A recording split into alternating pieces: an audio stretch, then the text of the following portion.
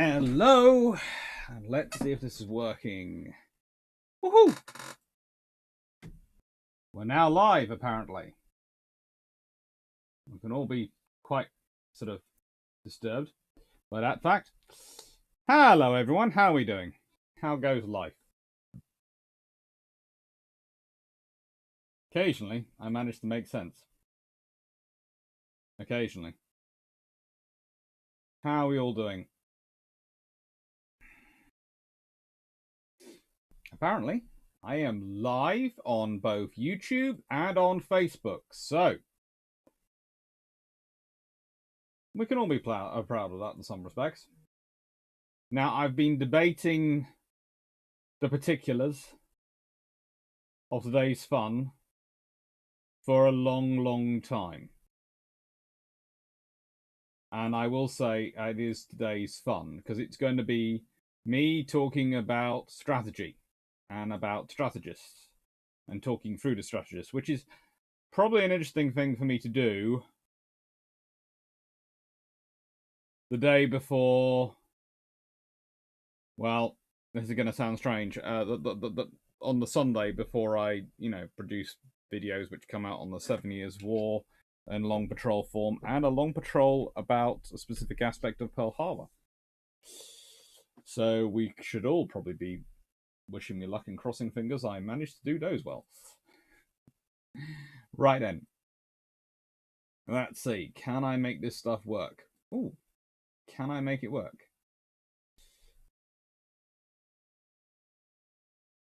Can I make everything work? This is always a problem. Well, hello to the live chat on YouTube. That's going well. That's chatting away. And that seems to be working. So thank you. Hello, Carl and Gasberg. I'll say hello to everyone on there. And and now I have... Oh, yes, I have the comments up. The comment should be working, he says. In theory. In theory, I have comments working. On Facebook. We can always hope. Friend. So, hello, Carl van Gasberg. Hello, Rick Vasava. Hello, John Shea. Hello, Peter Dawson. Hello, Tima Locker. Hello, Alzaski. Hello, 96831. Hello, Sean V. Hello, Stephen Richards. Hello, Stafford Thompson. It's always good to have a admin here. Hello, DG40. Hello, Melanie 6040. Hello, Kenneth Burker. Hello, Aviator and Praise. Hello, Vision.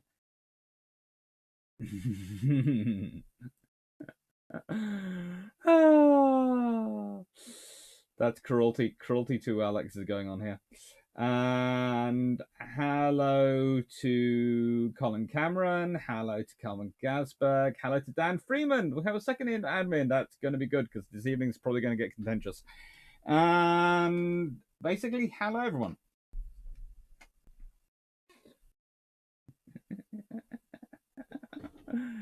Oh, hello all.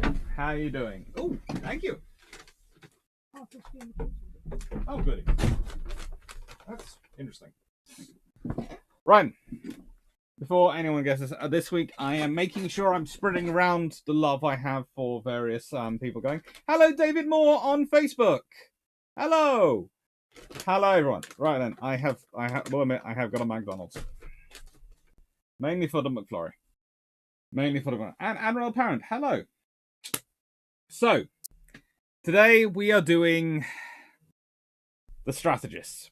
And as I've already tried sort of explained, I want to sort of talk you through the various strategic developments and the way naval history and naval strategy developed in pretty much the 20th century, let's be honest. Yes, some of them do start off in the 1890s, but honestly, most of the idea of writing about strategy in terms of the Western experience of it and writing about it has become mainstream in the last 130 odd years. Now, before that, there had been people who'd written about it. Machiavelli, for example, one example. In fact, I would argue that Clausewitz on war is aping Machiavelli, whose own title on war had been On War. So, Clausewitz is following a literary standard when he goes with that title. And when we go through things, you will see the differences between the different naval theorists and the way they structured the things, where they worked. So, it's going to be fun. Hello, Shumi. 968 run. I bet the RM would love to have 12 Type 45s. Yes, they would have. That was originally the order, but it got whittled down. Woo! McMurtrie. The important thing.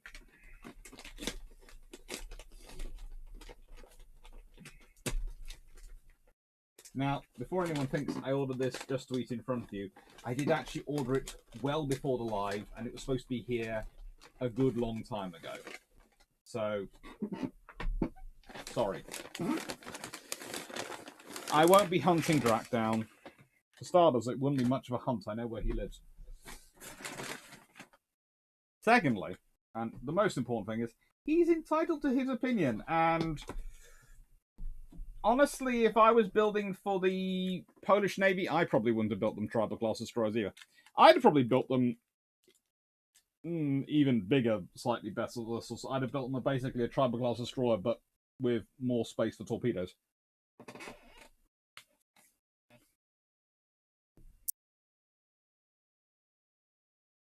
Right. So hello everyone. And hello everyone on both Facebook and on YouTube. I hope you're well. So let's start off with this. Now, why am I starting off with Clausewitz? I don't even mention him in the title. He's annoying. He is not the most fun to read. Senegneer, at this point, you eating during the live is a tradition. I try and avoid it every single time, and it fails. The thing is, my sister did a lovely roast dinner for the family today. But the trouble is, it's not going to be ready till halfway through the live. So I thought, if I'm going to have it cold later, I'll get a little snack for me to have before the live to keep me going. Best laid plans of mice and men, eh? Right.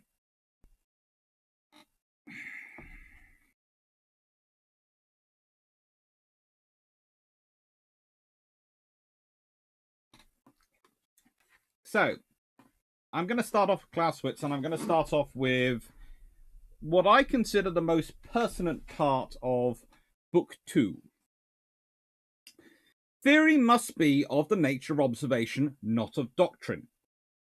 The second opening for the possibility of a theory lies in the point of view that it does not necessarily require to be a direction for action. As a general rule, whenever an activity is for the most part occupied with the same objects over and over again, with the same ends and means, although there may be trifling alterations and a corresponding number of varieties of combinations, such things are capable of becoming a subject of study for the reasonable faculties. But such study is just the most essential part of every theory, and has a peculiar title to that name. It is an analytical investigation of the subject that leads to an exact knowledge, and if brought to bear on the results of experience, which in our case would be military history, to a thorough familiarity with it. The nearer theory attains the latter object, so much the more it passes over from the objective form of knowledge into the subjective one of skill and action, and so much the more, therefore, it will prove itself effective when circumstances allow of no other decision but that of a personal talents. It will show its effects in the talent itself. If theory investigates the subject which constitute war, if it separates more distinctly that which at first sight seems amalgamated, if it explains fully the properties of the means, if it shows their probable effects, if it makes evident the nature of objects, if it brings to bear all over the field of war the light of essentially critical investigation, then it has fulfilled the chief duties of its province. It becomes then a guide to him who wishes to make himself acquainted with war from books. It lights up the whole road for him, facilitates his progress, educates his judgment, and shields him from error. If a man of expertness spends half his life in the endeavour to clear up an obscure subject thoroughly, he will probably know more about it than a person who seeks to master it in a short time. Theory is instituted that each person in succession may not have to go through the same labour of clearing the ground and toiling through his subject, but may find the thing in order, and lightly admitted on. It should educate the mind of the future leader in war, or rather guide him in his self-instruction, but not accompany him to the field of battle, just as a sensible tutor forms and enlightens the opening in mind of a youth, without, therefore, keeping him in leading strings through his life.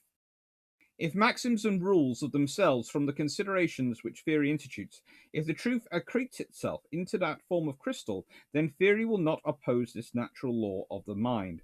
It will rather, if the arch ends in such a keystone, bring it prominently out. But so does this.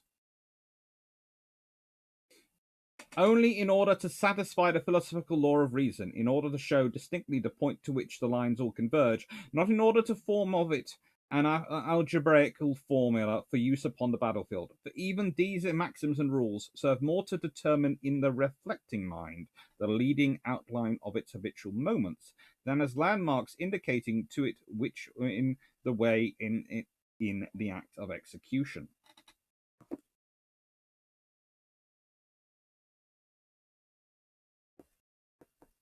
That's one of the passages of Clausewitz which is often seemingly overlooked. That's why he's called so dogmatic. You can tell from the language he is as imperturbable as ever. It doesn't improve if you go back to the original German. In fact, I would say he's one of the less fluent German writers. It's very, very Prussian. But just because something is difficult to read doesn't mean it doesn't have a lot to say.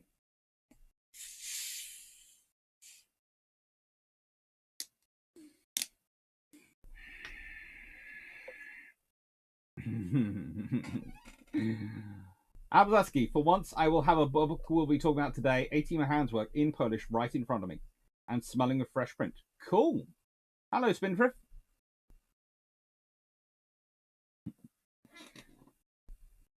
Is there a chance Bruships might be disturbed by fluffy research assistants or training fluffy research assistants? Considering I have got carrots for them from McDonald's, maybe.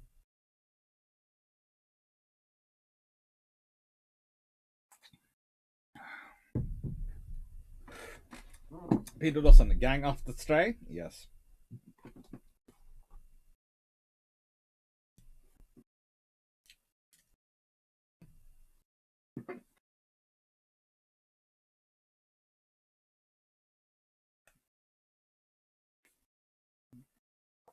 Clausewitz is a guy trying to bring sense to land warfare. He's trying to make a point about fighting for Prussia. And his strategy in his work is tinted with his looking at it from a Prussian point of view. It's one of the reasons why I would say it produces armies which are so similar in the years it's read.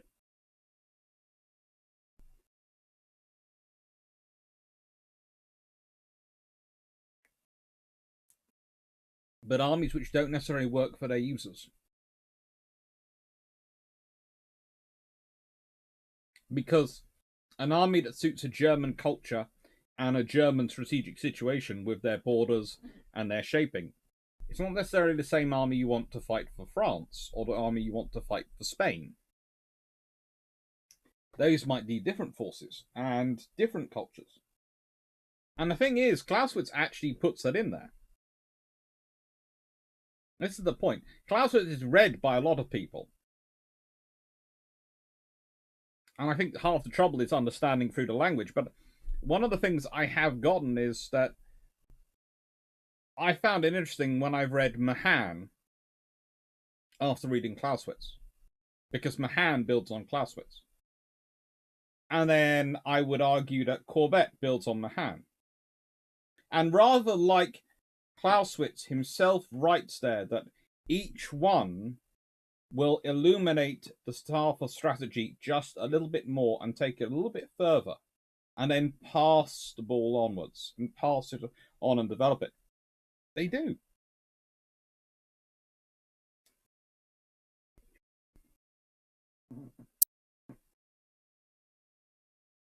So that's the first thing I really want to get out of the way.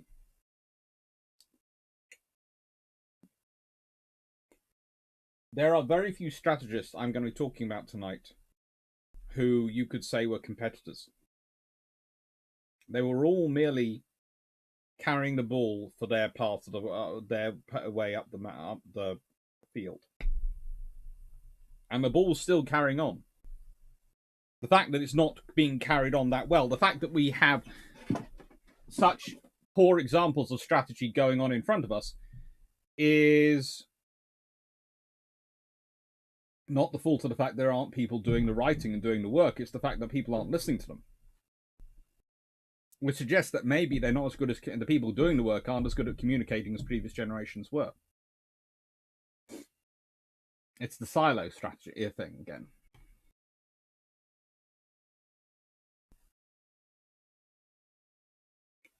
And there are silos, and that is one of the problems, in that we have developed into a world where it's far easier to talk to your friends than it is to talk to your enemy. Well, no, it's far easier to talk to people who agree with you than it is to talk to people who don't.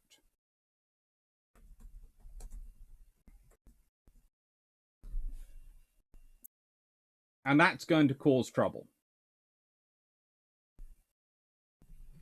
Because if you don't seek out people who disagree with you and try and persuade them to your point of view, then you're never going to A, learn what their point of view is and why they disagree with you, but B, you're going to be faced with a law of diminishing returns.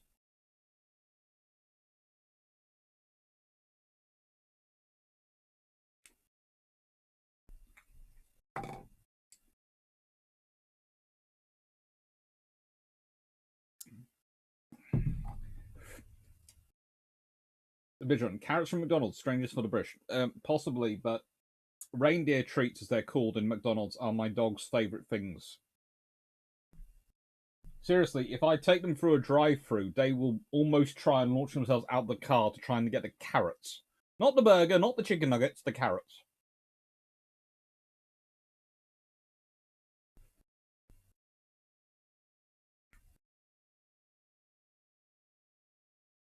We can all be all be interested. Tenevelica, crikey, he's a little verbose. I'm presuming that's about Clausewitz, and yes, he is. He's fun.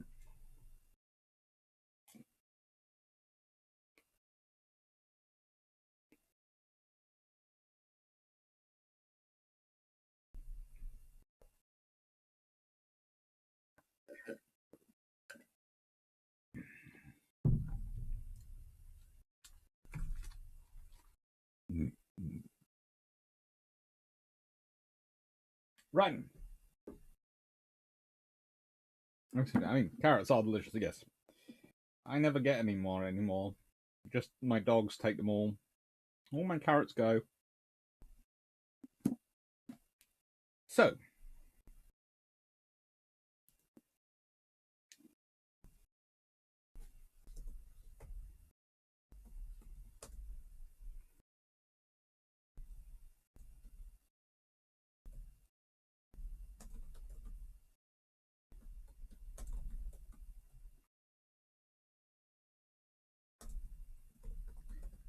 Now, I've broadly grouped these into order of theorists, but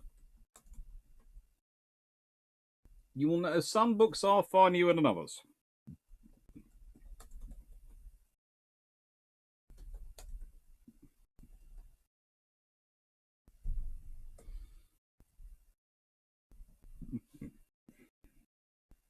Now, this, The Influence of Sea Power Upon History by Alfred Thayer Mahan.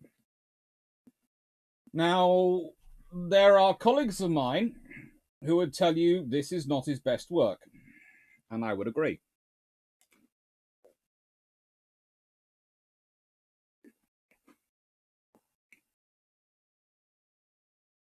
There are colleagues of mine who would tell you this has many, many ideas in it, which later on, Mahan himself seems to make more nuanced. I have second thoughts, but make more nuanced.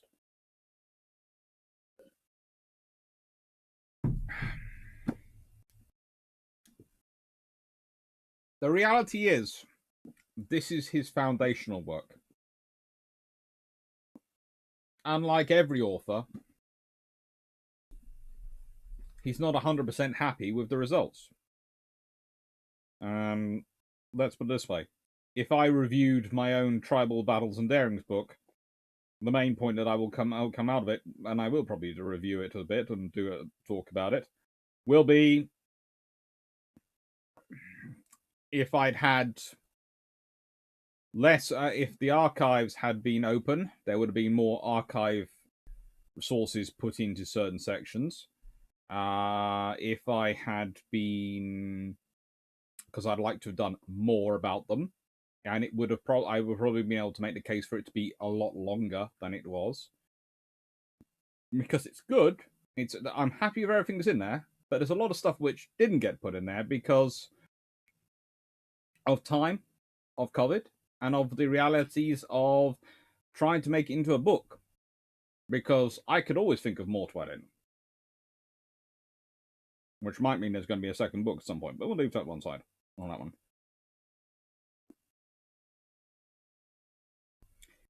The important thing is,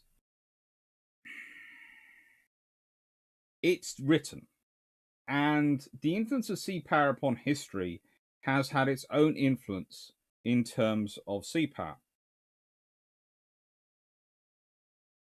You could argue that this book, more than any other,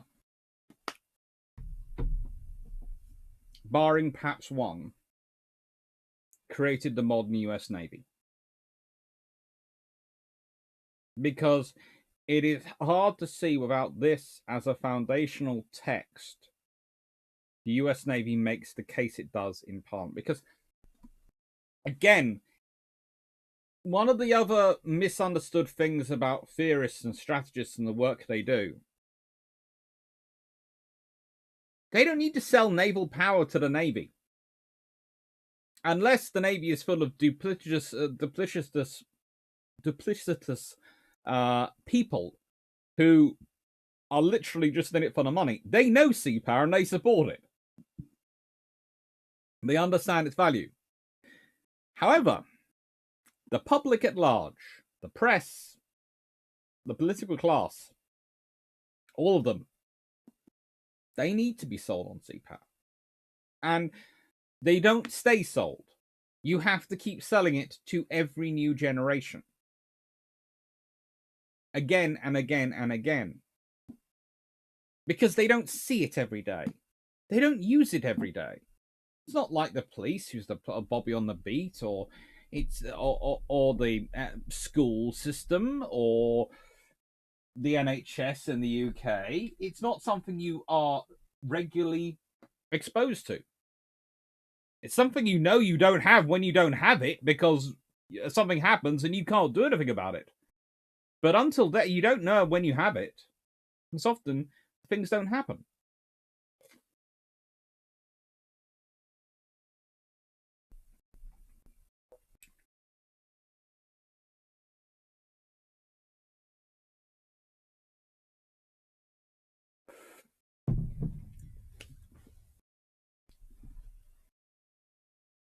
Mission is the other Theodore Roosevelt's book on the War of 1812. Wait a second, we'll be getting to it. What the other one is.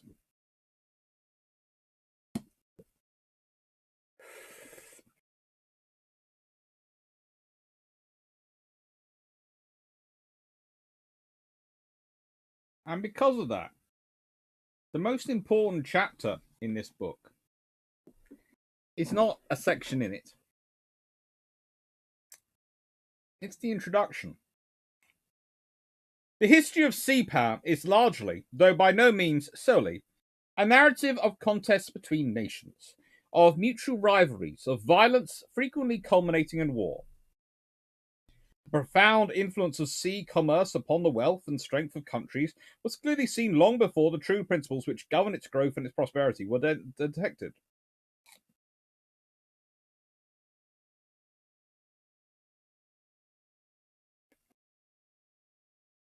To secure one's own people a disproportionate share of such benefits. Every effort was made to exclude others, either by the peaceful legislative methods of monopoly or prohibitory regulations, or when these failed, by direct violence.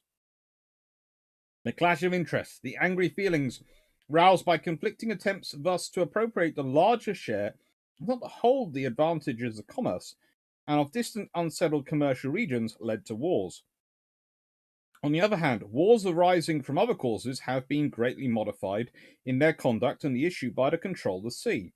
Therefore, the history of sea power, while embracing in its broad sweep all that tends to make a people great upon the sea or by the sea, is largely a military history, and it is in this aspect they will be mainly, though not exclusively, regarded in the following pages.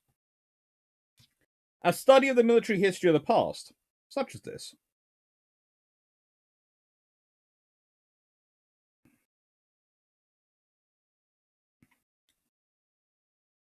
is enjoined by great military leaders as essential to correct ideas and to the skillful conduct of war in the future. Napoleon names amongst the campaigns to be studied by the aspiring soldier those of Alexander, Hannibal, and Caesar, to whom gunpowder was unknown, and there is a substantial agreement among professional writers that while many of the conditions of war vary from age to age with the progress of weapons, there are certain teachings in the school of history which remain constant, and being therefore of universal application, can be elevated to the rank of general principles. For the same reason, the study of the sea history of the past we found instructive by its illustration of the general principles of maritime war. Notwithstanding the great changes that have been brought about in naval weapons by the scientific advances of the past half century, and by the introduction of steam as the motive power, it is doubly necessary thus to study critically the history and experience of naval warfare in the days of sailing ships, because while these will be found to afford lessons of present application and value, steam navies has as yet made no history which can be quoted as decisive in its teaching. Of the one we have much experimental knowledge, of the other practically none. Hence theories about naval warfare of the future are almost wholly presumptive, and although the attempt has been made to give them a more solid basis by dwelling upon the resemblance between the fleets of steamships and the fleets of galleys moved by oars, which have a long and well-known history, it will be well not to be carried away by this analogy until it has been thoroughly tested. The resemblance is indeed far from superficial. The feature which the steamer and the galley have in common is the ability to move in any direction independent of the wind. Such a power makes a radical distinction between those classes of vessels and the sailing ship, for the latter can follow only a limited number of courses when the wind blows, and must remain motionless when it fails. But while it is wise to observe things that are alike, it is also wise to look for things that differ. For when the imagination is carried away by the detections of points of resemblance, one of the most pleasing of mental pursuits, it is apt to be impatient of any divergence in its new-found parallels, and so may overlook or refuse to recognize such. Thus the galley and the steamship have in common, though unequally developed, the important characteristic mentioned, but in at least 2 points they differ. And in an appeal to the history of the galley for lessons as to fighting steamships, the differences as well as the likenesses must be kept steadily in view, or false deductions may be made.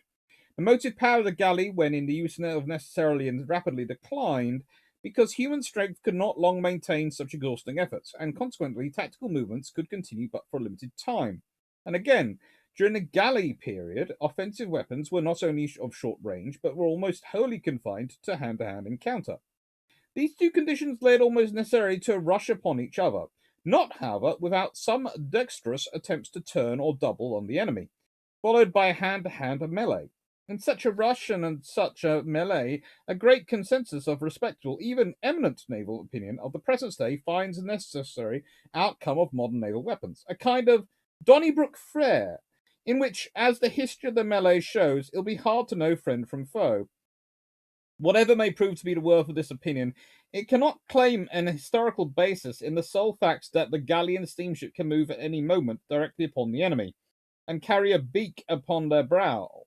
Regardless of the points in which galley and steamship differ, As yet, this opinion is only a presumption, upon which final judgment may well be deferred until the trial of battle has given further light.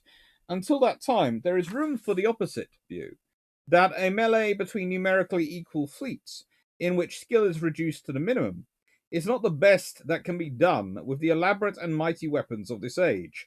The surer of himself an admiral is, the finer the tactical development of his fleet, the better his captains, the more reluctant must he necessarily be to enter into a melee with equal forces, in which all these advantages will be thrown away, chance reigns supreme, and his fleet be placed on terms of equality with an assemblage of ships which have never before acted together. History has lessons as to when melees are, or are not, in order. That tells you exactly why Mahan was writing. He was writing because people were talking some really strange stuff. Really, really strange stuff. Hello, Janeworth.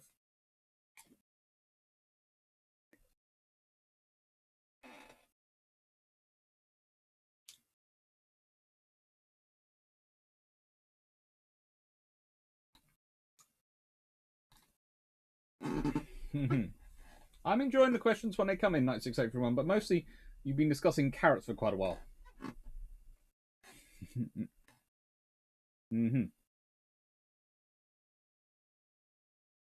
Let's see the questions.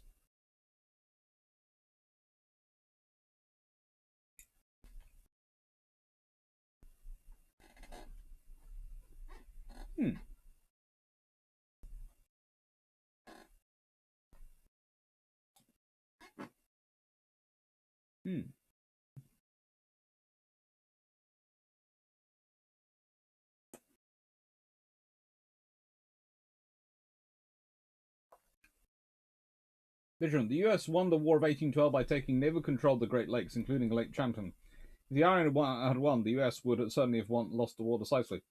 I will point out that the War of the Great Lakes, that in many ways the US win because peace is declared. Both sides were rapidly building more warships, and it could have led to some very interesting fights. We'll call it a win at the. It was one at the. They were. Let's put it this way: they were ahead at the point it was called match over. But if the match had continued for any longer, it could have been quite interesting.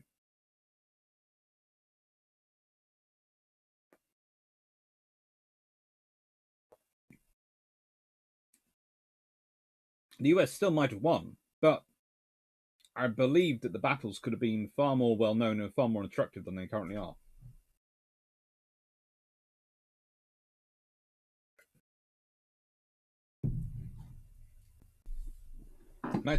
What ways could the Battle of Denmark Strait be prevented? Well, as Graham Harlan has pointed out, different outcome at Taranto. Glorious and Courageous being still available in service, so there's a carrier around.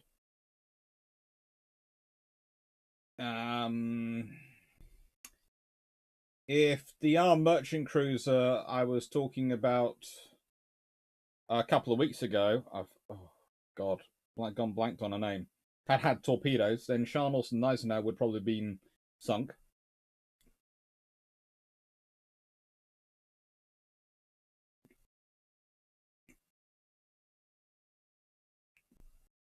In which case, Britain would have needed less ships in 1940. Less capital ships in 1940, so they could have continued on with their modernization program as planned. In which case, well, then at least probably Glorious or Courageous, probably Glorious, at least Glorious would have been available for the for Taranto, probably, which would have meant more Italian losses, which would mean less demands on capital ships in the Mediterranean, which would have also made them more freedom for them to be modernized and upgraded as well necessary. So that would have probably meant Denmark Strait that there were other ships there.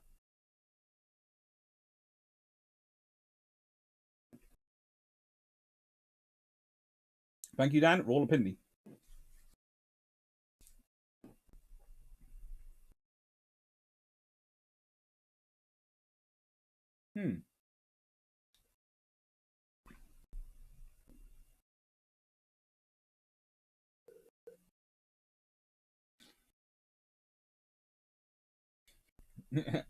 Thank you for the posting, Stafford. Con Cameron, do you think small torpedoes from drones could see the return of the torpedo bulge? I think probably more likely internal torpedo defenses. The bulges were things which were added on because they were added on to ships that were already in service. I'd say they would probably go for something more like internal torpedo defenses. So you might see warships having double or even treble hulls.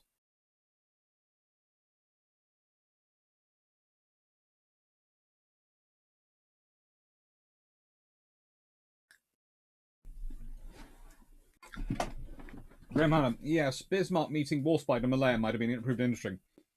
Let's be honest. Bismarck meeting Warspite and Malaya is probably not good for Bismarck because, at the very least, Warspite would ram her.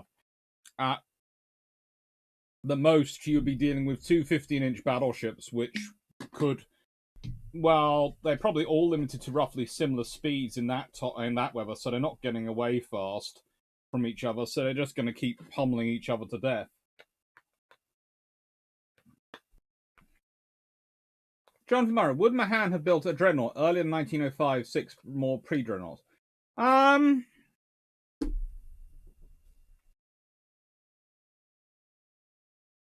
was very much a fan of the all-big gun concept when it came about, but no one really has thought about it till 1903. So the earliest someone could order it is 1904. They're building normally, so that's a 2-year construction. So he'd have. And if you consider when the Americans do order their first class of, well, what you could call dreadnought battleships or semi-dreadnoughts, yeah. I'd argue they got it as soon as they could.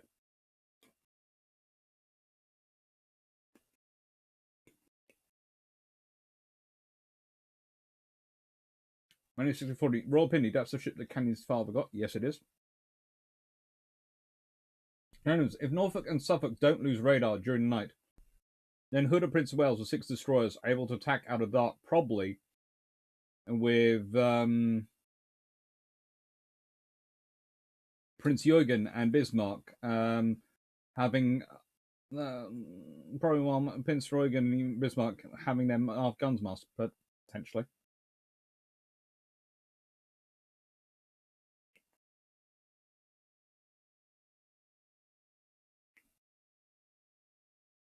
Looks like 3-1.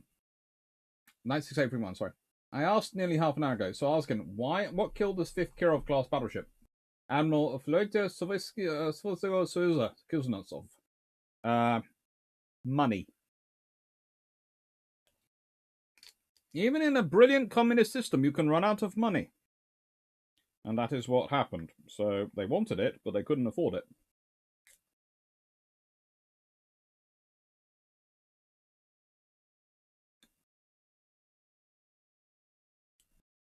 And then came the fall of communism, and there was no chance.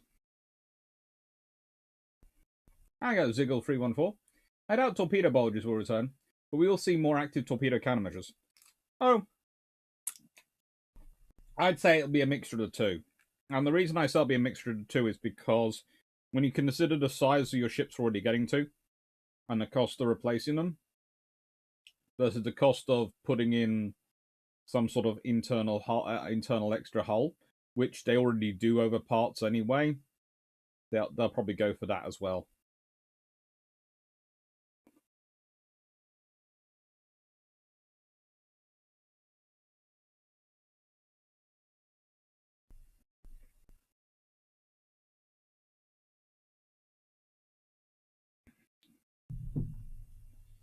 Well, the thing is, Dan, the advantage of the armed merchant cruiser in that scenario is that they let it get close. I have the feeling if it had been a regular battleship or a regular cruiser, Sharnos and Gneisenau wouldn't have risked getting that close because of their torpedoes. So basically, an AMC which has torpedoes hidden on it could have got a lot closer than a cruiser with torpedoes.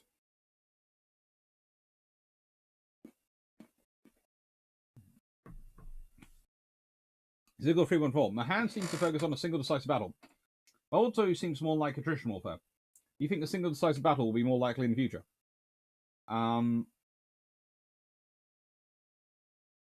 First of all, I would argue that Mahan doesn't focus on the single decisive battle. He's often portrayed as doing that by people who I swear haven't actually read Mahan. And it comes into great vogue once you start talking about the Cantai-Kessin doctrine. And I'm going to be going into that a lot in the Tuesday video.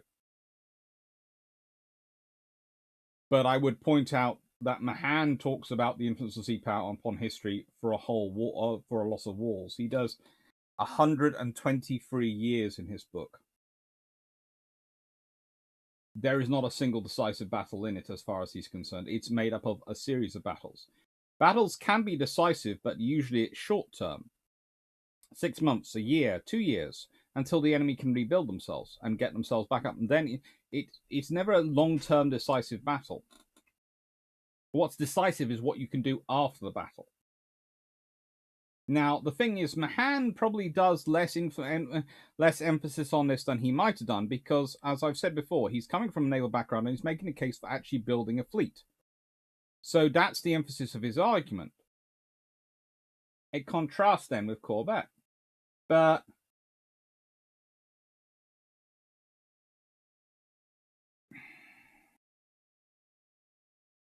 more importantly than that, I don't think there's ever going to be a single decisive battle. I don't think... I think that's one of the problems we have in terms of modern politics and modern strategy is the Hollywoodization of war. And by this I mean, if you go to a movie, you usually see a couple of skirmishes and then a big climatic battle and then everything's sorted out. That only happens in the movies. In real life, no.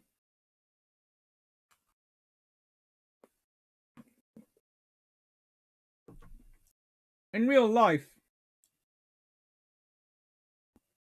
you defeat a tiny part of the Empire's fleet and you kill off one leader. There are others who are willing to jump up and take over. In the movies, they write it so that there aren't. In real life, we think about it, there would have been.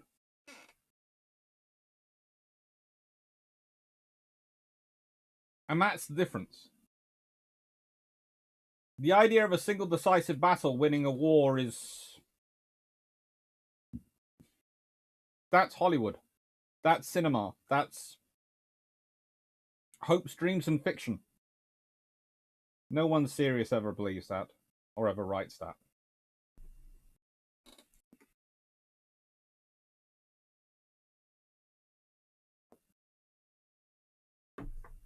No sectarian. Was there any way that Japan could keep Kaga, assuming Amagi doesn't get wrecked? So Amagi and Akagi get carrier converted, then carrier gets carrier converted later. Depends how much they're willing to cheat. If they'd taken Kaga to some sort of out-of-the-way fitting out port and fitting out harbour and fitted it out slowly, maybe designating it as something else until it's and then hiding it, maybe they could get away with it. Remember, this is pre-satellites, but yeah, they'd have to hide it quite a lot.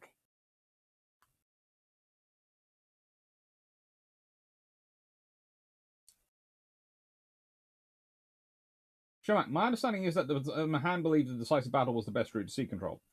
He believed that a decisive battle would be part of getting sea control.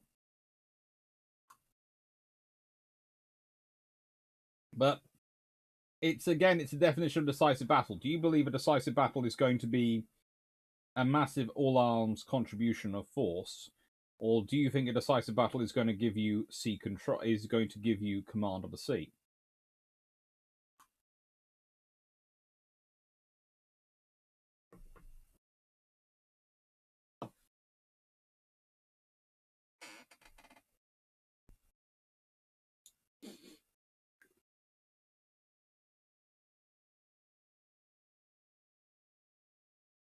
There is also the fact that an AMC had displacement carry a lot of torpedoes. In fact, he tried to put in some aerial. He wasn't. And the thing I would point out with Kennedy, and if we're going to talk about torpedoes quickly on AMCs, is he was actually looking at it, and they were considering could they put air-launched torpedoes on there because they're more designed to be dropped from higher up than destroyer torpedoes because they're worried about the distance where they could put. Eventually, they decided it would take too long, and so they got them out to sea. But they did consider it.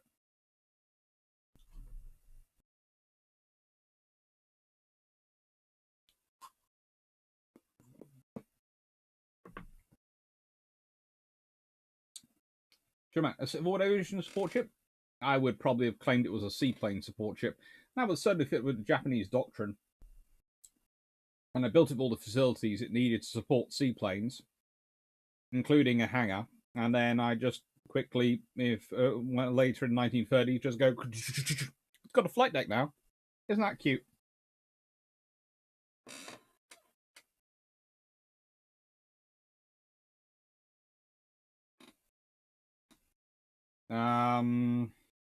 Nice again. If USS Hammond was to get a modern ship, what would you choose? Arleigh Burke Flight 3 or Class Destroyer or Constellation? Well, I'm hoping the Americans start ordering a new destroyer soon to replace the Arleigh Burke, so I'm hoping not one of those. So I'd say if I have to go for one of the current ones in construction, I go for Constellation class. But I prefer to save for a new class of destroyer.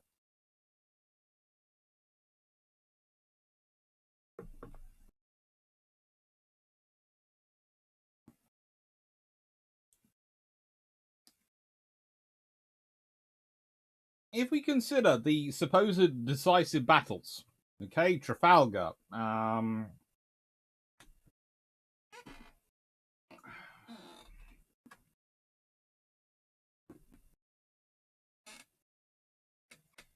there are others as well, but you know, let's see, Trafalgar, Hawks 1. Oh, good lord. Brain engage. I was actually reading about it earlier. This is annoying to me. But no, if we consider all the supposed decisive battles, they rarely involve the full force if they're between a major power. You rarely are lucky enough to find a major power putting their whole fleet there. It happens. Now, let's get to the next book.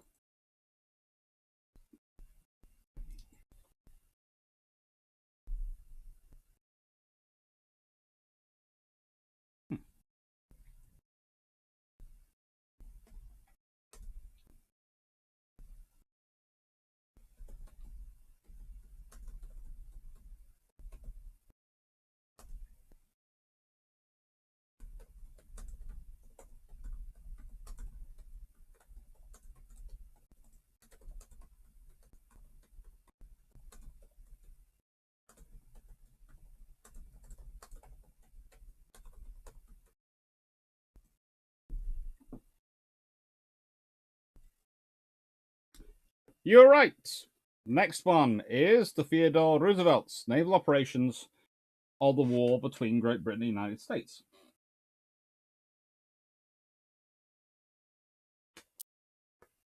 Now,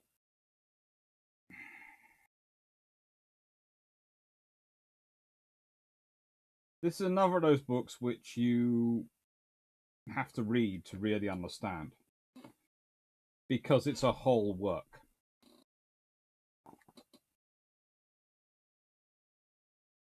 But, and he says this, the glorious, glorious, glorious nature of this book is that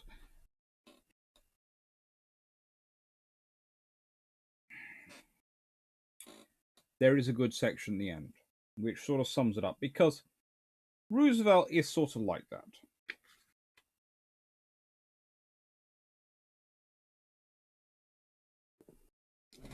In fact, there is a turn of phrase which Roosevelt does love so, so much. The lesson from this is so obvious that it ought not to be necessary to point it out. there is a unique, there is an unquestionably great difference in fighting capacity, as there is a great difference in intelligence between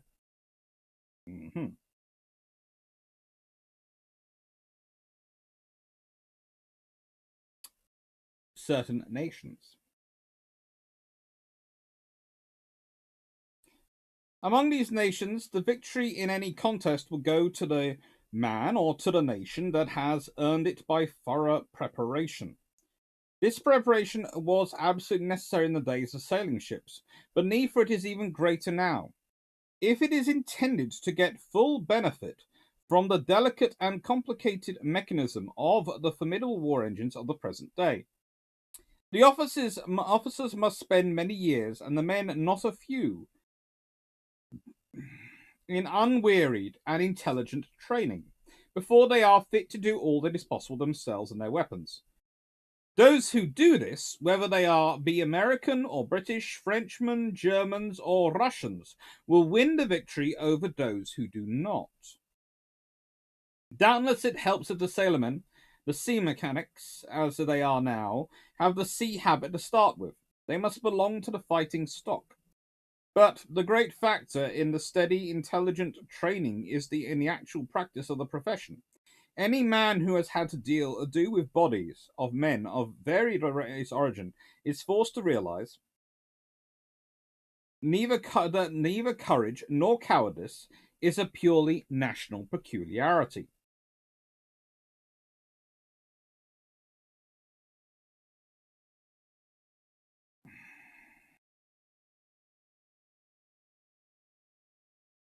In an American warship at the present day, the crews are ordinarily of mixed race origin. Some are over half being American born, while amongst the remainder there are sure to be Scandinavians, Germans, men from the British Isles, and probably others such as French Canadians or Portuguese.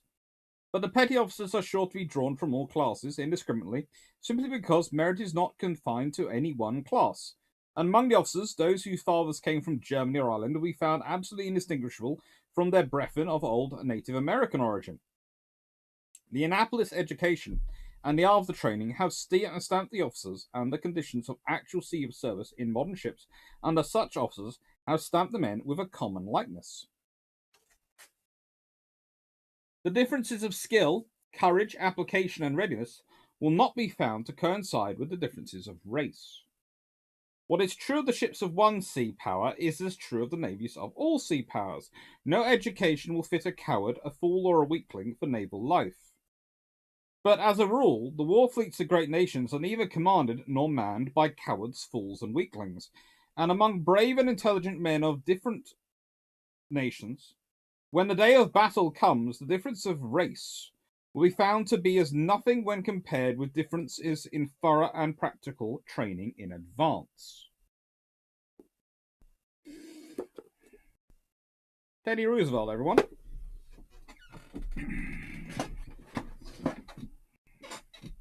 Please remember, he was a Republican.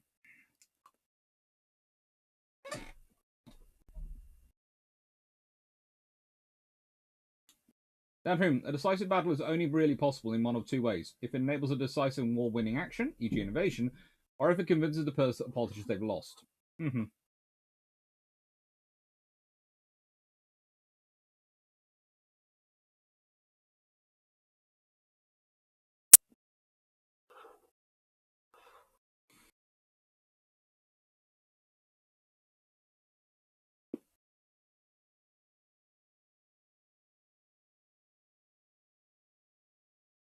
What was the other? What was the other Mahan book you thought better? Actually, I prefer some of the articles he's produced. He produced a few papers, and one I will be getting to in a bit is if you want to read a good guide to try and find his different books, this is a good one to stop to, and we'll be getting to that in a bit. That's book number 5. I shouldn't worry about the dodgy dialogue log. In 3 weeks' time, it'll be Bailey's. Don't worry. I tend to have a healthier diet. You lot do seem to see me at my worst with diet. I do have a healthier diet outside of this. As Track will testify to.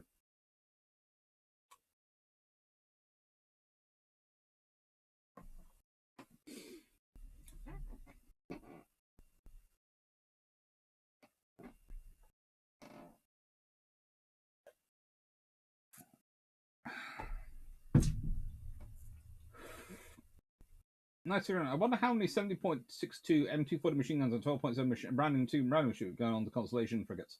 Oh, probably about 4 of each. Collinghammer, is it true that Mahan did not exist? The Panama Canal could only be known as a failed daydream and bankrupted Scotland. Potentially. Mahan certainly made a lot of case for it, as did Roosevelt and a few others.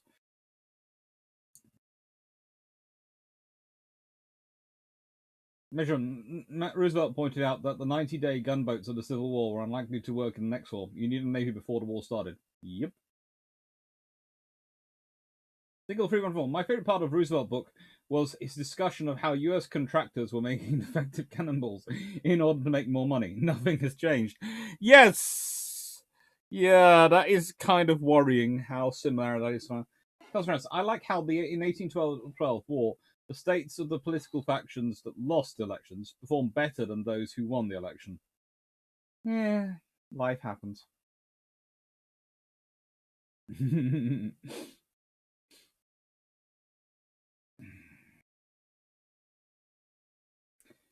Sorry, I can't see Teddy Roosevelt liking today's Republican Party. There was a picture posted recently which showed all the Republican presidents and a few other, I think it was Republican presidents, out hunting. And my initial response was that at least two of those would have probably had an axe. Teddy Roosevelt would probably had an accident which shot about 2 of those, mainly because they cut his precious navy in terms of funding. But he wasn't one who suffered fools gladly.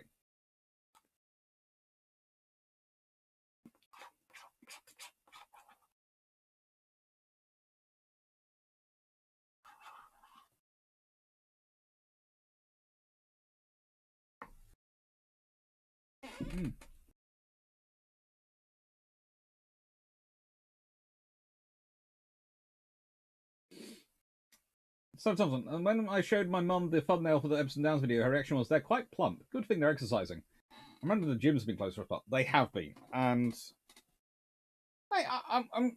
I'm down. I did go up. I've lost since I've been going back in the gym, etc. I have managed to lose about 9 kilograms, so I've got about I've got 15 more to go,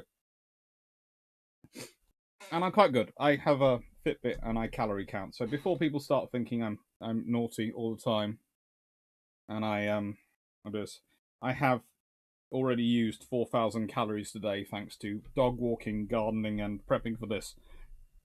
So having 750 calories, whilst probably shouldn't, well, I think it's 850 calories actually. No, let's see. 860 calories. I'm out by 100. It is not exactly going to affect me too much. That's the thing. We have all the. This is also something which sometimes annoys my sister.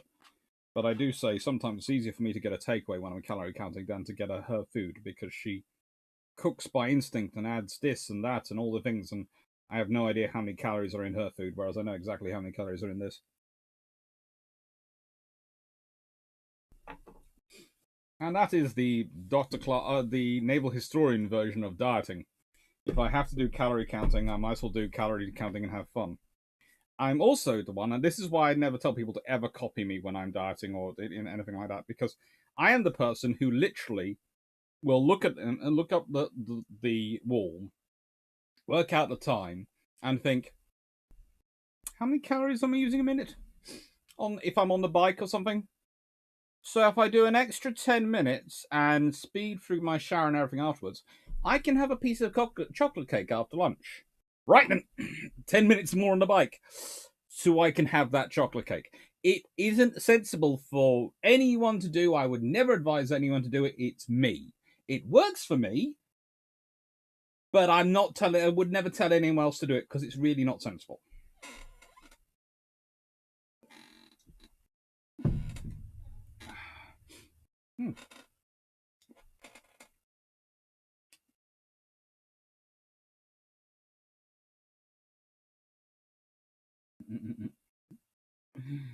Oh. I use stone and I use kilograms. I tend to use kilograms more when I want to do precise things in terms of my weight, etc., because that's what the BMI system works out on in kilograms. And I'm supposed to be... I'm currently 105 and I want to be about 90. I'm supposed to be below 93, and theoretically I should be about 88, but I always find I end up about 90. So, you know, mainly because I have the work-life balance I do and I enjoy chocolate cake. I know why I end up at 90. Anyway, next book. And you're going to enjoy this one.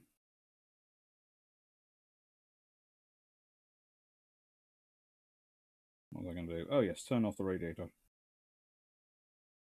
Because it's come on full blast for some reason. Ah, yes, it's got the temperature went down to 14 degrees.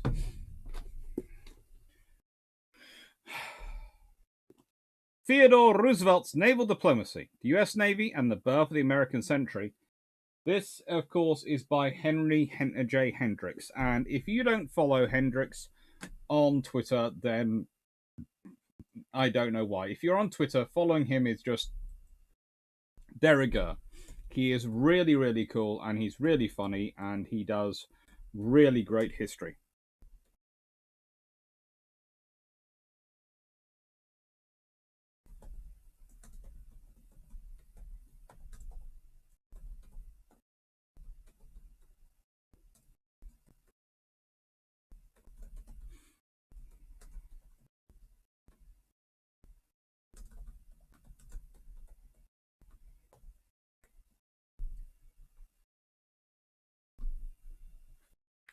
Now,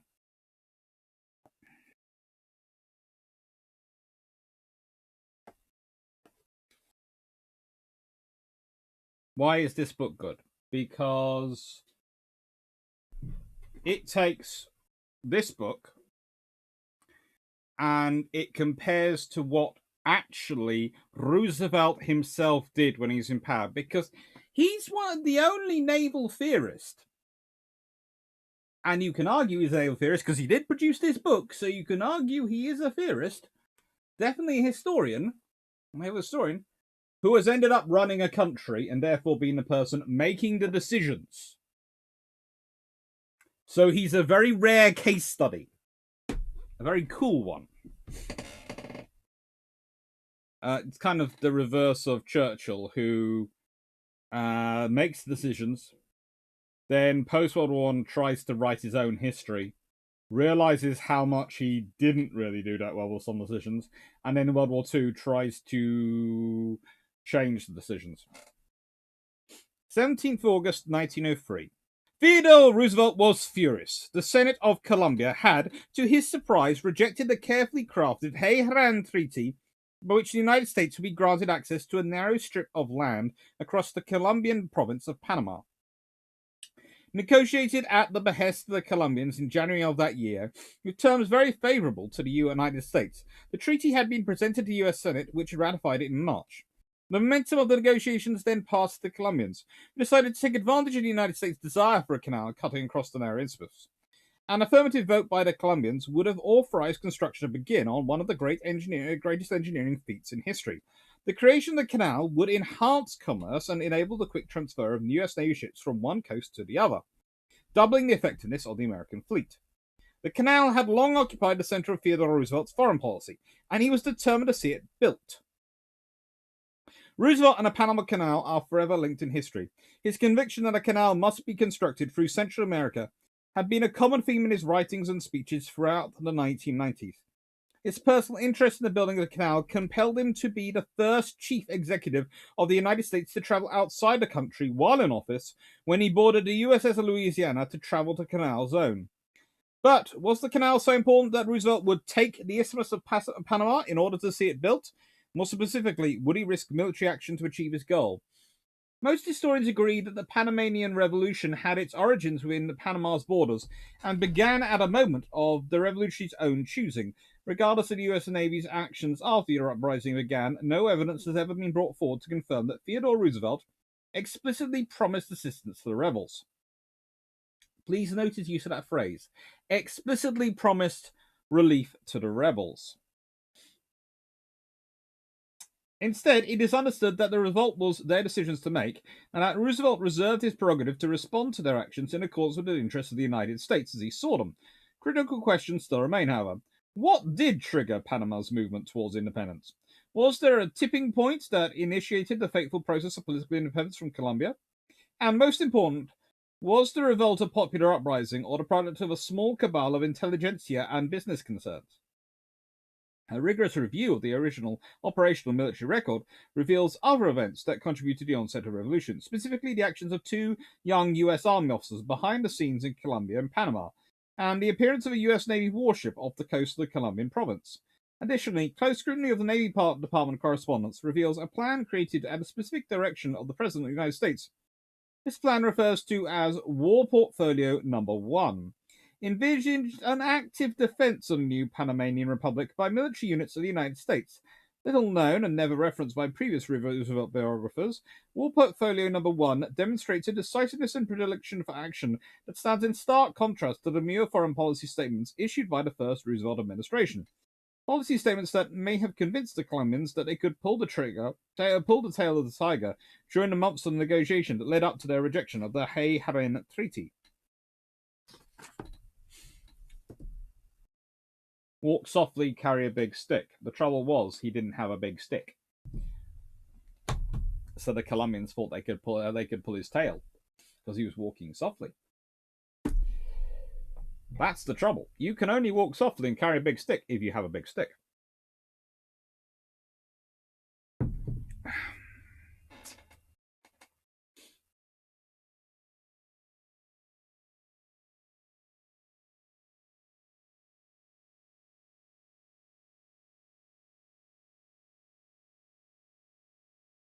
Not a wolf. Does your BMI calls taking account muscle and stuff? My mum at IPI despises BMI because it often gives people a false impression. I use BMI as a really rough guide. I have to use it because one of the employers I work for is obsessed with it. But the rule is, as long as I'm below 93 kilograms, they don't really bother me. And I should theoretically be considered below at 88 or below, but I find my body's happier at 90 and roughly 90, so that's what I aim for.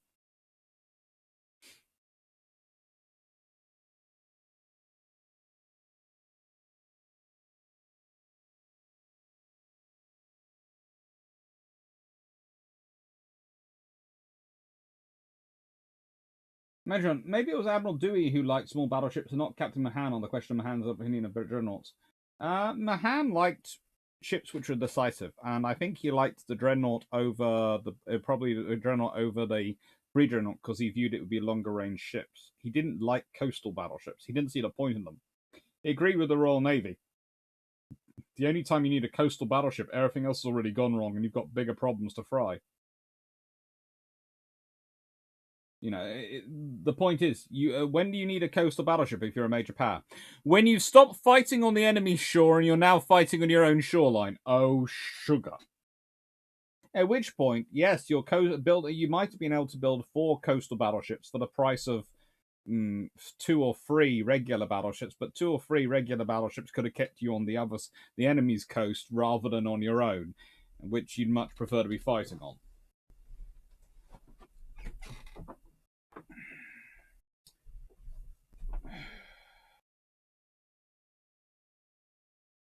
Shemak, I wonder what Teddy would think of some of the respiration cast on the Japanese armed forces prior to World War II.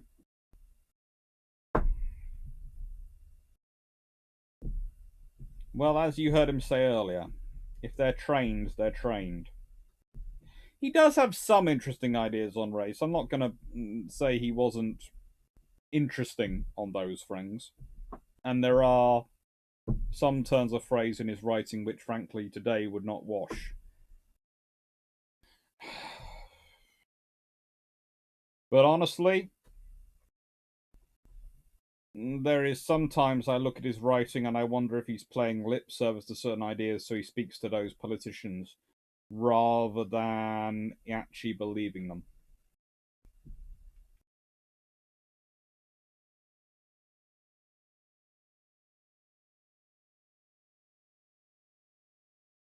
Can't count. It makes you wonder what would have happened if the Great White Fleet had run into a Halsey-style typhoon.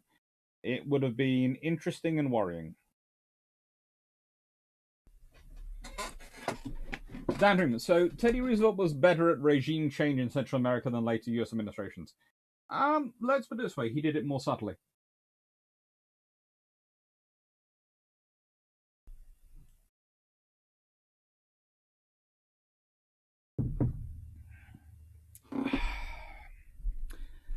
We can call Woodrow Wilson many, many things. I would never call him Jesus. Jesus actually had a decent concept of foreign policy.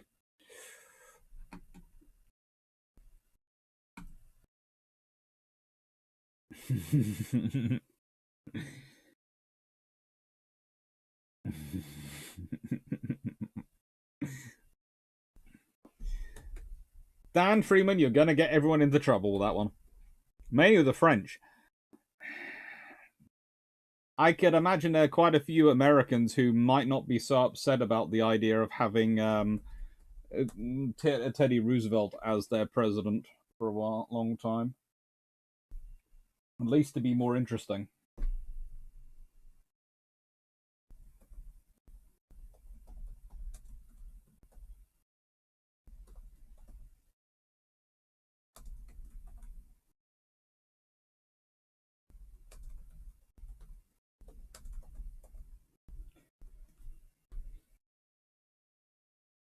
Now, I'm going to say this now. I have his book on Sims as well. And I was going to talk about it in this session. But the thing is, I loaned it a couple of months ago to a colleague, a PhD student, because they couldn't afford to buy a copy at that time. And I had my copy and I went, oh, go on. And they have posted it back to me, but it hasn't arrived yet. And I know they put in the post. And I know it's still coming back to me, but it got delayed in the post by Royal Mail because for some reason it decided to go down to Cornwall and still hasn't got back to me. They put it in the post on Tuesday this week and it still hasn't reached me. I love you, Royal Mail. I know it's not your fault, but it's annoying. So that's why his Sims book is not in tonight's discussion. 21st Century Mahan. Edited by Benjamin Armstrong. Now, I'm also going to state this one. Benjamin, or BJ as I know him, is one of the nicest people you will ever meet. He's an accomplished helicopter pilot, speechwriter, lecturer at the Naval War College, did his PhD at King's College under Andrew Lambert, a lot about the same time as me. I have many, many stories of his kindness, of his friendship, of his being a very, very nice person. I could talk to you, the amount of times, because we used to do the early morning lectures.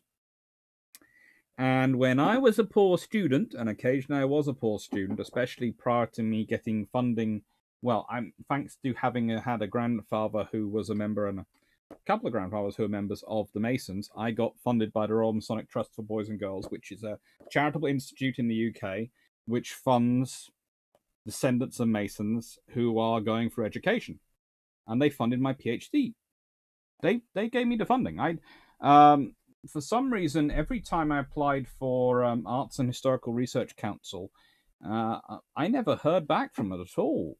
Even when I was already at King's and already accepted in for my PhD, I never heard back from them. That was the first thing they said. Oh, you haven't got your place yet. Once I got my place there, and then once I was in my first year, I was applying for it and still didn't get it. I never heard anything back from. Never heard why I wasn't or anything.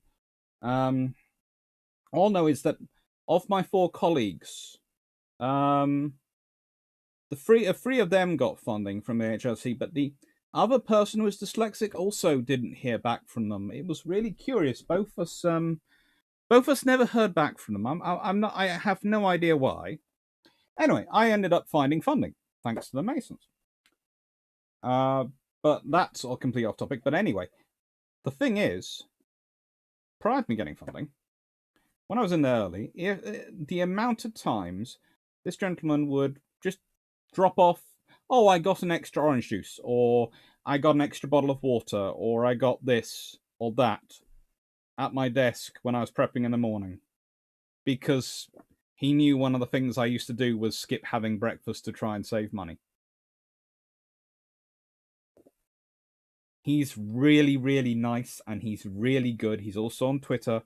He is a really kind and really good historian. Which is why I'm so happy his book is good, because it means I can actually talk about it. Because if it was bad, I would have to hide it somewhere and go... Because I wouldn't want to be cruel about him, because he's such a nice person.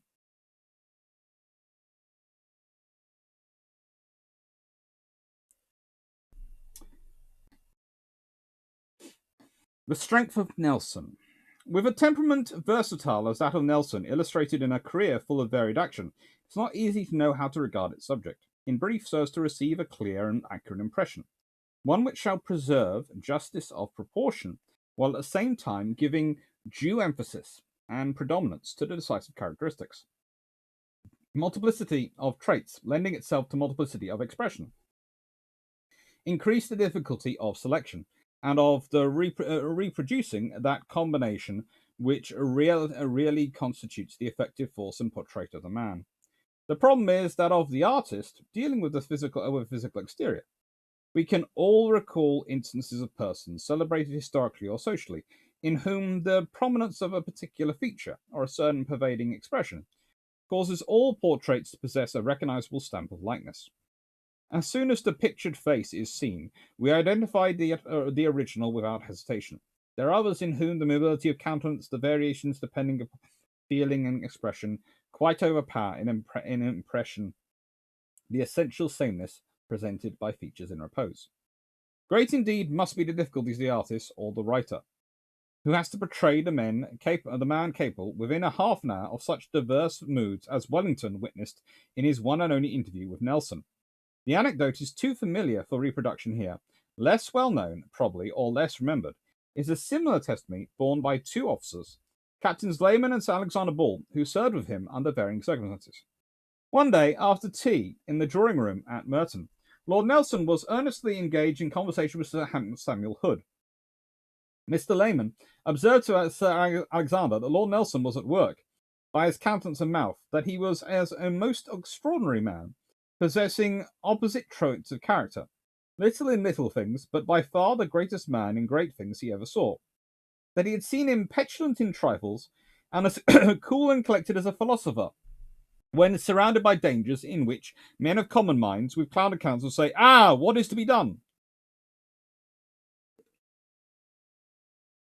It was a treat to see his animated and collected countenance in the heat of action. Sir Alexander remarked that this seeming inconsistency, and mentioned that after the Battle of the Nile, the captains of the squadron were desirous to have a good likeness of the heroic chief taken, and for that purpose employed one of the most eminent painters in Italy. The plan was to ask the painter to breakfast, and get him to begin immediately after. Breakfast being over, and no preparations being made by the painter, Sir Alexander was selected by the other captains to ask him when he intended to begin, to which the answer was never. Sir Alexander said he stared, and they all stared, but the artist continued, "There is such a mixture of humility with ambition in Lord Nelson's countenance that I dare not risk the attempt." Now, this book is all about Mahan, but you have to remember that what it is in many ways a compilation of Mahan's smaller works and other ideas from Mahan's works. So the introduction is sort of PJ's own words. And then the rest has been carefully selected, edited, put together, and it took him ages. He did so much work on this. And it is really, really worth a read. And it's really small. I forget how much it is now on Amazon, but it's not that much. The Sims one is just as viable and just worth a read. If you don't like a long book, this is for you. If you want a book which is going to give you an intelligent idea of Mahan from all his works, this is for you, because it's... How do I put it? It's a sort of Reader's Digest of Mahan's entire works, I would argue. And it's really, really good.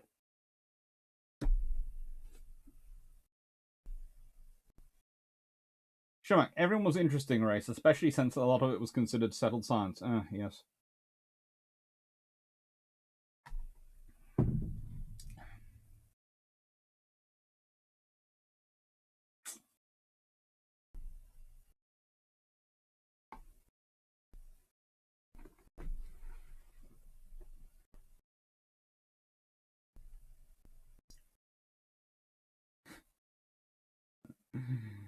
They're just giving it a good tour of the country before sending it home. Gee, a bit of a modern question. Would the reaction of Mahan and Theodore Roosevelt when they look at the modern U.S. Navy would be, what did he do? It could certainly be interesting if you explain to them that the Americans passed an act of law which said they should have a certain number of carriers. And almost ever since that law's been passed, they haven't had that number of carriers.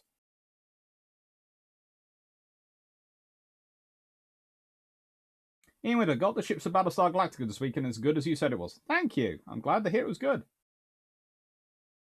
Menace ignored it. Who was it you never heard back from? The Arts and Historical Research Council. They're the people who were supposed to fund PhDs and historical research. As I said, they amazingly, of my colleagues, when I discussed it with them, of the 5 of us, the 3 who didn't have dyslexia, or at least weren't diagnosed, all got funding. The 2 which did never heard anything, not even a reason for why the rejection or a letter of rejection.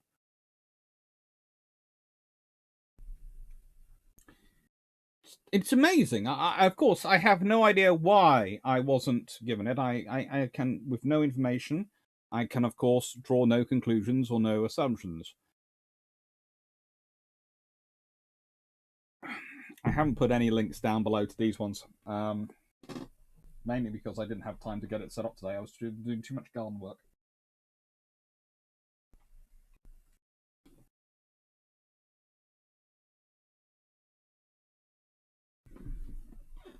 So don't worry about that.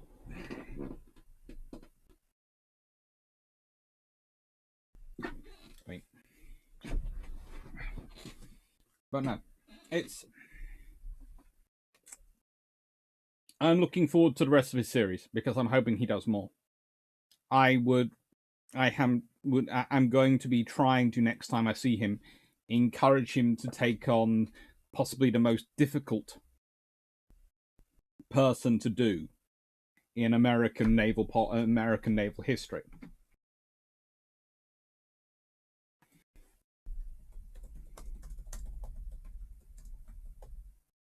And I would like him to do Rick Rover.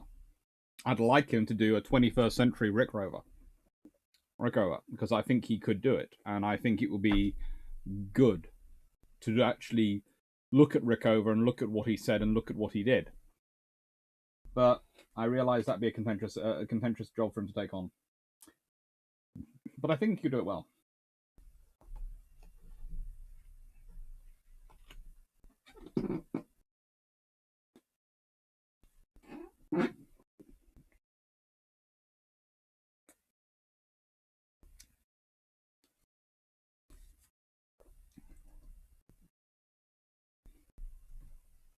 Not a wolf. Yeah, I get that almost every time I mention my legal blindness. I think they feel guilty and don't want to say anything. Yep.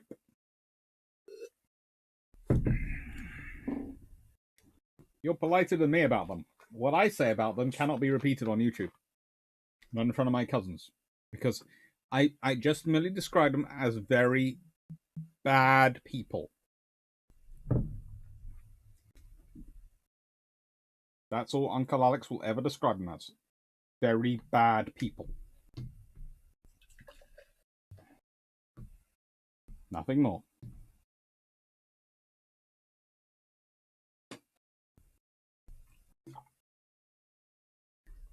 Cosmos, there is a scholar who does disability policy, and she's quite knowledgeable on the subject. Do you want some more info on it? I'm long since past giving up on getting funding from the HRC. They will never fund someone like me. I am 2 counts wrong. By my reckoning. One of those is being a naval historian who actually looks at wars.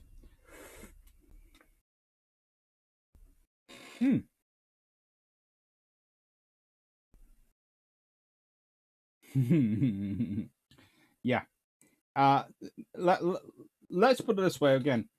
I would also add that when Teddy Roosevelt went hunting big game, there was actually a lot of the big game, and B, you didn't take a semi-automatic machine gun.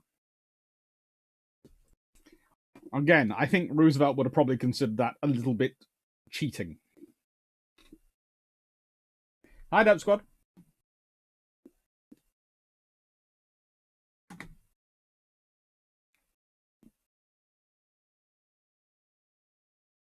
Although I do have to say thank you to everyone for the very nice people on Patreon, because well, I remember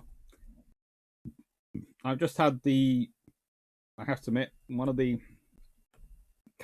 most generous donations I've ever had from patrons, so thank you very much to everyone for that. Sort of giving me a Christmas present. Well, actually, allow me to buy some books, more Christmas presents for my books, which are going to be Christmas presents for myself. Yes. I might have decided to pad the Christmas presents I'm going to have under the tree by the books I'm ordering coming wrapped up from Amazon with little notes of from patron to Alex. I thought I'd wind up my cousins and my dogs.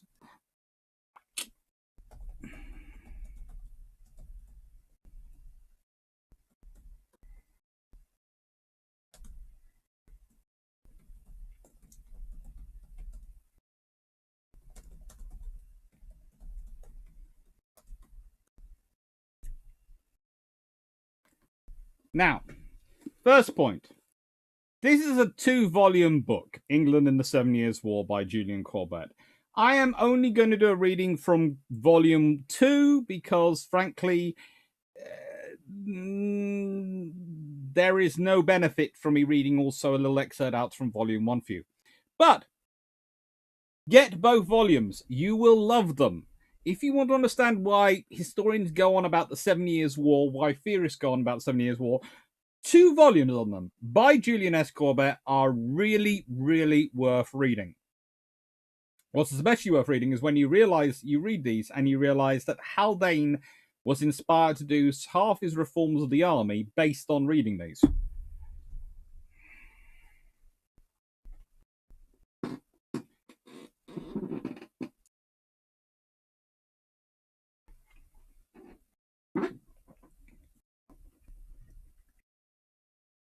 Thank you, Stafford. Yes, I have seen it. I just haven't managed to respond. Again, I plead garden work.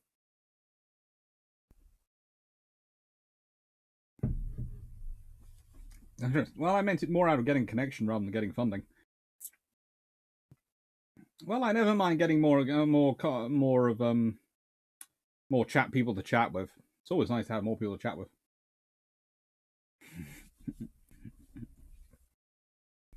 So,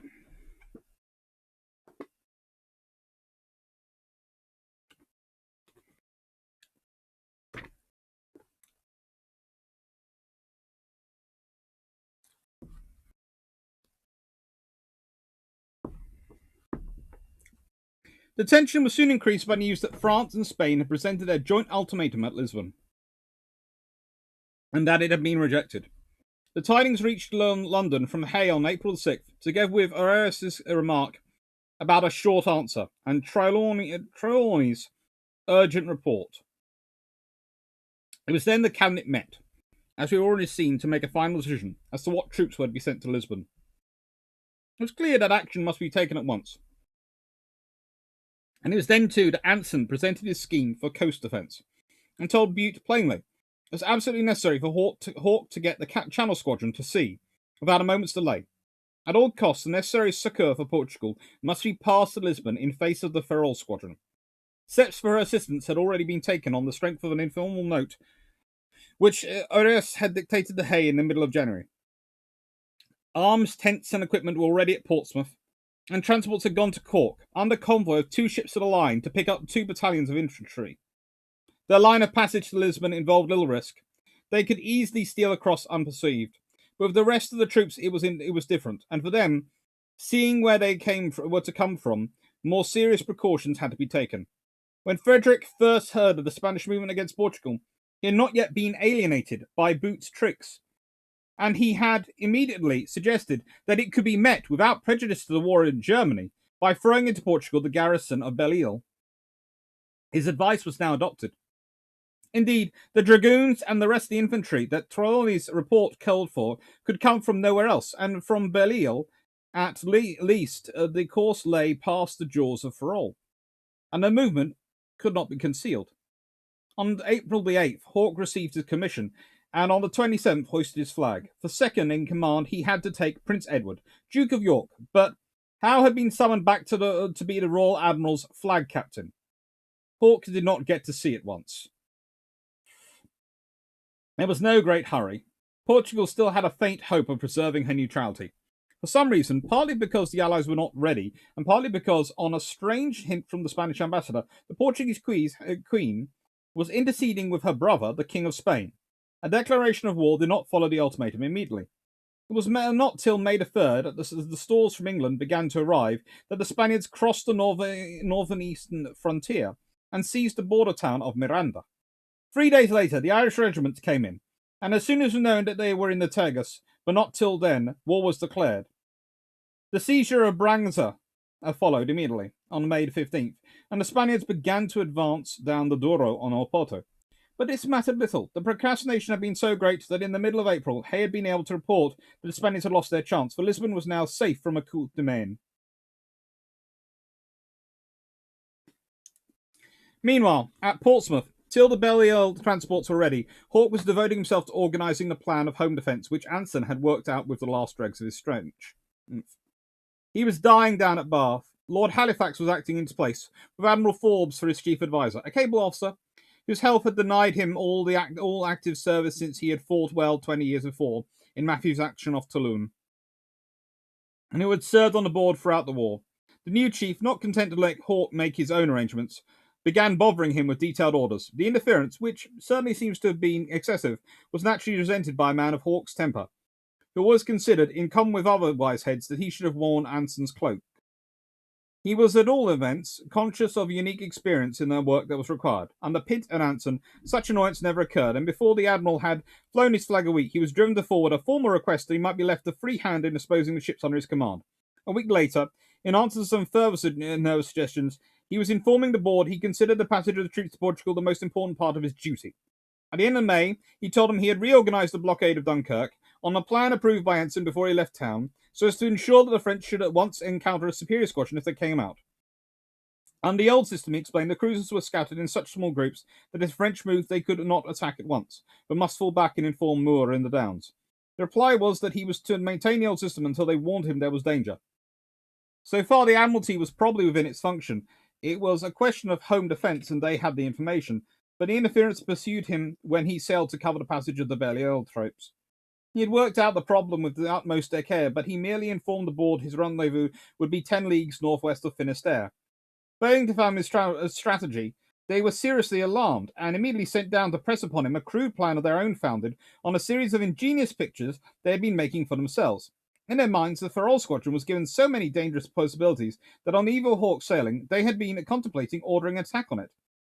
With our own fleet only just the sufficient strength to perform its covering function, such a design, of course, involved a wholly unjustifiable risk and departure from the offensive attitude at home, on which Pitt's whole system had been founded. The idea, which presumably arose out of false analogy with Pitt's own expeditions against the French coast, was abandoned, but only, it appeared, from political reasons, on the ground that it was unwise to provoke Spain further, now that direct negotiations were on the point of an opening. Still, their nervousness about Ferrol was such that they could not feel safe unless Hawke planted himself immediately before the port. This was the effect of their orders, but before they could reach Spithead, Hawke was gone. Arriving off Ushant, he dispatched 2 64s to Belle-Isle with orders for the troops to sail at once under their convoy. He himself held on for his chosen station and reached it on July the 1st. A chain of cruisers was then thrown out to Ferrol, and in this position he waited, certain of securing a safe passage of the troops. By good fortune, his line of reasoning is known to us exactly, for at the end of the week the board's correction reached him, and in his testy but dignified way, he once more practically told them to mind their own business. I have maturely considered, he wrote, every circumstance, both with regard to the enemy and the transports to come from Belle-Isle. As to the first, not the least fear of them being at sea filled me with either with distraction or irresolution.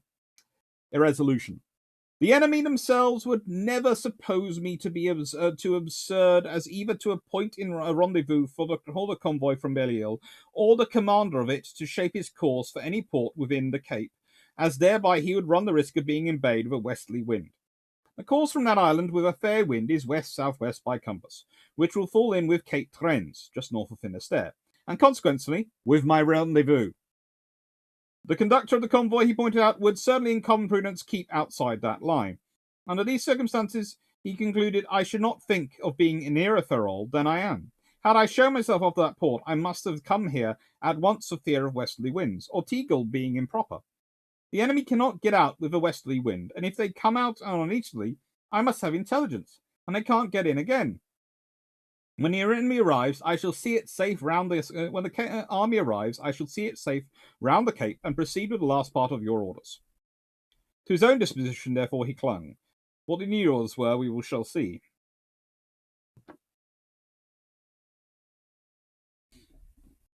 Just a little bit of advice on how to deal with it. If you've got a good admiral, give him the instructions and let him go do his job.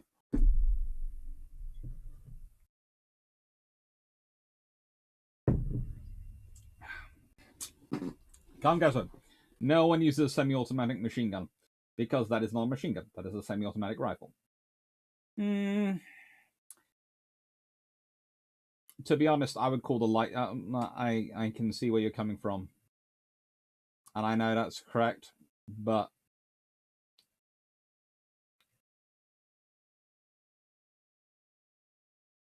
It's going to sound strange, but there are some guns which I feel are more machine gun than rifle.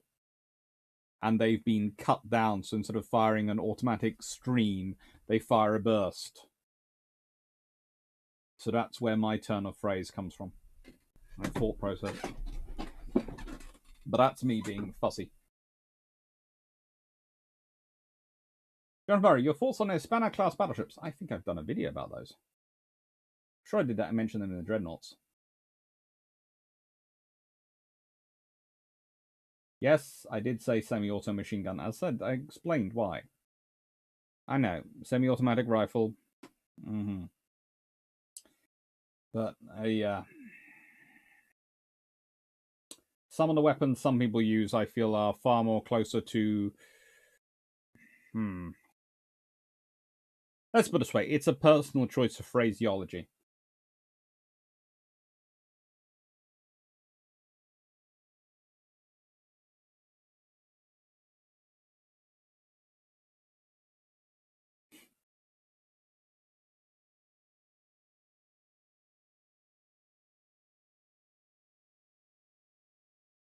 Dr. Rikusawa, the clocks. No one's gun could be an assault rifle with a semi and a full auto switch.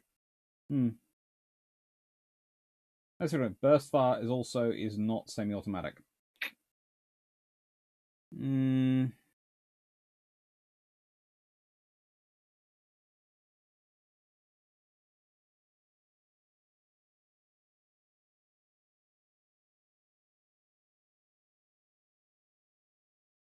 to someone who's always preferred and spent more of his life training around bolt action systems and variations on single shot weapons, they do seem it.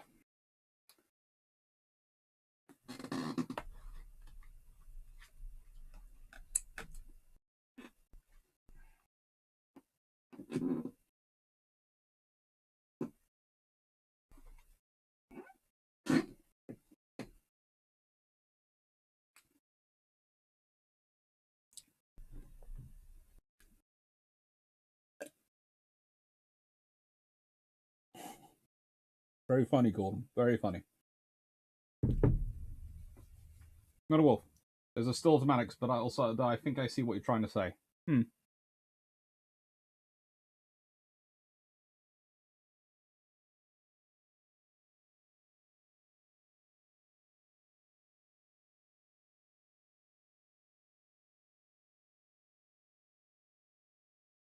A semi-automatic rifle is a rifle that fires one round each pull of the trigger.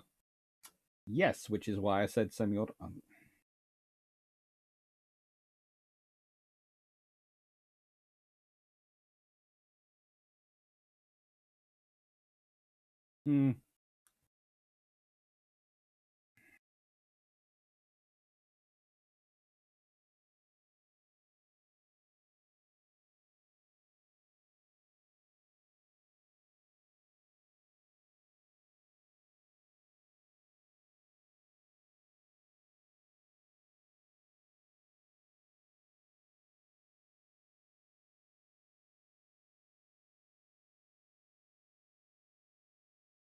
What's going on, Stafford and Graham?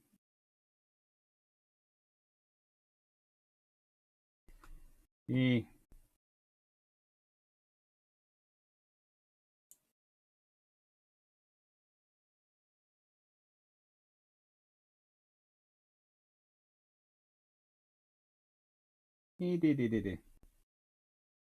Don't worry about it. Okay?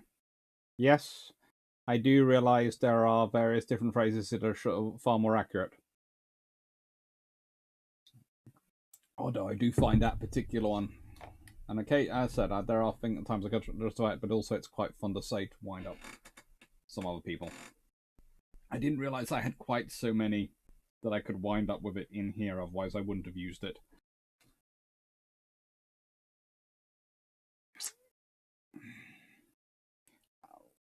There are someday I will do a video about the variations of rifles and the various designations going through personal weapons.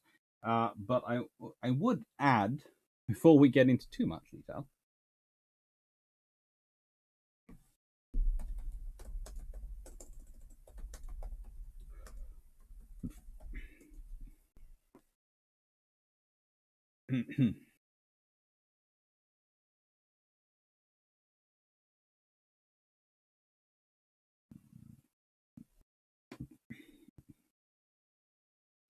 that the other particularly interesting system, which does to an extent fit this criteria, is the L86.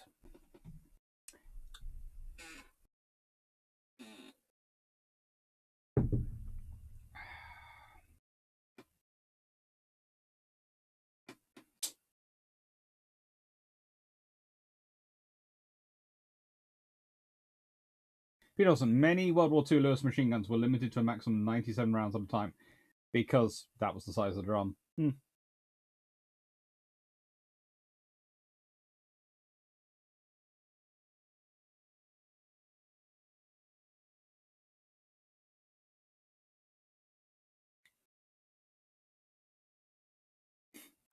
Not sure. Well, I think I made a offhand comment using a turn of phrase I occasionally use to describe some of the modern weapon systems, because I consider them more, how do I put it, orientated around the burst fire and a multi-round burst fire than I do around, I consider around single shot. Or there are some weapons which seem to be structured from single shot up, And there are some weapons which seem to be multi-shot down. In that, if you look at their design and their formation, they are formed around multi-shot system.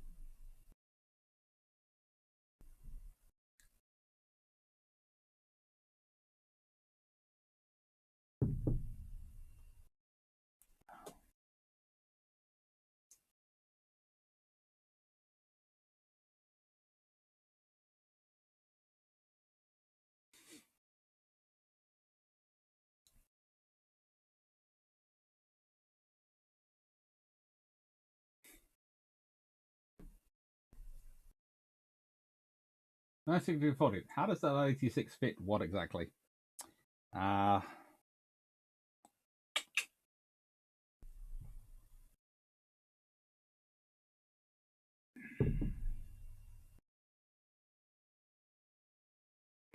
it does not matter if your small arms can fire one or more shot or more, as I live in the UK and can drive a tank legally on public roads. Yeah. We have limitations on buying guns, but you can buy a tank. Oh, the fun times of life.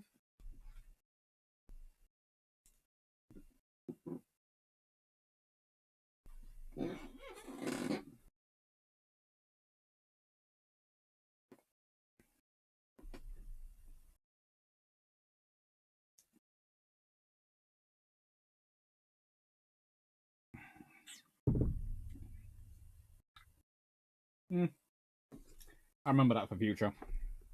Thank you, Sean Mac. Right then. So, getting on to the next naval history question.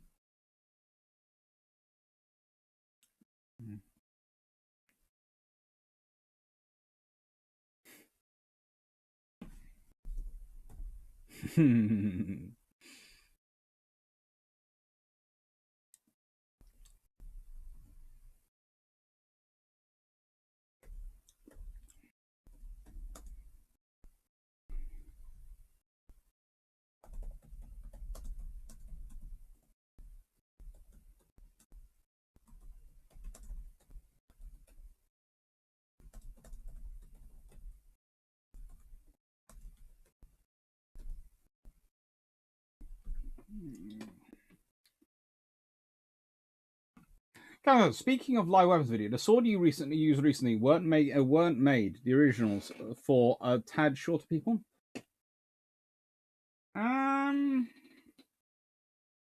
Yes and no. 1931. Did you answer this already? Could the Against All Odds Battle of Kristiansand have actually happened in World War II, or is it too far fetched? I'd have to read the book. But I'll see if I'll go and read the book again. I think I read it a while back. I can't remember.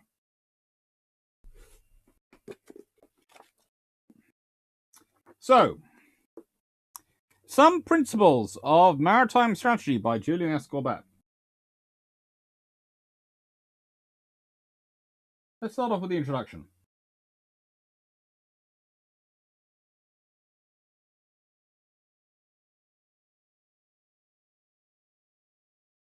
What then, it'll be asked, are the tangible results which we can hope to attain from theory? If all on which we have to build is so indeterminate, how are any practical conclusions to be reached?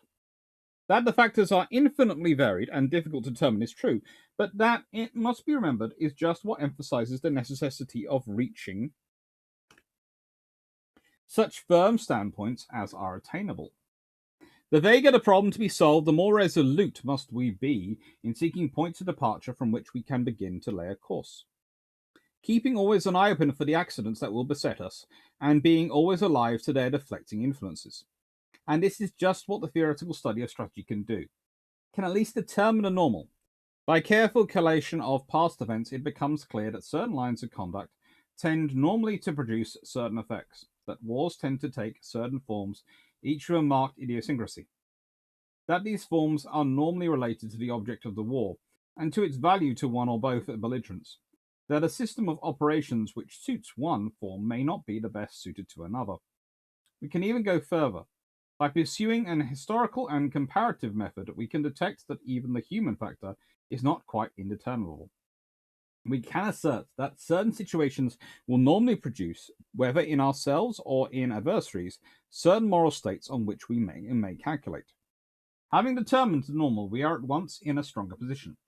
Any proposal can be compared with it, and we can proceed to discuss clearly the weight of the factors which prompt us to depart from normal. Every case must be judged on its merits. But without a normal to work from, we cannot form any real judgment at all. We can only guess. Every case will assuredly depart from the normal to a greater or lesser extent. It's equally certain that the greatest successes in war have been the boldest departures from the normal. But for the most part, they have been departures made with open eyes by geniuses who could perceive in the accidents of the case a just reason for the departure. Take an analogous for example, and the province of strategical theory becomes clear at once. Navigation and the parts of seamanship that belong to it have to deal with the phenomena as varied and unreliable as those of the conduct of war. Together, they form an art which depends quite as much on generalship on the judgment of the individuals. The lack of storms and tides, of winds and currents, and the whole of meteorology are subject to infinite, incalculable deflections.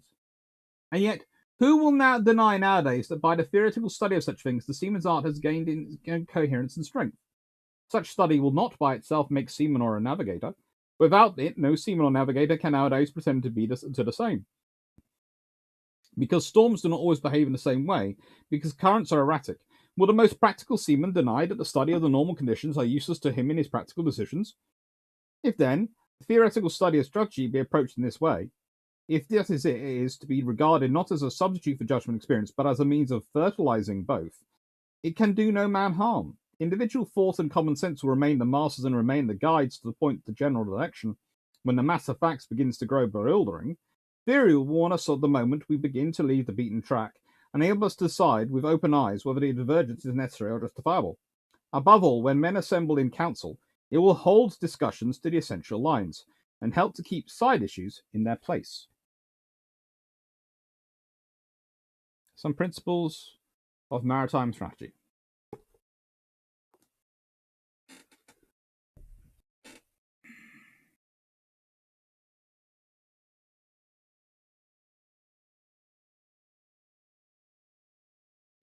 Any idea what the congestion charge is in London for tanks? It's the same as for heavy goods vehicles. Don't ask me how I know that. But let's put it this way, there might be a video next year which you'll all enjoy quite a lot. And which, if it comes off, will probably involve Drac as well.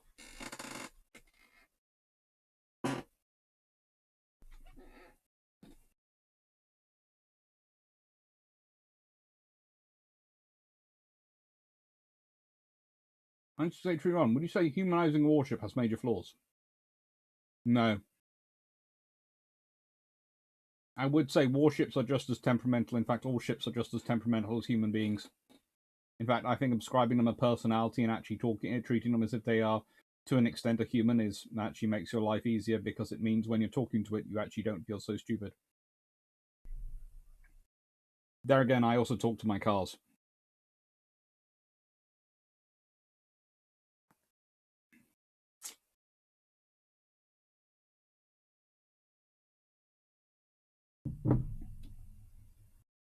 GD Ham, hello, Doc. I've been looking at Google Books during this Bruships.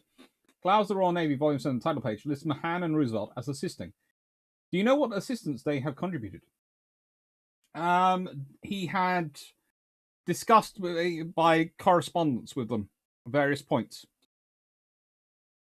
So he had literally, I think that's what he means in that, if I remember correctly, that one. I think he had discussed, sent letters to them and received letters back from their own studies.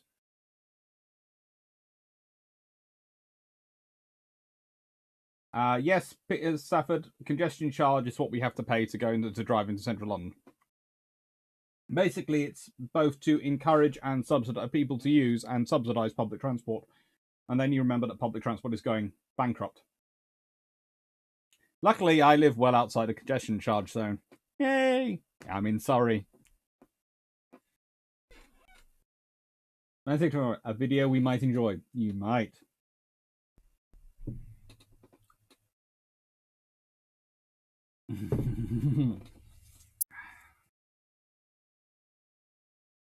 Consider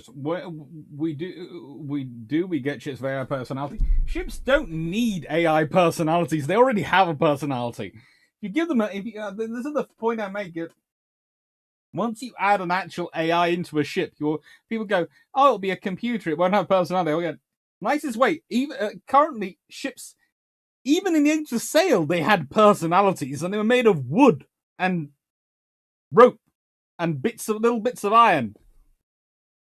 What they're going to be like when the modern ships have personalities? What a new ship, a ship with an actual AI is going. That's going to have a personality. Get used to it. Deal with it. It's going to be tempestuous. It's going to argue back with you. It will do. It might do it in subtle ways, but it will argue back with you. Just think about this. If the Royal Navy invests in AI technology, eventually there will be an AI version of HMS Warspite. Okay? Just imagine, and then try and tell me that's going to have a normal personality. And is not going to be constantly, its captain is not going to be constantly going to sleep by giving orders to his crew of, do not start declaring war on small countries or large countries unless I'm awake and I have told you to. And we have checked it with home.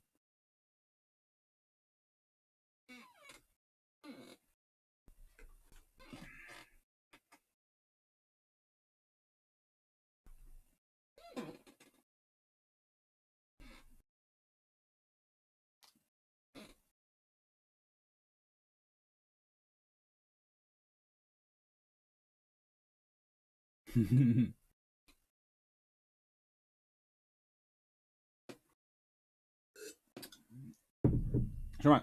Robots don't have human emotions, and this makes me sad. Again, if it's HMS Warspite, it's going to have human emotions. There is no doubt about it.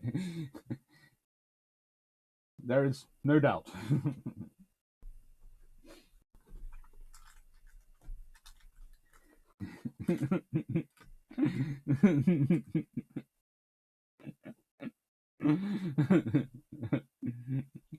Bauxite or AI Warspite just drives in circles all the time because it's fun. Potentially. Or does circles around the Earth taking over things.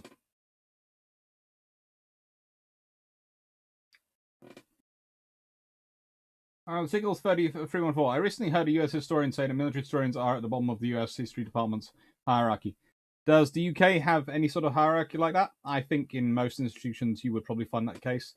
Some exceptions would be King's College London, where the War Studies department is probably king of everything, mainly because of research funding, but also because when you have that large and mass group of military historians, goodness, you do not want to take them on.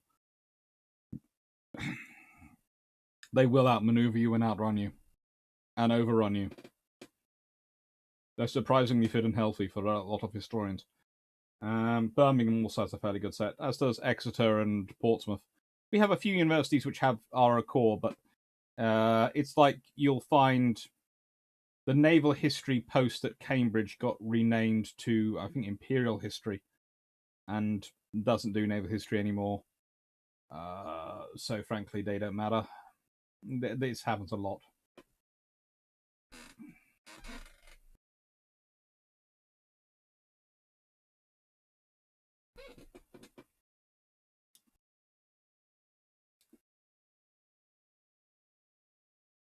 Darius Rodatsky, Warspite had a personality. When they tried to scrap it, she said, "Nope, I don't believe I will. Bye." Yeah.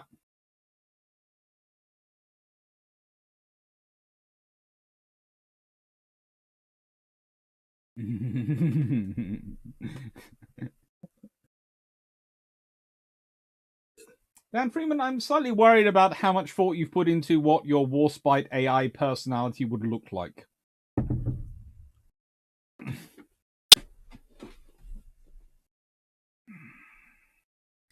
That's a lot of effort you put into that.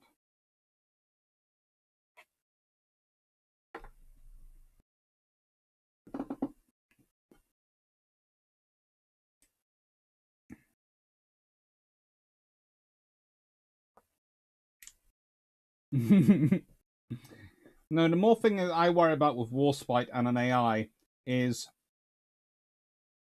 what happens when it starts reading Wikipedia and finds the Wikipedia page which has the list of the British Empire and says at the top, you can help by expanding this list.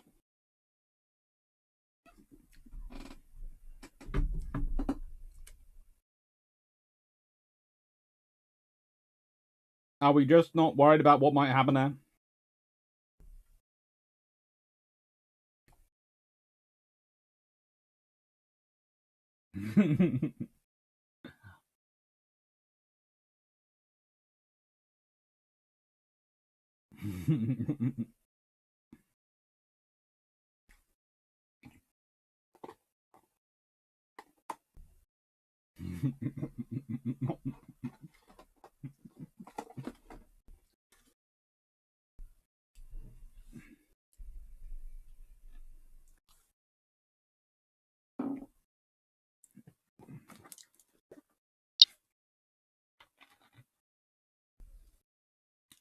So, we have got up to Corbett, Some Principles of Maritime Strategy, which, believe it or not, is one less than halfway through this list of today's books. So we're doing quite well. The next one is the newest book we've got on this list. And it's a good one.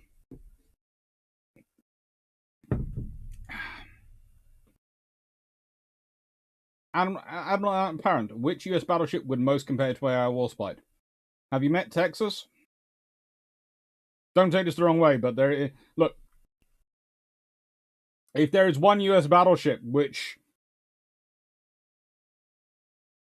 well, there's also Lee's Washington, but basically, but there again, that had Lee included in it.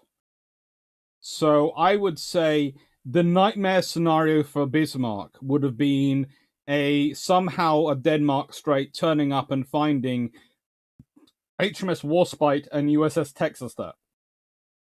Because yes, whilst on paper it can win versus Texas, it's Texas. And whilst on paper it might stand a chance versus Warspite, it's Warspite. And Bismarck is merely Bismarck, which is a great ship by German standards, but it's not Warspite in Texas. I'm also fairly sure in that scenario, Prince Eugen goes, I love you, I respect you, Bismarck. You are my big sister, my younger sister that I have so much affection for, but I am now quickly vamoosing out of this area because there is no way I'm being anywhere near those two.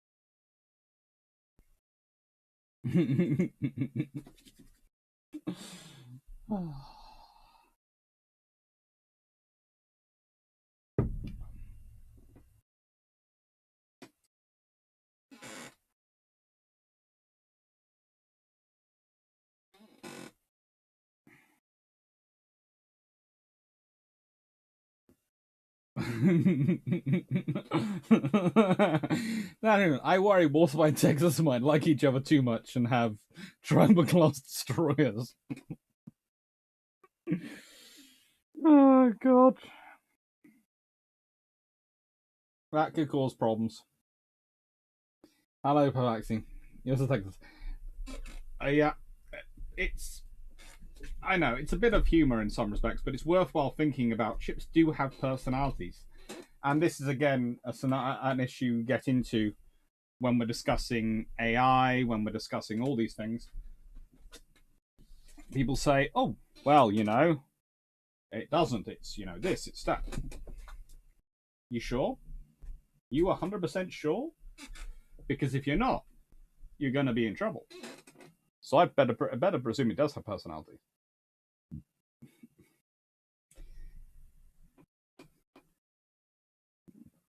M35 Benders. Texas Warspite Bismarck. What? No Eskimo. No. Trouble is, if HMS Eskimo or Somali were there, they wouldn't wait for Bismarck for Warspite in Texas to have their fun. They'd be going straight at Bismarck.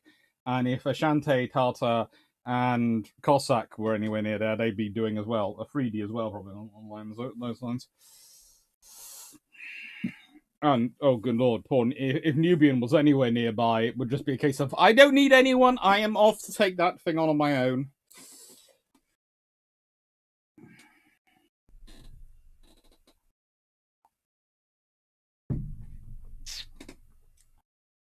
Tribal class destroyer with Fletcher's load of torpedoes.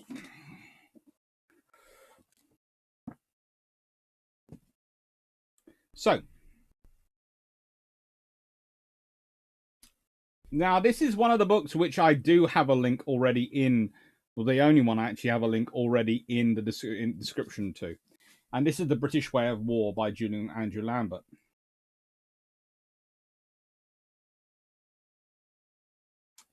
And this book is what's inspired this entire session of discussion, because I thought it's good having this book come out. It's wonderful having this book come out. But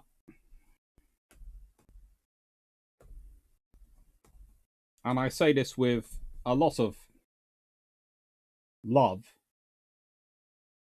it's one of those books where if you're going to read it, as much you need to read it, but you also need to read the books around it. You really do.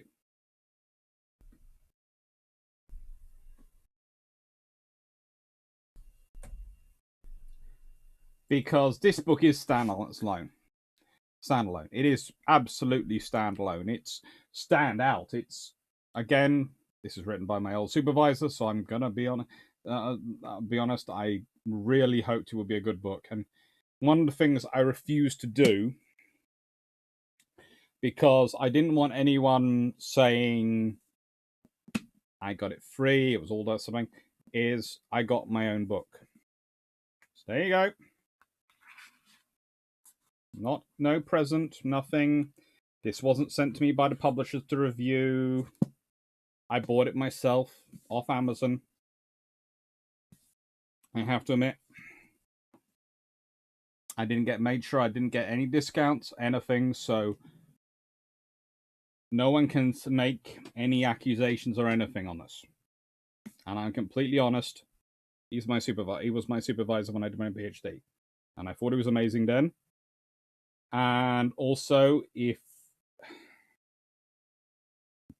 you ever want to see Drac silent and have to quietly reach across and go, because he's doing that.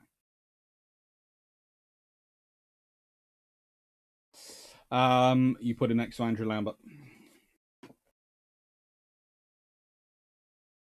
which is cool because they do get along. They do chat away quite happily.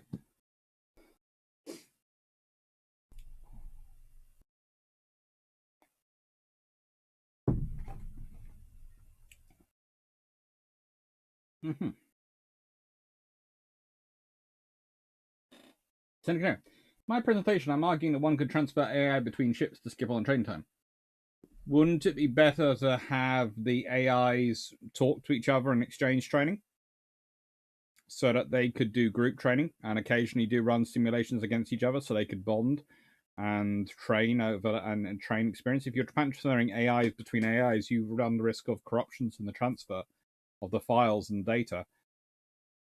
Whereas if you have them communicating, training, and after training and passing on experience and automatically updating, you have a better system. But if you do read, of course, some of the sci-fis, they do point out that runs a risk of people corrupting your AIs and sending out a transmitting system. So you need to have some sort of insurance on those updates so they don't corrupt and override the AIs and potentially damage them. So you need them both to have security. And it's better if they have their own spot and they are able to upgrade them, so bring in not information, but in a way which won't damage them.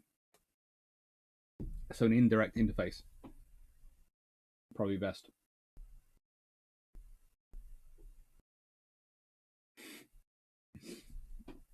Take care, Constantinimus.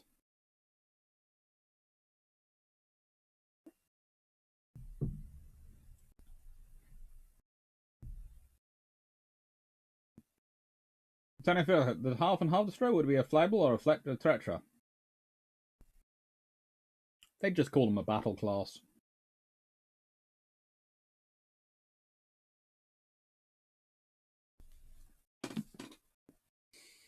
So,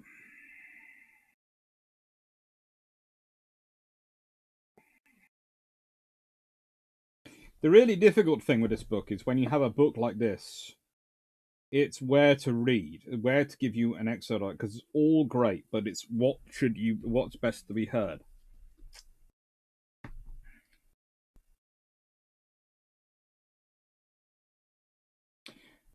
Corbett disagreed with aspects of Fisher's policy and did not disguise the fact. He shared Slade's preference for a staff and recognised that Fisher's vindictive methods were splitting the service. Yet there was no alternative. Custance, the brightest of the syndicate, was dogmatic, narrow-minded, and impervious to logical argument. In the short term, Fisher was the future. But there were promising men among the rising generation, including Prince Louis and John Jellicoe. Where recent attacks emphasized skilled advocacy in the manner of the naval education essays, the strategical value of speed relied on the historical sources and logic. Naval opinion was deeply divided over the merits of Fisher's epoch capital ships, Dreadnought and Invincible.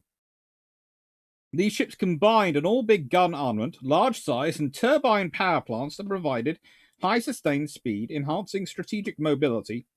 For the syndicate, they were in error. Custance pointedly used the pen name Barfleur, a small battleship he had commanded. Corbett's research had convinced him that larger, faster ships were superior. The arguments used by Mahan and Custis were one-sided and logical, and he took the opportunity to teach the Navy to think as rigorously as it manoeuvred. This time, Corbett addressed his audience in person, speaking at the Royal United Services Institute, the leading British defence forum, on 6 March 1907. Shortly after the recent attacks was published. Reading an announcement of the lecture on the 2nd of January, Fisher offered his support, including some serious papers from the Admiralty and the Fleet. The prestigious venue on Whitehall normally hosted flag officers and field marshals, not cultured literary types.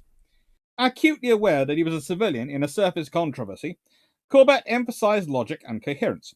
The strategical value of speed dismissed critics who had failed to state the core issue, advancing the impeccable logic of a French author who demonstrated that independent of all other factors, speed was strategically desirable. He focused on strategy, analysing the tactical consequences of the trade-off between speed, protection, and firepower. Was beyond his power. Yet, for all his faux diffidence and the omission of Barfleur from his paper, the critique was precise and unsparing. Custis's arguments collapsed under logical analysis. His one-sided examples were window dressing for a flawed concept. Britain's advantageous global position was best served by big, fast ships, using the Empire's superior refueling facilities. Consequently, speed was more important than radius. This logic applied equally to home and imperial defence. Forcing rival powers to sacrifice range for speed made imperial defence easier. Then he demolished the historical case for moderate size, countering Mahan and Custis's selective use of history with stronger examples. Admiral Sir Thomas Hardy, Nelson's right-hand man, a proto-Fisherite First Sea Lord, had built big battleships and cruisers, scrapping small obsolete types. Having dealt a mortal blow to the case of moderate size, Corbett insisted the question must be worked out by a competent authority with an open mind, a requirement that excluded Barfleur. Corbett concluded that a policy of high speed seems to be distinctly one method of improving our geographical conditions. The case against speed had ignored the ascertained rules of strategical discussion, introducing personal and accidental factors in the place of a system and logic. A sound assessment of Custis's visceral hatred of Fisher. Not content with the past as precedent, Corbett addressed the impact of technology. Torpedoes, wireless telegraphy, and submarines have produced changes of strategical conditions. Not fundamental, perhaps, but very important. And the chief importance is that they practically destroyed the old system of blockade. Close blockade is now impossible. He challenged Mahan's claim that the Russo-Japanese War had supported the case against speed, stressing the effect of local conditions off Port Arthur. Furthermore, it was unsound to base an argument on a single example. Mahan's observations, published in the Risi Journal 4 months earlier, should not be treated as gospel. Corbett was equally unsparing on the issue of defensive strategy. Advocates of moderate speed indulged the characteristic disease of contemporary strategy, ignoring past practice and future prospects for the simple mantra, folded into a German obsession with concentration. He made excellent use of Kempenfeld's letters, published by the NRS in the Barham Papers. This material would reach Fisher's opponents. Bridge, Custance, Mahan, and White were all NRS members. Corbett concluded by returning to the critics' hallowed ground, the better to deflate their claims. Having demolished Mahan's arguments, he magnanimously excluded the Americans from criticism, blaming somewhat loose reading by his followers, a category he implied included Custance. Speed was essential to the defensive and the offensive. Not only had France consistently avoided the decisive engagement so hallowed by Custance by superior speed on the sail, but speed was equally important to defensive warfare, something the Admiralty staffs had recognized. Speed would enable Invincible to catch any oceanic raider, an argument reused in the preface to the Ballard Committee plans. Arguments from this paper reappeared in some principles, notably the critical importance of logic, avoiding simplistic dogma, and special cases. Corbett dissected the contemporary obsession with offensive warfare, a shibboleth about almost as prevalent among sea officers as soldiers, emphasizing that it had always been necessary to defend in some areas in order to mass for attack elsewhere. He linked the paper to its examination of the legal aspects of modern economic warfare, emphasizing how new technology had altered the strategic realities, ending close blockades. These insights reflected his work on the conceptual element of the Ballard Committee war plans in 1907 and the Green Pamphlet, which prepared the service for the open or distant blockade of 1914. In the subsequent discussions, most officers approved Corbett's methodology and his conclusions on speed and the dreadnought. They remained unhappy with them about the mass scrapping of obsolete tonnage. Corbett admitted that Barfleur had been his target and extended his discussion to include the tactical perspective. Custance argued that a faster fleet could be countered by turning away, but Corbett observed that simply turning the enemy off course in this way might be a major strategic advantage. He concluded by stressing the distinctive spheres of expertise of historians and naval officers, along with the relative merits of historical examples and recent experience.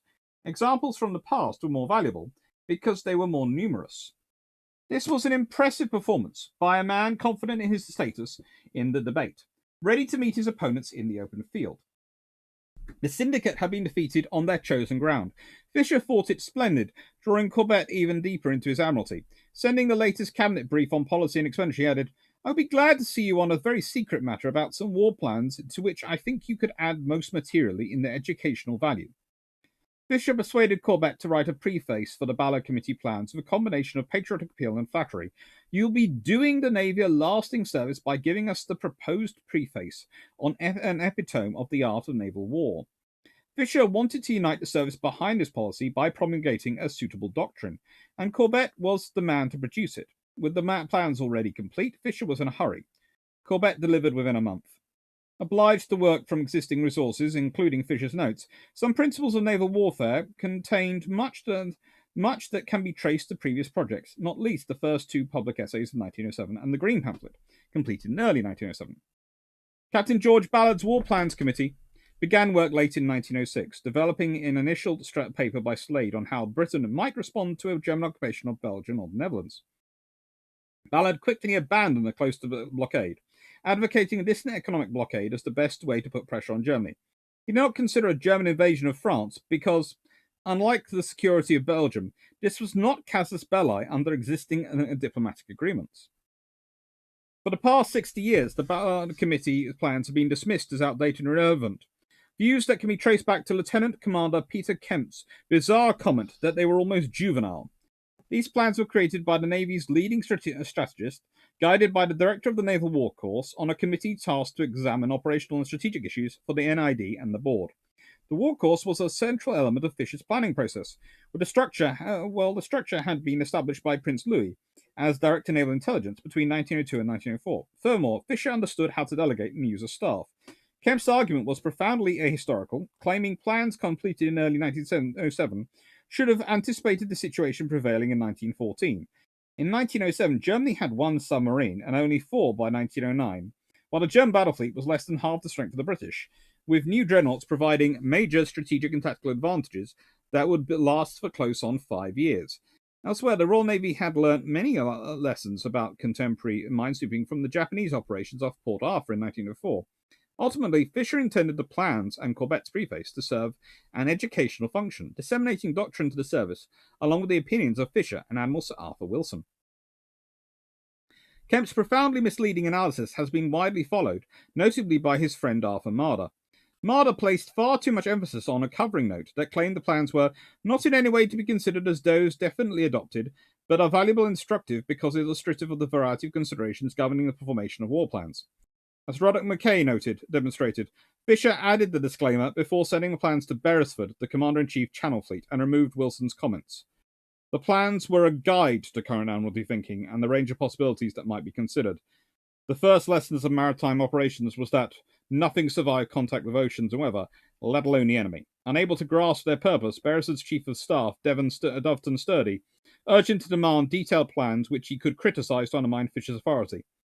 The Admiralty could not produce a naval Schieffelin plan, even if one were possible, because the Cabinet, not the Admiralty, would determine if Britain went to war and how war would be waged. As it was blindingly obvious that Britain had no interest in starting war with Germany, any plans would need to be flexible. Consequently, Ballard and Slade provided a guide to current thinking for those who might have to conduct a war. Corbett provided the doctrinal context. This is a wonderful book. And it's really, really worth getting. As said, there is a link below in the description down below.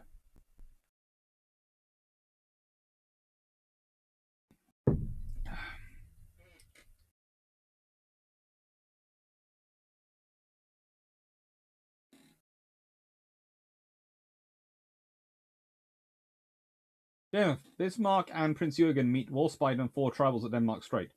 Prince Jürgen to Bismarck. Be afraid, be afraid. Oh no, be afraid, be afraid. Ah, yeah.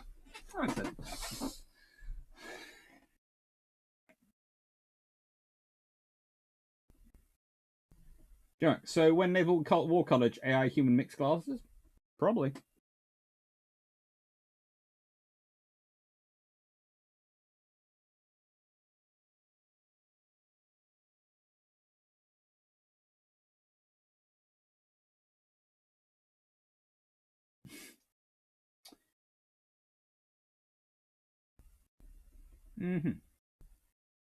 So, how is it 3:20 p.m. already? Feels like we just started. John Martin, I wonder how you would design a 5-turreted battlecruiser, Dr. Clark. Well, if I was going for a 5-turreted battlecruiser, it would...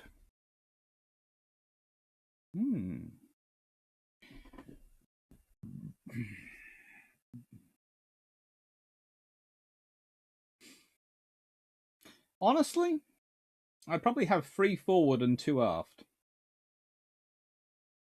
Them positioned so that the third one is raised up.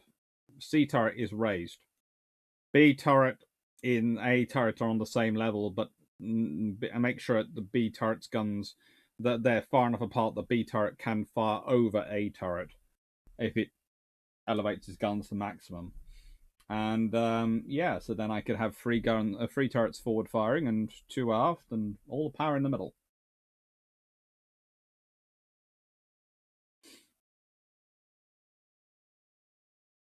So I need more Amazon cards after that reading the professor's work.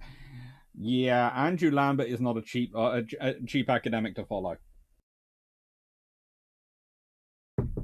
He's a good one, though. He is a very good one. And it is worth reading because it explains a lot about what the Royal Navy was thinking and what Britain was thinking at the time, as well as Julian Corbett. Let's take everyone. Why is HMS Hood considered a fast battleship? Well, she's considered a battle cruiser by me, but there are people who like to try and talk about her being a fast battleship. She's designed as a battle cruiser. She is thought of as a battle cruiser. The people who try and make her into a fast battleship are mostly people who want to try and rewrite history. Basically, they go, but look at her armor. It's the same as the previous generation's battleship. And you go, well, yes, usually battlecruisers have armor which is similar to that, or sometimes even slightly better than the previous generation's battleship. But that's not what. In nicest way, if you look at the armor, it's nowhere near the same coverage as they would have a battleship. They sacrifice armor for speed. So if you'd done the same level of armoring as you would for an equivalent battleship at the time, it would be far thicker than the battlecruiser.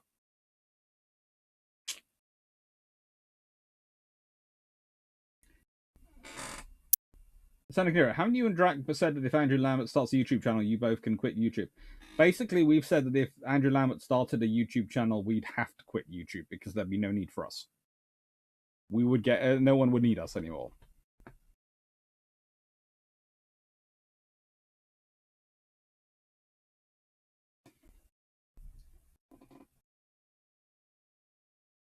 But also, you have to remember, you have to ask when you're asking, people go, oh, it's got the same thickness of armor as this battleship. And you go, does it cover the same depth of the hull?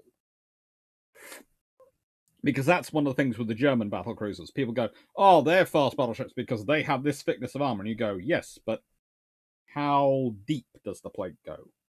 How much of the hull does it cover? Just because I have armor, and it might be thick armor, doesn't mean I have battleship level armor. Because battleship armor is not just about the thickness, it's about its coverage. And it's about the subdivision inside. And it's about the structure of that subdivision.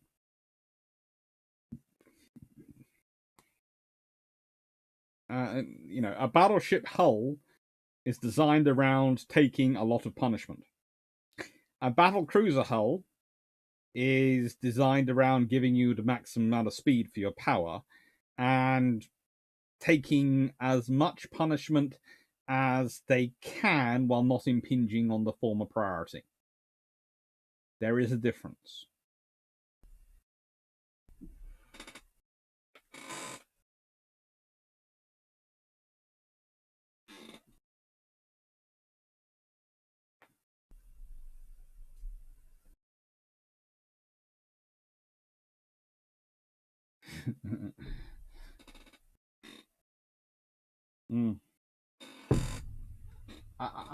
Nicest way, as much as I would like to claim to be a star pupil of Andrew Lambert, I have already read, if anyone's going to claim star pupil for Stategy, it's probably going to be Benjamin, who has published these books.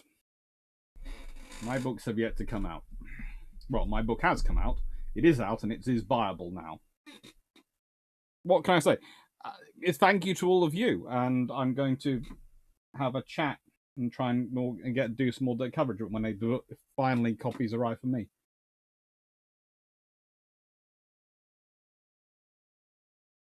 But actually, can you recommend a decent book about this concept, hull design X, since Hood debate is going on? Again?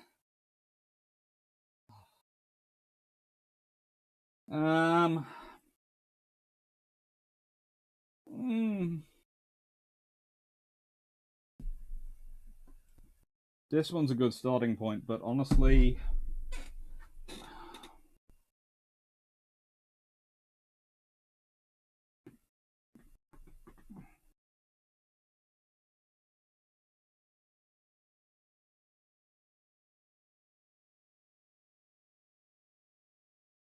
Freeman's Battle of British Battleships is probably the best place to start. Probably the only one to start, really.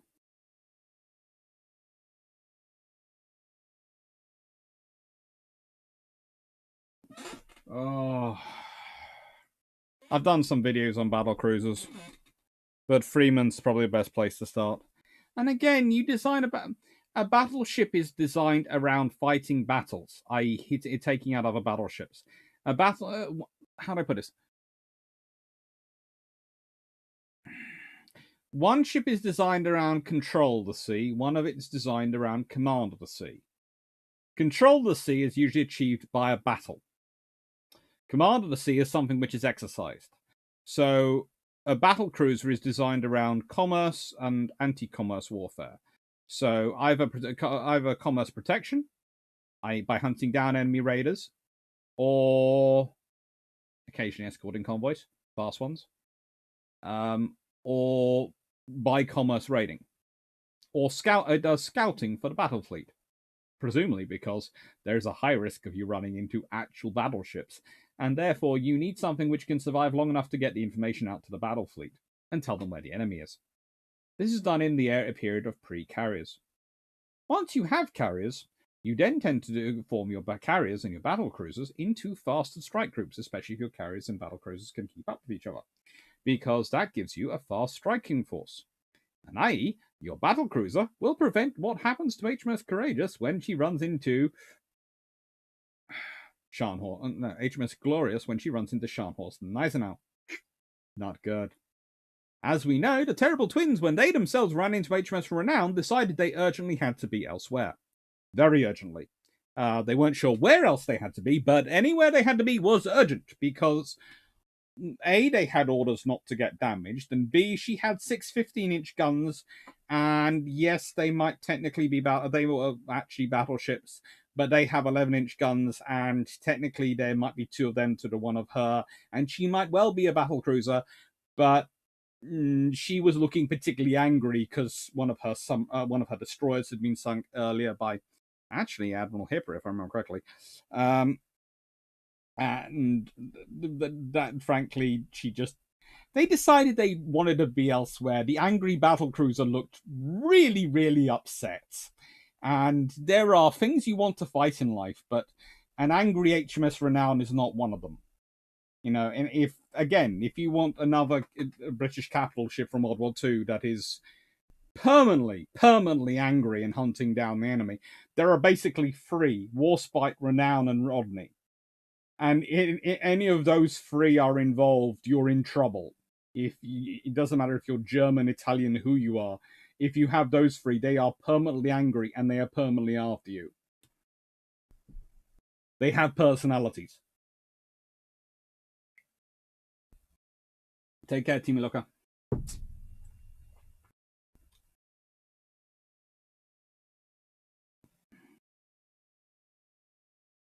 Sure, every battleship cruiser exists on the spectrum between battleship and cruiser, with Scharnhorst being more battleship and Courageous is much more cruiser.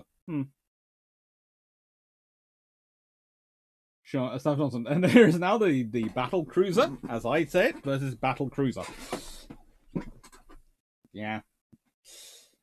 But I think the Norman Freeman stuff, yes, Norman Freeman's book is probably the best starting spot to look at the British capital ships.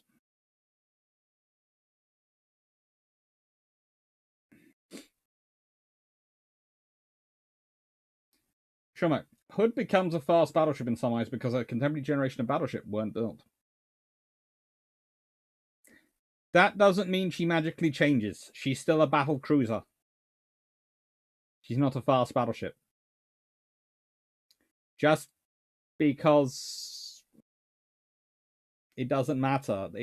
This is going to sound strange. Yeah, you are right to an extent, but that doesn't mean she changes. That doesn't change her hull. That doesn't change her design. She's still a battle cruiser. That might change what you wish to, what the person viewing wishes to imagine her. That doesn't change her. Thank you, Janov. I say, how's the vote going? I'm not sure. I haven't looked yet, though.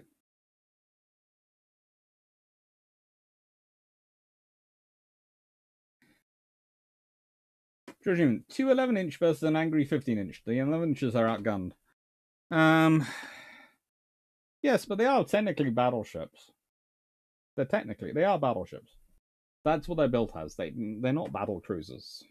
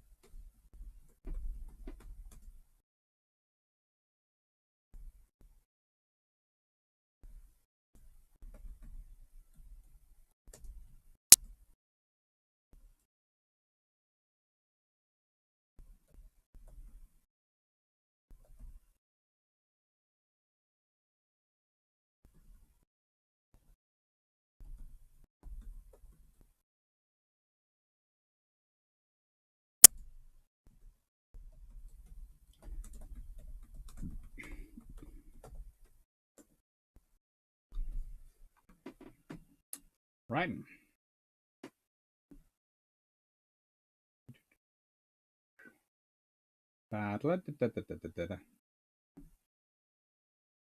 Ooh, hello.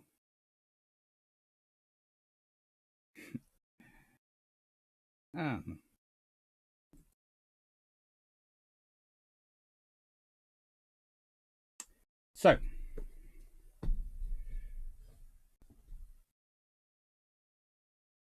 Peter Dawson, and HMS Formidable tried protecting his companions. Yes, there is a fourth. There is an aircraft carrier which would fit the permanently angry group. Again, this is not fun. Just because the Montanas weren't built doesn't mean the Iowas aren't battlecruisers. I can, yep.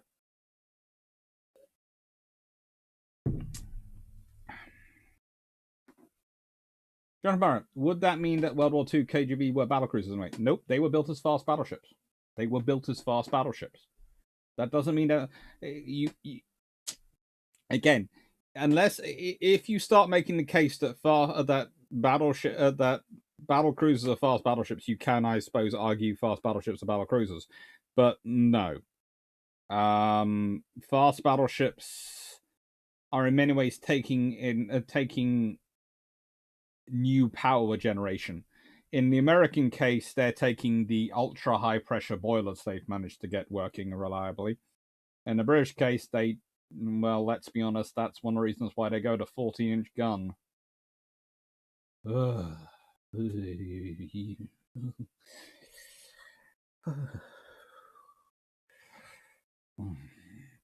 Ay, caramba. Actually, how important is the political angle in the Battlecruiser debate? From my understanding, Scharnhorst and co. had 11-inch guns because of politics, not doctrine choice. They had 11-inch guns because, thanks to politics, the Germans didn't have the ability to produce anything bigger at the time they were built. That's the reality. The Treaty of Versailles had stripped and annihilated the German armaments industry. And this is one of the forgotten long-term impacts of the Treaty of Versailles, which meant they couldn't build anything bigger.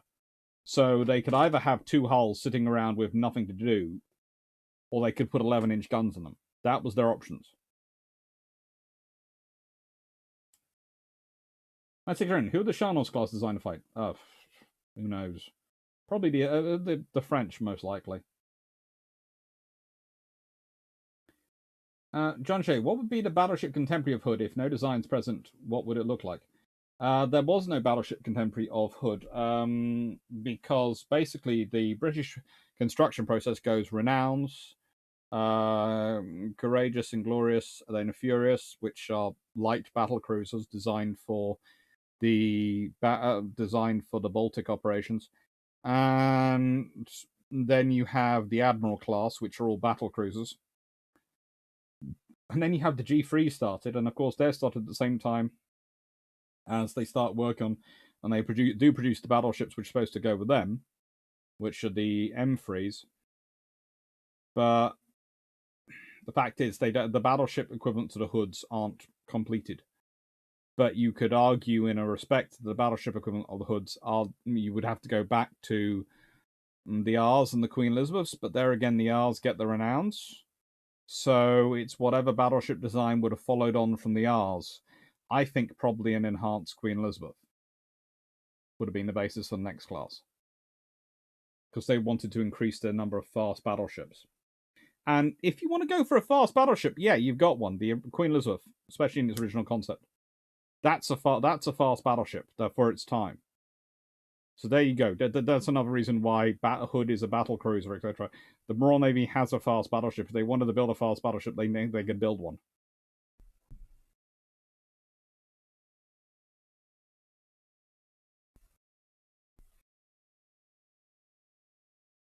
Right, when you lose the family bragging rights bet, point out that you put out more content and get more views than the Imperial War Museum. Tempting, but I think I'm still going to lose. That's ignorant. So they weren't designed to fight the R's, the Quees, nor the Renowns or Hood. Basically, Scharnhorst and Eisenhower weren't designed to fight anything British. Not in their configuration.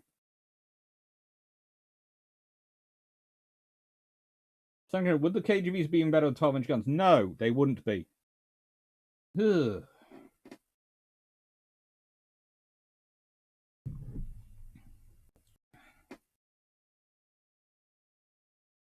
Potter ending the game. Hi, Doc. Thank you for inspiring me and getting me into the mindset to reading from my lecture tomorrow. I'm glad that helps.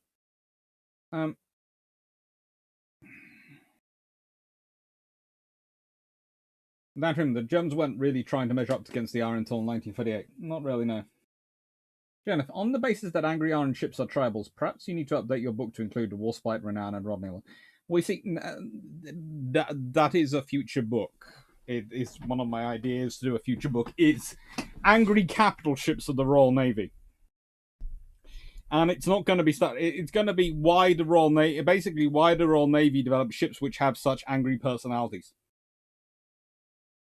And, you know, what particular rites of passage happens to a Royal Navy warship that turns it from probably a perfectly nice, kind, urbane person, a caring personality, into something that is permanently angry and ready to basically rip anyone it gets in its way apart.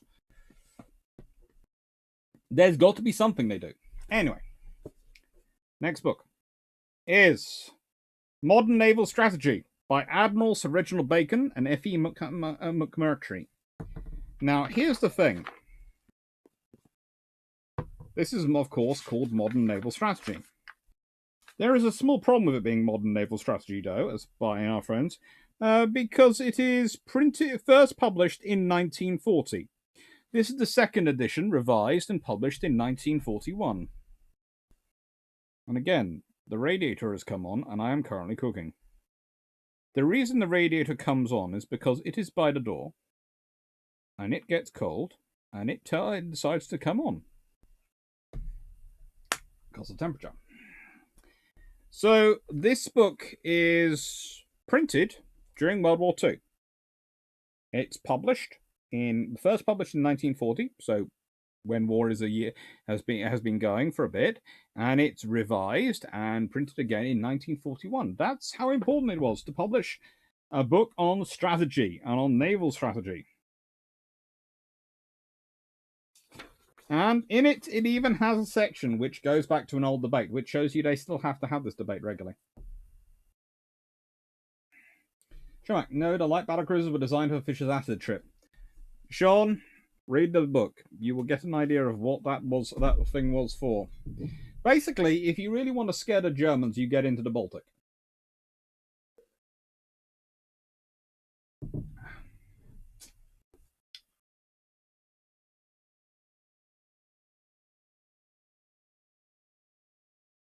Peter Palaxi, Peter Dawson, the thing is, I get the impression that people forget that aspect of their design history and rate. It's just, but they had 11-inch guns. Yeah, but they were the largest guns that the Germans had available. But also, having 11-inch guns does not make you a battlecruiser instead of a battleship. It's just like Alaska's having 12-inch guns doesn't make them a battlecruiser instead of a cruiser. They're a cruiser. A heavy cruiser, but they're a cruiser. And in the nicest way, if you go back, if you had a proper heavy cruiser, because the Royal Navy weren't constructing heavy cruisers at the end of World War I. They were constructing light cruisers. Even they admitted it. And basically, they had two classes of cruisers under construction in at the end of World War I. Light cruisers and scout cruisers. Light cruisers become heavy cruisers. That's the Hawkins class, which had 7.5-inch guns. So, hence the 8-inch designated limit. And scout cruisers had 6-inch guns.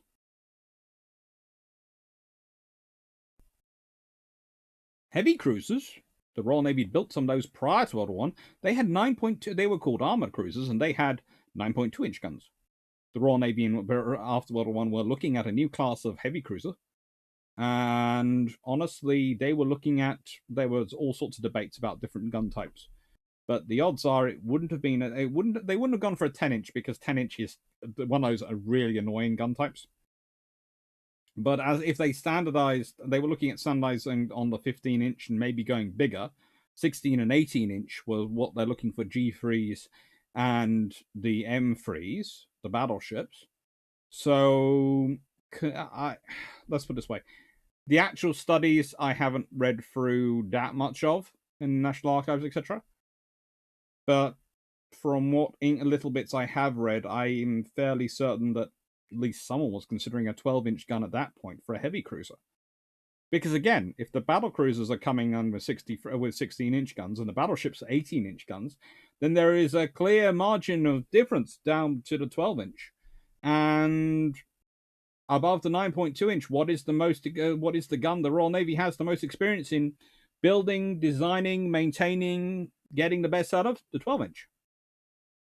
So, honestly, if let's say the Washington Treaty gets delayed till, I don't know, 1924, 1925 for some reason, the Royal Navy could well have had a class of heavy cruisers in service, which had 12-inch guns. They could have had the G3s and the M3s in service. And we could be talking a very different treaty. But that's the thing. History happens as it happens. It happened in 1920, and the world is as and that meant that what was existed in 1920 provided the model for what would exist in 1939 and 1939 and set the precedent for most of World War II.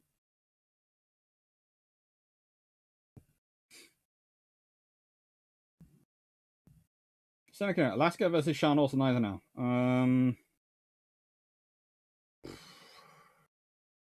I prefer the Alaskas. But I think it will be an interesting battle.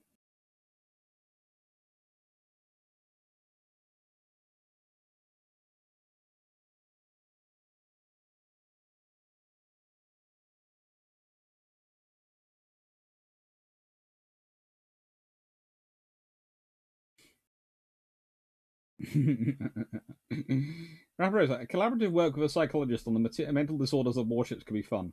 That could be fun, but I'd have to find a psychologist willing to do it with me.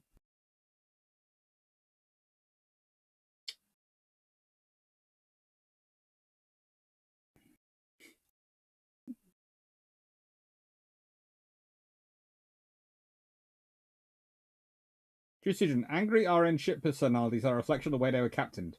After Bing, you would fight and your ship would even if you weren't willing. It helps.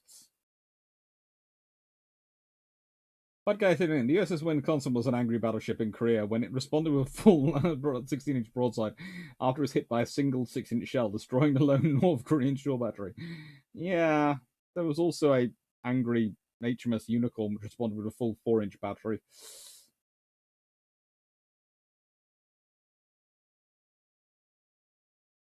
Cinema? No, he wasn't on acid. He had a logic behind it, included making the Germans invade Denmark, which they'd done across the Jutland many, many times.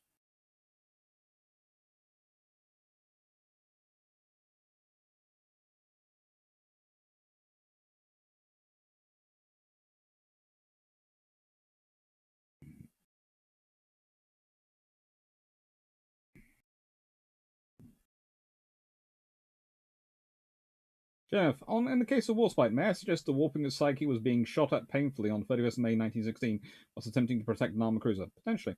Cameron, so do you do a Vanguard program but for cruisers by building the hulls and using the guns of scrapped obsolete ships and getting them quickly?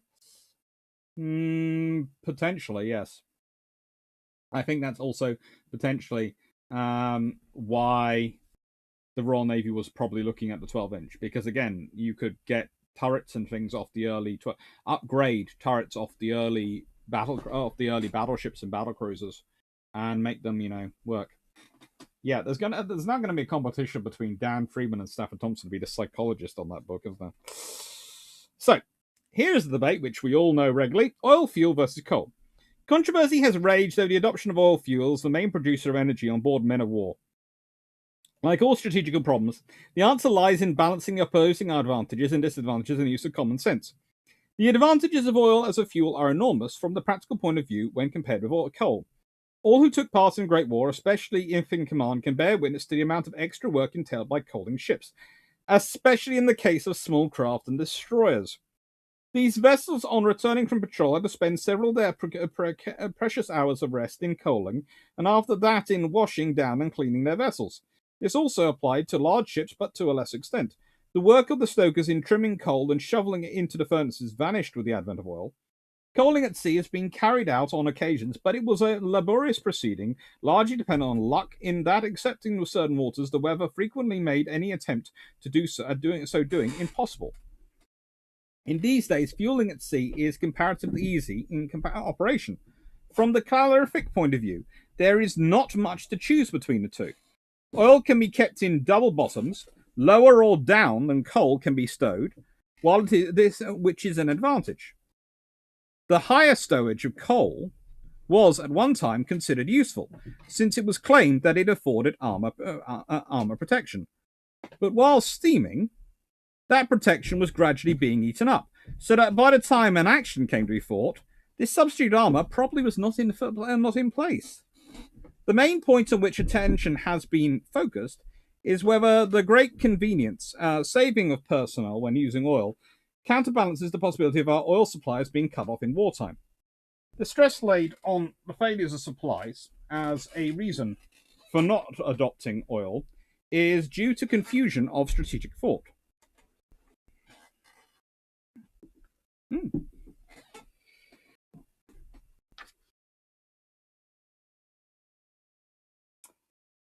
It is impossible to imagine that we should be unable to transport oil during a war so long as we held command of the sea. And if we lost command of the sea, then we should be starved out, for there are many important imports, food and like, which are liable to stoppage every bit as much as oil. Which, in such a case, we should be starved into surrender, and loss of oil fuel would be of minor importance. Another point is that the countries from which we import oil might fall into enemy hands, and supplies be cut off, whereas in England, we have enough coal to make us independent of foreign supplies. The reply to this is that, of course, it is quite possible that Iraq might fall into an enemy, but there are other sources of supply, such as Venezuela, Mexico, and USA. It is not reasonable to imagine that any, and most certainly not all, of these countries would be hostile in case of war. Our eastern and Mediterranean supplies can be drawn from the Dutch East Indies. On the whole, therefore, we can confidently assume that we shall be able to import oil in wartime so long as we can import any supplies, and that the saving in other directions fully warrants our trusting to oil as a source of energy for the production of our men of war. Now, the reason I was puckering around it there was because, and you probably hopefully didn't hear this if I have the system set up right, there was a banging on my door. And my theory is the banging on the door means that the pot has been knocked over again somewhere outside. And I have lost one of my shoes. Yeah, there it is. So, I'm going to be slightly naughty. I'm going to go help my sister move the pot because I don't want her lifting and hurting her back. And I'm going to leave you quickly with a slide, and I'll come back in about, well, you know how it usually takes me a few seconds to go and sort these things out. But I do apologize for this, but I don't want my sister lifting it because she'll hurt her back again. And that's not fun. Anyway, so what I'm going to leave you with is a slide from the Tassafaranga discussion. And I'll be back shortly.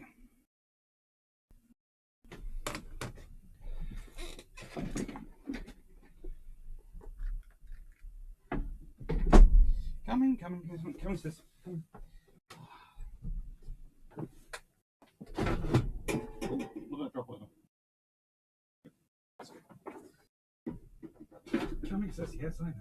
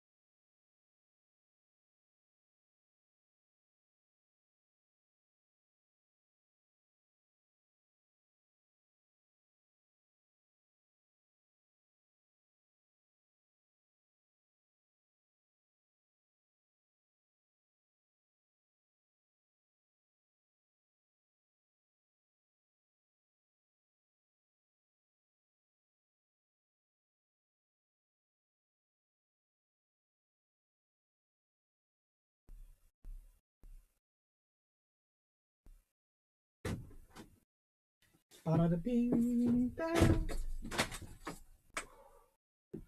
Oh, I don't know. Oh, what it is to have a sister who's this gardening. Now, sorry about that, everyone. Leading. Oh, sorry. Right.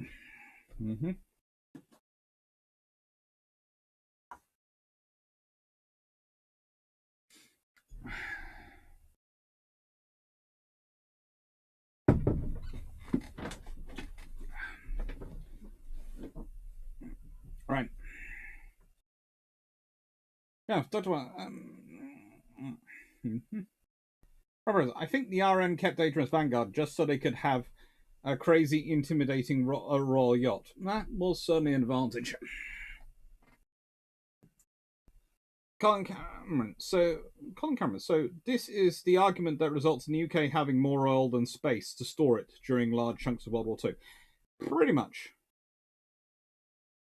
Nice cigarette. Tefra, when did he show up? Tefra hasn't been here yet. Robert's like, I know oil makes better fuel, but you would think that if I'm not burning coal up completely, I still have a lot of mass somewhere or something heating water. That'd be worth something.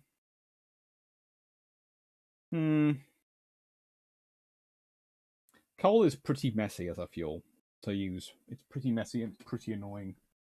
That's his main trouble, honestly. People get wrapped up in the whole coal fuel debate and etc. in World War Two, between World War One and World War Two, and even in World War One and definitely in World War Two. And the reality is, there are lots of good reasons, but also lots of bad reasons. But mostly, coal is messy, annoying, and once you have even more electrical instruments on your ships, coal dust becomes even more of a potential problem. Because you imagine what happens if coal dust gets into your radar or your electronic components, especially in total 1940s electronics. It's not good. It's not good at all. Hello, Rick Vasava. I see you popped over to the Facebook as well.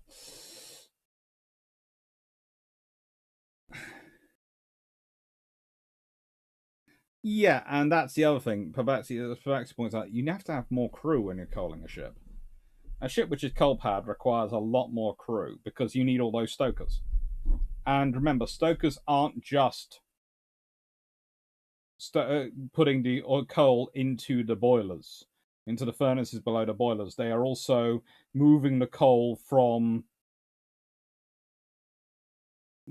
storage A to storage B on the ship to try and keep it even. And because if you, let's put it this way, if you used all the coal from your port side of this ship and none of the stuff from the starboard side, your ship would be doing that. So you have to try and use it evenly, and you have to make sure you balance it as best you can. It's quite complicated.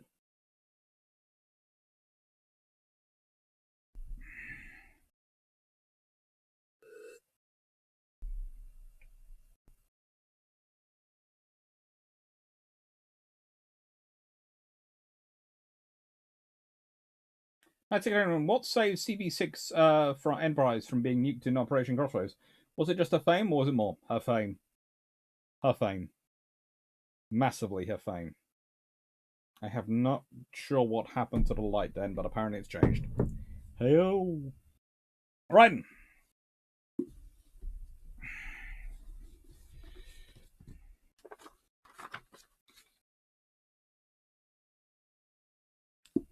My next book. Bam bam. Da da da bam. 3 o'clock. 3 hours. Oh, free.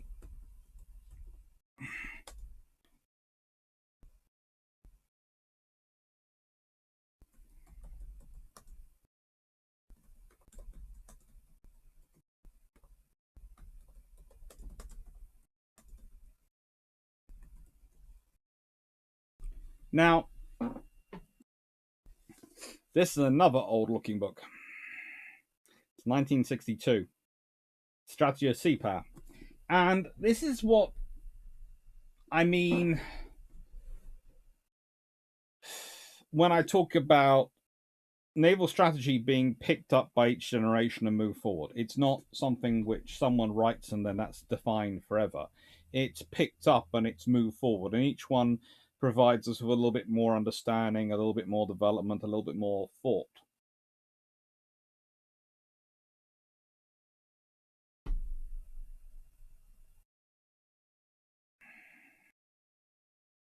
And that's the joy of life. but it's also the reality. So the thing is, when we look at Mahan, it's kind of like when you look at Shakespeare or Chaucer. You might not particularly like them. You might not think you really need to know their texts or are ever going to use them. And that's probably the truth. But it's worthwhile knowing them because they're foundational texts. A little bit of knowledge, a little bit of reading helps you because you can understand the things that come later better if you understand the things that came before it. You might not like them. I'm not a particular fan of Shakespeare. I find Chaucer more interesting, but I honestly wouldn't read either through choice. I'm more of a Terry Pratchett person. But when you read Terry Pratchett, he makes a lot of jokes about Shakespeare. He makes a lot of jokes about the theatre. And those, I would argue that those jokes have a bit more of a richness because I do have a bit of understanding about what he's making a joke about. And it's the same with what we're talking about. We're talking about naval strategy and theory, and there's a reason I'm interjecting modern books by Armstrong, by Lambert, in as I'm talking through the theorists, because those people have gone back. They have examined the work of the earlier theorists, and they have developed that. Armstrong's Sims book is absolutely fantastic, and I'm really annoyed I don't have that to talk through with you today. Because I really want to talk about Sims, because he is by far one of the less known. And what I'll do is I'll produce a book or two to review about Sims. About the Sims book, and I will talk it through that way.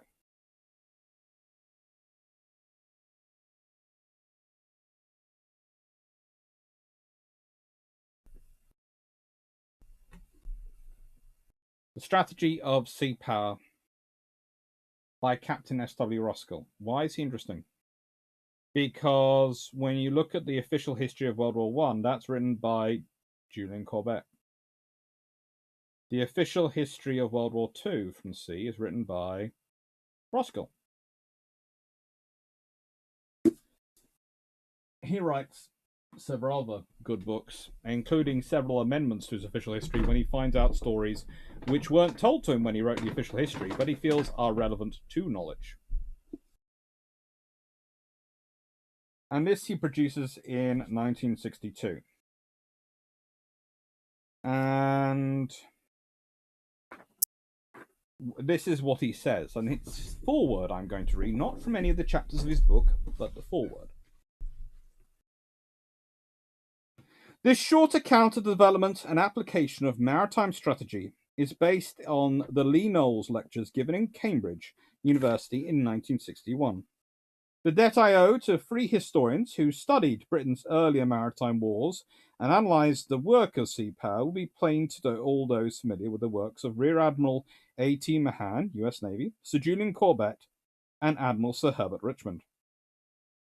And the fact that in all three cases I have found occasion sometimes to disagree with them, and in a few instances to correct them on matters of fact, vitiates my respect for their work. Vitiates but little. Since the study of history must, after all, be an ever-continuing process. Nor does the acknowledgement of what I owe to those three writers by any means mark the limit of my indebtedness to others. Among the contemporaries or near-contemporary historians, the authoritative works of S.R. Gardner, Dr. A.L. Rose, Sir John Neal, Mr. David Ogg, and Dr. J.A. Wilmotson, on their special periods, have all proved quite invaluable. Although it may seem bold, to the point of rashness, to consider how far the thesis and theories of Mahan, Corbett, and Richmond remain valid in an age when man's insatiable urge to discovery is plainly leading him towards such revolutionary accomplishments as the conquest of space, such an attempt has here been made. The justification for this temerity lies in the belief that, while historical experience must require constant revision and reconsideration, and must in any case always be viewed with cautious skepticism, its neglect has in several recent instances proved premature, if not wholly mistaken. Thus, there may be found in these pages a warning against rejection of principles and practices which, although their continued validity certainly cannot be guaranteed, have yet to prove proved obsolete. In assessing the strategy employed in the First World War, the historian is handicapped by the fact that, although 45 years have now elapsed since the Battle of Jutland was fought, a considerable number of important documents are, by direction of trustees or literary executors, still reserved from scrutiny. Such are some of the papers of Admiral of the Fleet Earl Jellicoe, and also the only surviving unexpurgated copy of Captain J.T. Harper's Jutland Record.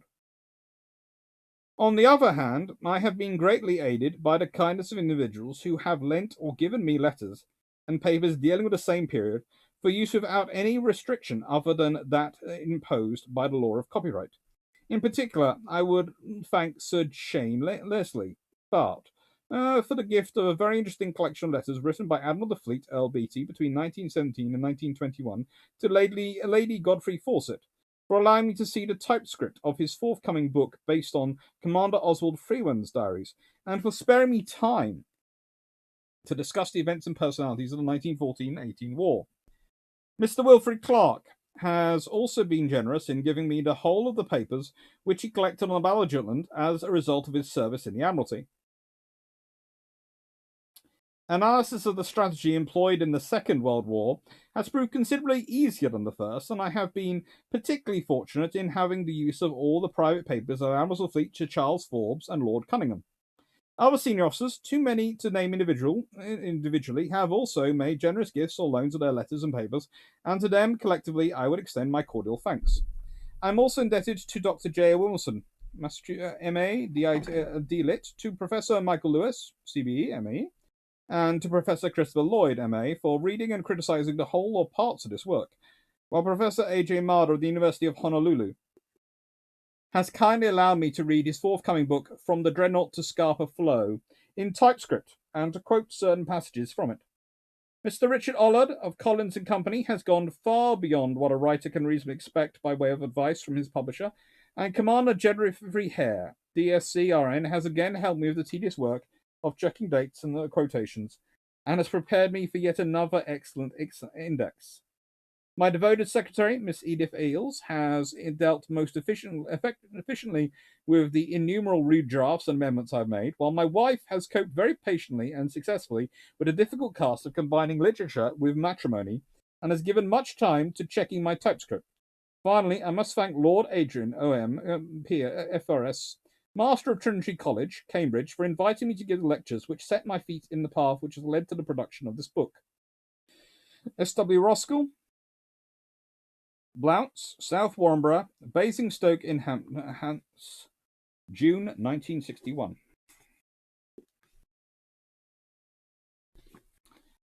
And just because I like to start off by explaining this, guess which war he starts off with in Chapter 1, from the early times to the end of the 7 Years' War. From adversity through to triumph, to Pax Britannica, is Chapter 2. From the beginning of the 20th century to the end of the First German War, Chapter 3. The Uneasy Interlude, 1918 to 1939. Chapter 5. The Struggle with Germany, renewed, the defensive phase, 39 to 41. Chapter 6. The Period of Balance, 42 to 3. The offensive phase, 44 to 5, and that's about Chapter 7. Chapter 8, some conclusions regarding the war of 1939 to 45 and a glance at subsequent developments. And a selected biography and index. If you can find a copy of this book, you won't be disappointed, but it's going to be a big if. There weren't many produced. And they are now 60 years old. But they're still worth it. They really are.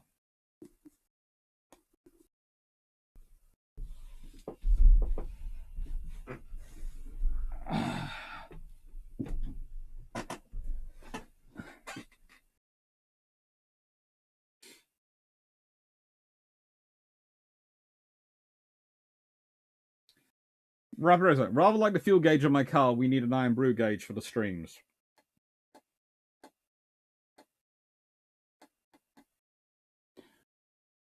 Let's put it this way. I have 4 more books to get through.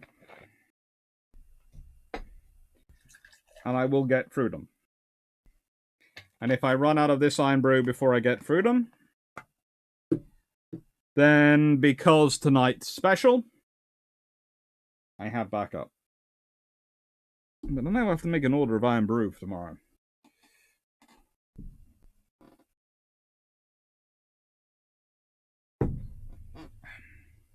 Knights of Clearance. Seriously, Enterprise's fame saved her from a nuke, but not the scrapyard.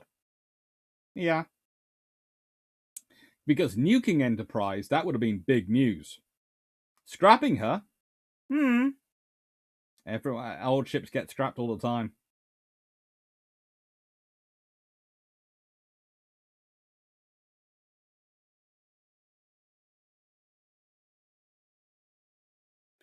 John Barrett, we can't know the present without the past, and we don't know the future. Know the future to the present. I'm not sure who said it. Sounds cool. Hacken Bergwell. Hello, Hacken. Never charge a T-28 from the front. No. I wish I could write like that, praising your predecessors while basically telling them you're wrong. Yeah. Let's put it this way. It's good to do it, but it's better to do it if you have a secure income so you don't have to look for employment.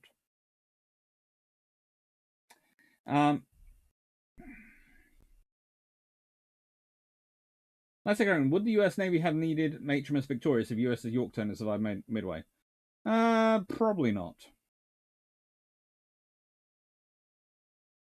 But they might still have wanted her, yes. But the interesting question would be whether they would have needed her as much.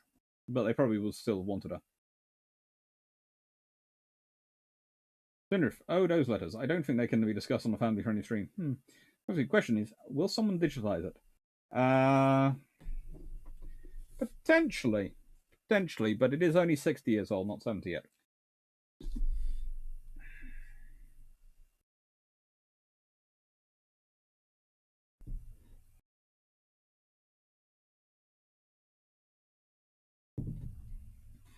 Right, Fraser, I'm reading Atlantic Linchpin right now, and all I can think of is where there's a book for Iceland.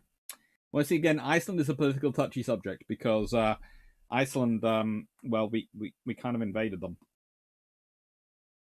So it's not as nice. Whereas Portugal, they allowed us to use them. Iceland, we sort of invaded and forced to be used. Let's put it this way. They probably would still have wanted to help us out, but we didn't wait around just in case the Germans did the thing to them like they done to Norway.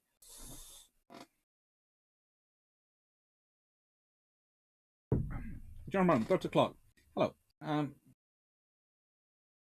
Hello. How many bottles do you want? That are basically me and Asda have a good ongoing relationship.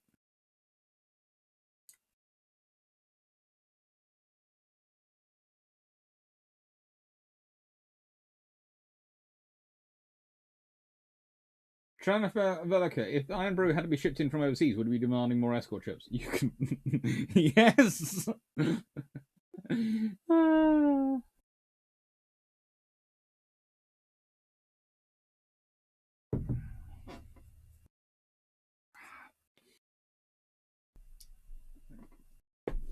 So, Telecom, didn't you invade Iceland like 2 or 3 guys? We used a few more than that.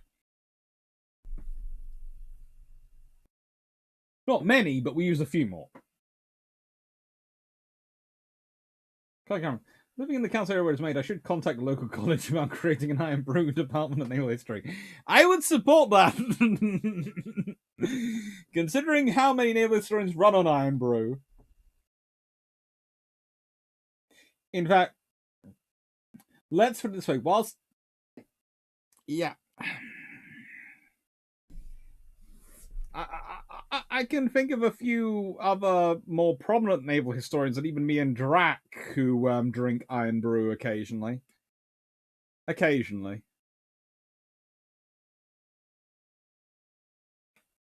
It does seem to be a drink we all run on.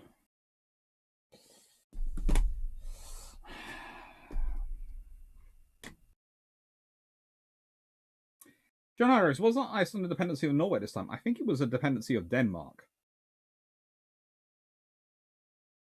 Don't think Norway, I think Denmark. Like Greenland.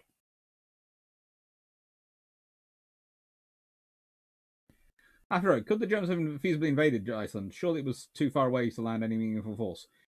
There's basically no military there in the first place, so frankly, the British weren't sure what meaningful force would actually be required. They didn't know that if the Germans did invade, it would be very, very problematic, so they took it first.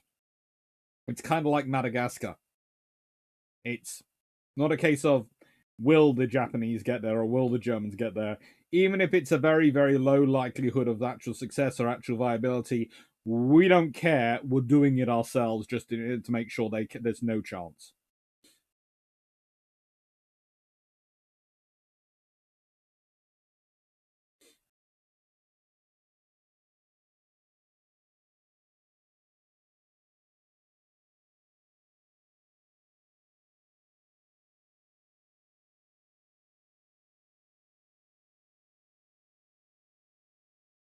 Professor, given the pattern of Italy changing sides in war, I wonder if anyone had second thoughts on NATO membership. Remember, Italy always end up on the winning side in a war, so basically it's considered a good idea having them in your side. They're kind of like Nobby Knobs in Terry Pratchett. If you haven't read the Ankh-Morpork series, there is a character called Nobby Knobs who's a corporal in the Ankh-Morpork City Watch. And as Fred Colon, who's a sergeant, remarks at one point to him, Nobby, there were generals who used to watch you from the side of the field, and depending on which regiment or uniform you were wearing at the time, they knew how the battle was going. Actually, no, let me start off that phrase. Nobby said, I've served in a few regiments in my time. And Fred responded with, not you, you've served in regiments in the same battles. Not usually serve in different regiments in the same battles. And I went, well, I was in demand. To which, as Colonel responded with the earlier response, generals were watching you. Whichever uniform you were wearing was winning in the battle. Very fun.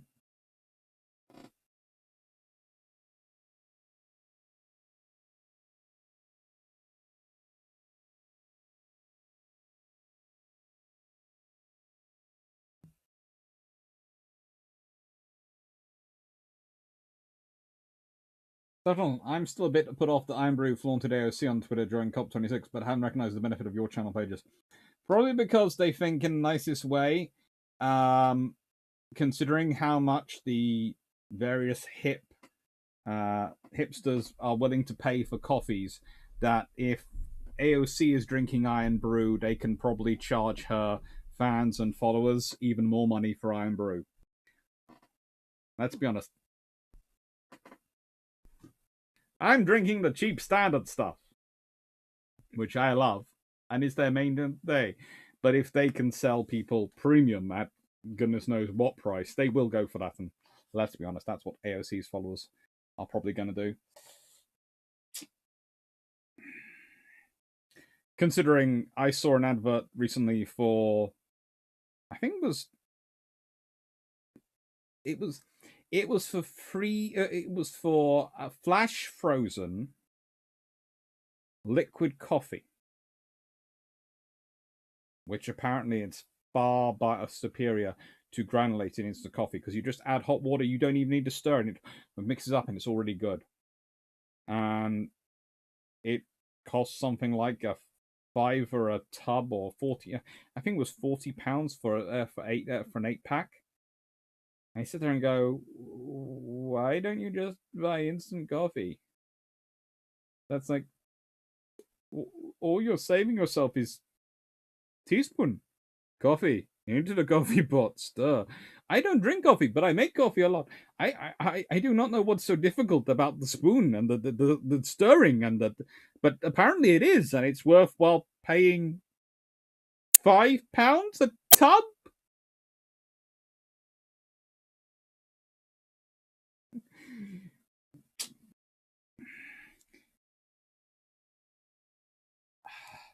That's again. What would an Iceland military force look like? Very aggressive ponies. I think someone else have written. Uh, they don't. They have armed trawlers for fishery protection.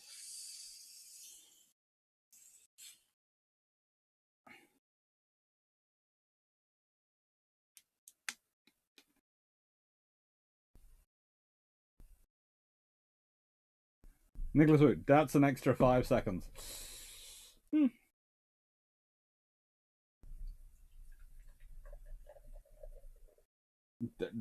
Whatever, Jonathan, whatever you do, don't look it up. I have a friend who I would call a coffee aficionado, although she would certainly claim she isn't. But she makes herself proper Turkish coffee, what I'd call proper Turkish style coffee. You know, she has the pot, the special pot, sort of saucepan pot you put on the hob and you cook it and do it all that way. And I think I possibly caused her to, well, have a small mental breakdown when I sent her through the advert and said, "Have you seen this?"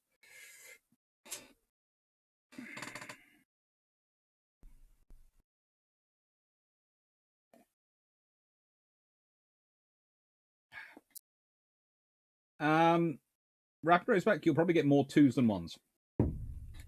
So, oh. Ba-ba-da-ba.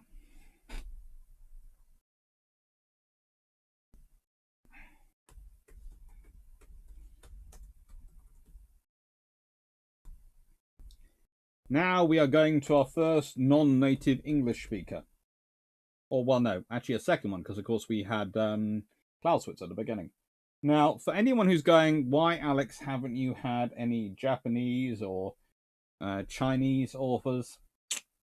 There are 2 reasons. One, honestly, the stuff they've written on naval strategy is probably very good, but it loses something in its translation. After all, Clausewitz loses something in translation. It's not. It's very heavy Prussian German, but even its normal thing. But in the translation, it does lose something. I would argue that the Japanese one is especially misunderstood. There have been some good articles, and I have been fortunate enough to look at some of those for this, but I can give you an example what's going to be up on Thursday, what's going to be up on Tuesday, because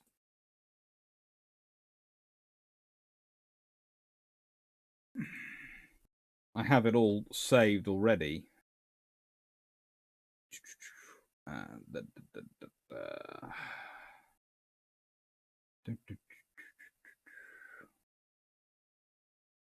Mm-hmm.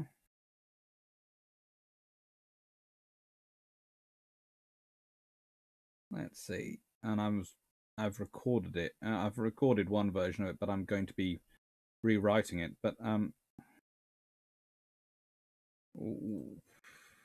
there are so many doctrines of Japan which are forgotten.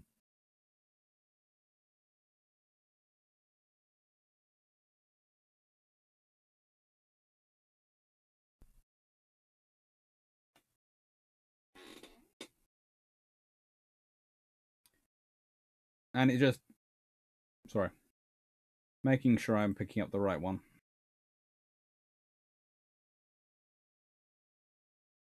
Picking up the right version, that is.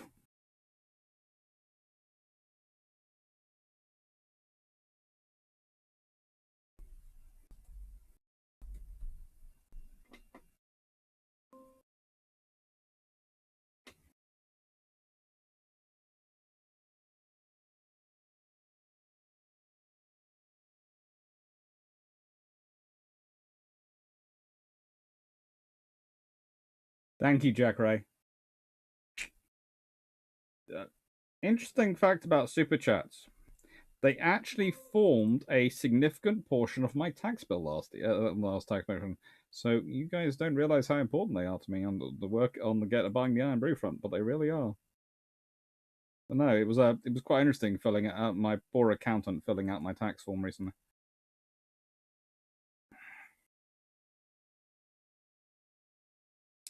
Here we go.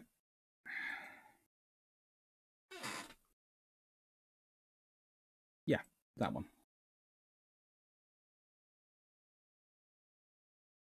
The fact is, Japan has lots of doctrines and lots of different strategies and lots of interplaying things. We often talk about the Kantai Kessen and the decisive battle doctrine as being, well, the decisive element of Japanese doctrine. But honestly, for most of the 1930s, the Yuge Sengen Sakusen, the interception attrition operations doctrine, was in the ascendant.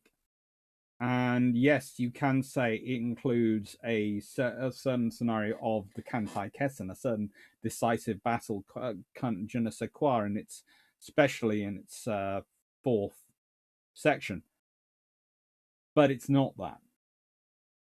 But the trouble is, whilst Yoshi Hiramama and a few others have done amazing work producing papers, etc., that have brought this to the fore, I would argue there have most books still focusing on the Kantai Kessen as if it's the sole doctrine. And it's not.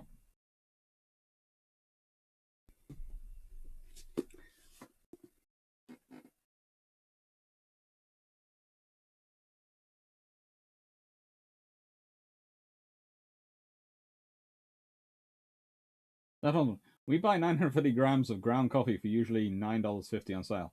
My Algarve tea is a treat, $6.50 for 80 bags.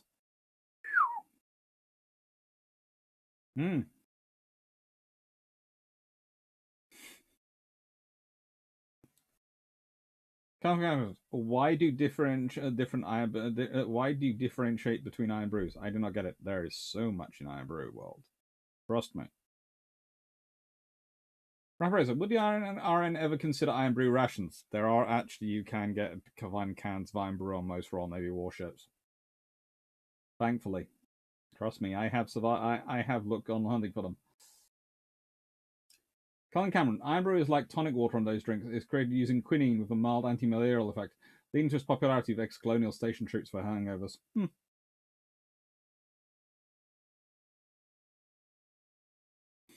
John Shea, I don't get it. You ever get a bag of ground coffee beans, get out my coffee maker and brew myself 2 to 6 cups of coffee. It's easy and simple, and most of them cheap. I know. Oh.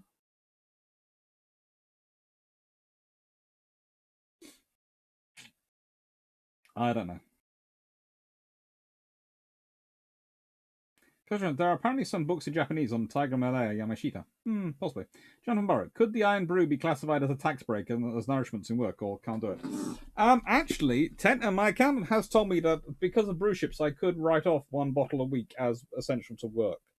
And I went, no, I'm not getting that fun. Oh, that's strange. Thank you, George Newman.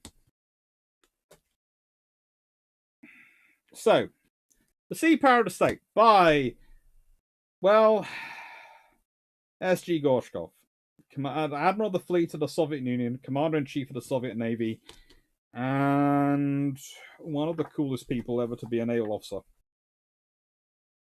But he's also one of the most contentious whenever you read his strategic thinking, because he's unashamed in admitting that he is talking about naval strategy from the perspective of the Soviet Union, of Russia. And some people go, that means he's not doing proper naval strategy. Well, no, it does, because Mahan was doing naval strategy from the perspective of what America needed.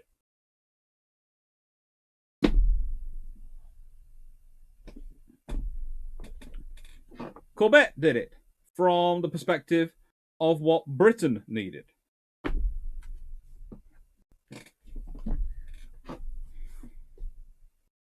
I hope Andrew won't take us the wrong way, but kind of. Its title tells you everything you need to know about what it is for. It's the British way of war.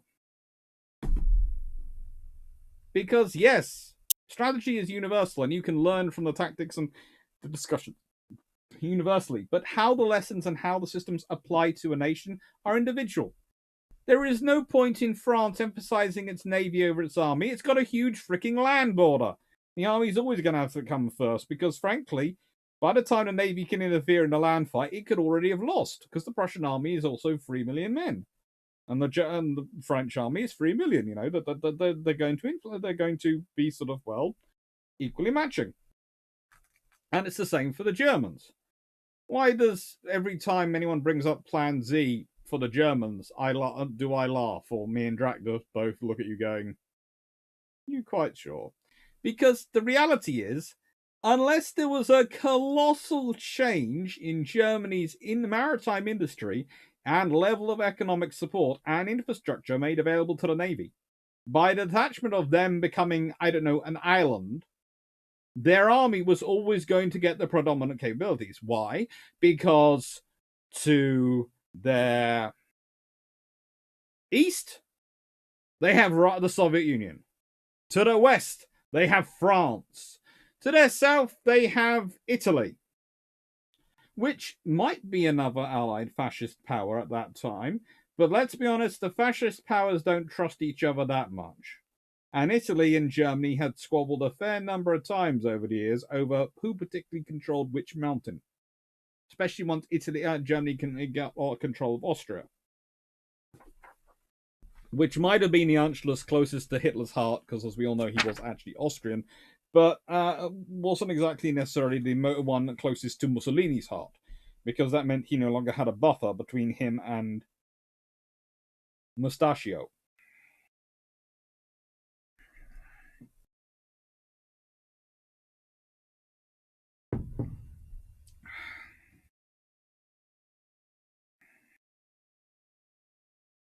Remember, naval warfare doesn't allow for defense in depth. Not really.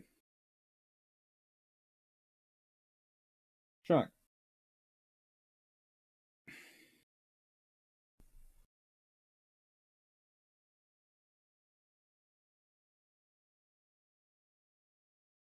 Night again. If the Royal Navy went for the Sea Flash missile, what missile will get cancelled?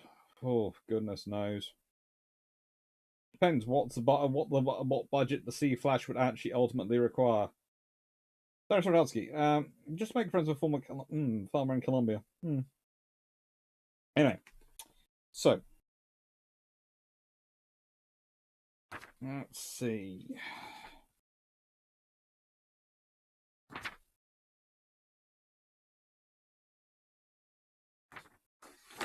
So, I want to read this book, this section to you, because I want you to think about this. This is written by a communist admiral, and its Russian edition is copyright 1976. The translation edition is 1979. This version is reprinted in 1980. So, broadly speaking, I would like it noted that this is roughly 45 years ago. Okay, and I'm going to read from you section from page 24 in this book. Problems of combating the pollution of the oceans. Why is that strategically relevant? Well, listen. The swift developments of industry and the agriculture, and also the intensive use of the riches of the sea, have caused wide-scale pollution and created a threat to the life of animal organisms, both of inland fresh waters and in seas and oceans. It's quite natural that as mankind becomes more aware of the tremendous importance of the ocean as a source of vital resources and the need for its comprehensive study grows, problems of preserving and developing these resources also arise, and hence also problems of combating pollution of the oceanic environment directly and very dangerously threatening its riches. Of late, the fight against pollution of the oceans has ceased to be a purely scientific problem and is at the centre of attention both of the governments of many countries and international organisations. At a conference held in October 1973 in London, an international convention for the prevention of pollution from ships was adopted, intending to replace the 1954 International Convention on the Prevention of Pollution of the Sea by Oil. The new convention stiffens the demands of measures to prevent such pollution. In the Soviet Union, the protection of the waters from pollution is regarded as a general task of the state. The law on the protection of nature in the RSFSR was adopted by the third session of the Supreme Soviet of the RSFSR on the fifth convocation as far back as 1960. In December 1972, a resolution of the Central Committee of the CPSU and the USSR Central Council of Ministers on strengthening protection of nature and improving use of natural resources was adopted. From January 1973 issue of Courier, the UNESCO journal, we have as 10 main pollutants of our planet. Radiation arises from atomic weapons testing and from the operation of nuclear-powered ships and vessels in the production of nuclear fuels and arms manufacture. Exceeding permissible doses may lead to malignant neoplasms and genetic mutations. Oil. Pollution occurs on transporting oil by sea in sea disasters and in extracting and purifying it, with dire ecological consequences. Pollutes the coast, causes death of plankton, organisms, fish, seabirds, and mammals. DDT and other pesticides, very toxic for the crustaceans, even in very low concentrations. Gaining access to water stretches, they kill fish and poison organisms, serving as food for the fish and also human foodstuffs. Mercury, contained in the combustion products of fossil fuels, paint products waste, and is released on enrichment of ores. Mercury, one of the most dangerous pollutants of foodstuffs, especially those of marine origin, is able to accumulate in the body, exerting a harmful influence on the nervous system. Phosphates, contained in sewage. The main sources are chemical detergents, fertilizers washed from the soil, and waste products of farms engaged in intensive animal husbandry. The main pollutant of the waters of rivers and lakes. Lead, contained in exhaust gases, are sources undertaking processing leading ores, the chemical industry, and pesticides. It is a toxic element with cumulative properties, acts on the enzyme systems and metabolism of living cells, and accumulates in sea deposits and in fresh water. Carbon dioxide forms on the combustion of various carbon-containing compounds, power industry and heating. Increasing the content of this gas in the atmosphere may cause a dangerous rise in temperatures over the Earth's surface, which is fraught with dire geochemical and ecological consequences. Carbon monoxide, a very toxic gas which may disturb the thermal balance of the upper atmosphere. The main sources are internal combustion engines, the metallurgical industry, and oil distillation plants. 9. Sulfur dioxide, contained in exhaust gases, the fumes of power in industrial plants and ovens. Pollution of the air with it exacerbates respiratory diseases, inflicts harm on plants, and corrodes limestone constructions and some synthetic fabrics and materials. 10. Nitrogen oxides. They produce smog, promoting heavy proliferation of aquatic vegetation, which leads to the depletion of the oxygen reserves in water, death of fish, and deterioration of the quality of water. The main sources are internal combustion engines, jet engines, blast furnaces, industrial chemical plants, forest fires, and immoderate use of chemical fertilizers. The greatest danger to the resources of the world ocean and mankind as a whole is posed by the pollution of the waters by radioactive substances and oil products. The natural radioactivity of the ocean, in the main, is produced by potassium-40, and the artificial chiefly by strontium-90 and cesium-137. All marine organisms possess a selective capacity to accumulate radioactive substances and concentrate them in large amounts. Algae and phytoplankton concentrate radioactive isotopes to tens of thousands of times their content in water. Radioactive isotopes are also actively taken up by animals living in the water. Thus, fish which make distant migrations are contaminated with radioactive substances and act as carriers. For marine organisms, the most dangerous are cerium, cesium, and yttrium, and for man, strontium-90.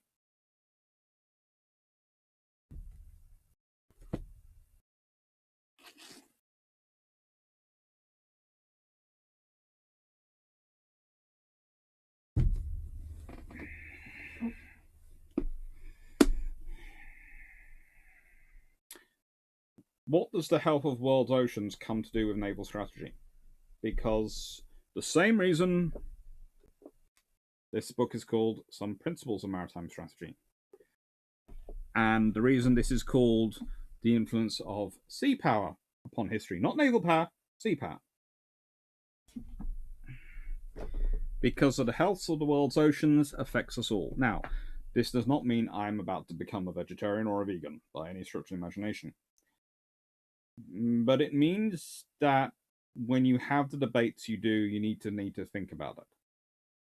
Because,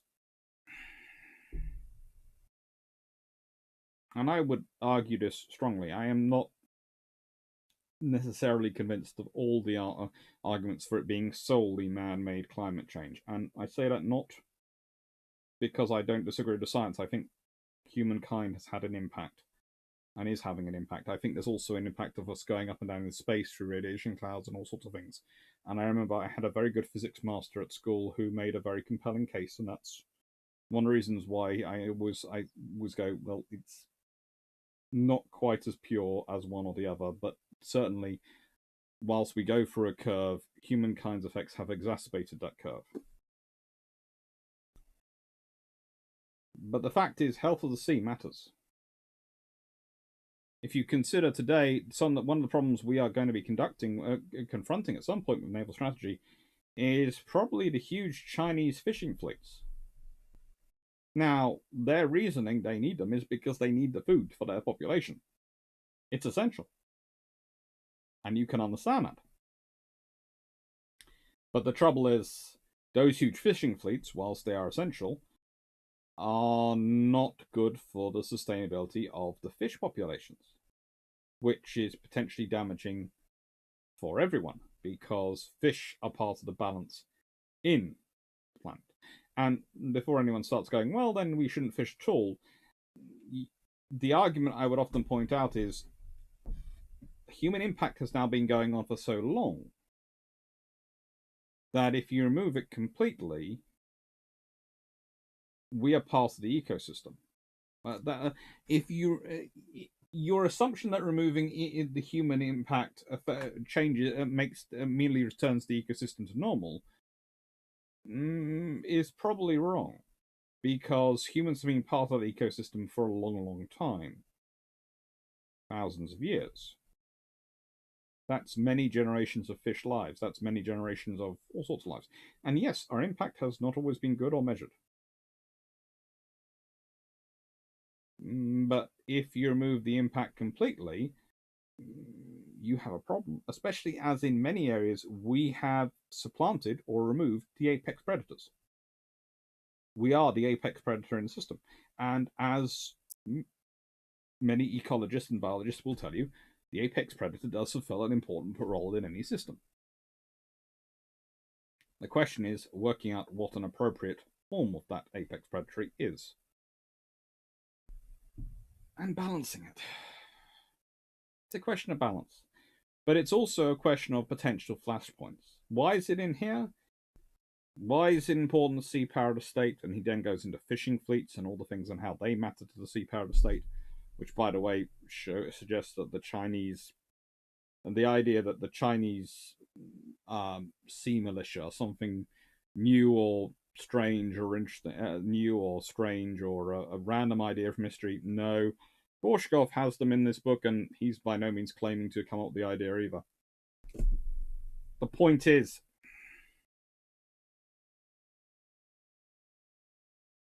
it's now a question you have to start thinking about. It's not something which will necessarily be a naval response. It might necessarily be a maritime response. I had an interesting conversation with someone the other day, which was basically along lines of, I think it was Cyclic actually, who you will know from the Discord server is one of the admins, and we're talking away. The interesting position that the Chinese have got themselves into, because everyone knows the LCS is not the greatest warship in the world. And the Chinese have made a big thing about it being not the greatest warship in the world, and showing how this shows how bad the Americans are and how weak they are. And so sometimes when the Americans are using them as basically the low-level gunboat diplomacy with an Arleigh Burke and a LHD sitting further back, USS America, quite in the most recent example, and so, and the Chinese have a choice. They either actually fight the LCS, in which case, if they lose, they look bad, but then they also have started a war, because that's a warship, and you fire on it, it's a war, or they have to back down versus a ship which they've told everyone is terrible and weak. That's humiliating. So actually, the American, in a funny way, the LCS is one of the perfect solutions and potential solutions for the fishing fleet, because if they're corralled by literal combat ships, admittedly, we might not be sure the critical combat ships can survive in the Southern Pacific of the particular waters they're in, or the Southern Atlantic once they get there. But, you know, if they're being forced to deter by LCS, it's kind of embarrassing because of their own stuff they've talked about. It becomes a catch-22. You don't want a war over it because, frankly, it's not worth a war. But backing down to an LCS, yes, you know there is a bigger warship over the horizon. You know there is a powerful task group to back these ships up. You know that in your head, if you fire on this ship, it might be a terrible ship, but it's the US Navy and you're at war with the US. But the visual is you backing down to the little crappy ship. Excuse the French.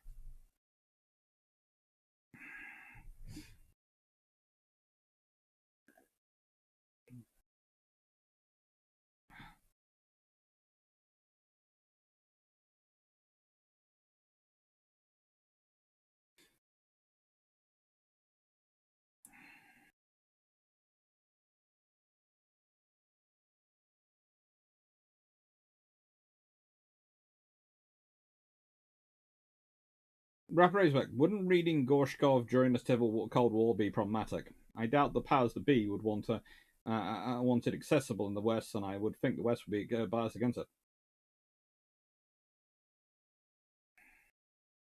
Learn your enemy, and it sold quite well in the US.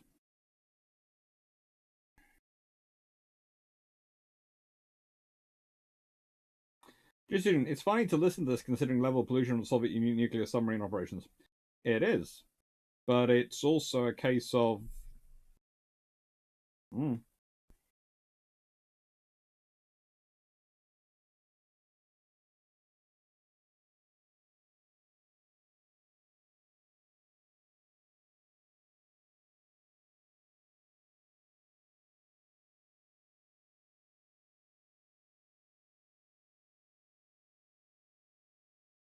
Steph Thompson, it still astounds me how much the USSR were backing nuclear and how the West was being left behind by it. I would say both were pouring in money, but in different ways. The USSR had less computational power because they didn't manage to shrink down the microprocessors as much. So basically, the West could do far more computer simulations before building it. The USSR had to build it. So that means the USSR can look more further ahead than it was because it actually constructed something. It's a more iterative rather than evolutionary design process. Let's see. Sean Hargraves, I wonder if people would buy the Coca-Cola's 1901 version. Well, you can always hope. Sean Quigley, hello. Personally, though, I prefer not to buy the 1901 version of Coca-Cola. It could be a bit addictive. John Cameron, mercury was heavily used during the pre-20th century in medicines, foodstuffs, and was found in human waste, resulting in the phrase "mad as hatter." Oof.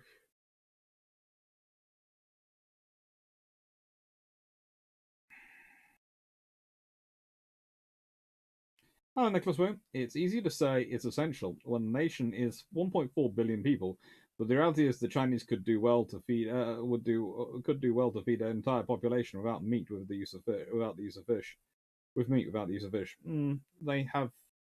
The trouble is the Chinese do not have that good a farming area, honestly.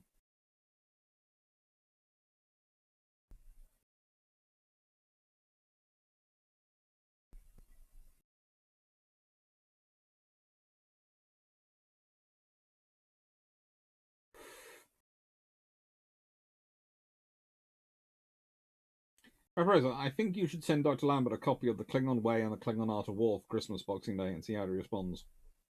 I wouldn't like to say with 100% certainty, but having discussed television with Andrew in the past, I wouldn't be surprised if he already has copies of those books. I'm fairly certain he has most of the same copies of books of Battlestar Galactica ship designs, etc. that I do. Fairly certain. I'm not 100% sure. I haven't ever asked him point blank, but the discussions I've occasionally had with him in the past over it would suggest that we have a similar taste in those sort of books.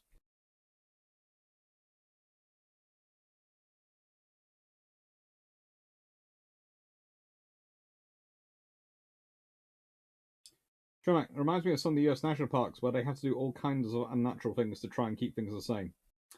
Yep.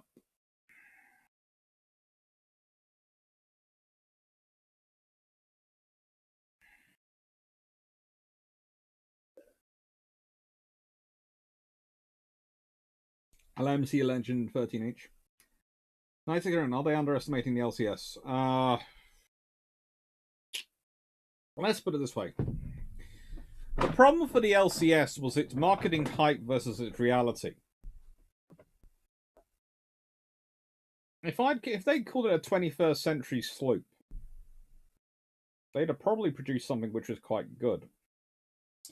If they had gone for an off-the-shelf Stanflex system for their modular system, they would have probably produced something quite good. As it was, the trouble for the Americans was their own procurement system got in the way, and the similar thing happened to the LCS as happened to the Bradley. And if you've ever seen Pentagon Wars and what happens to the Bradley, you will know what I mean about what happened to the LCS.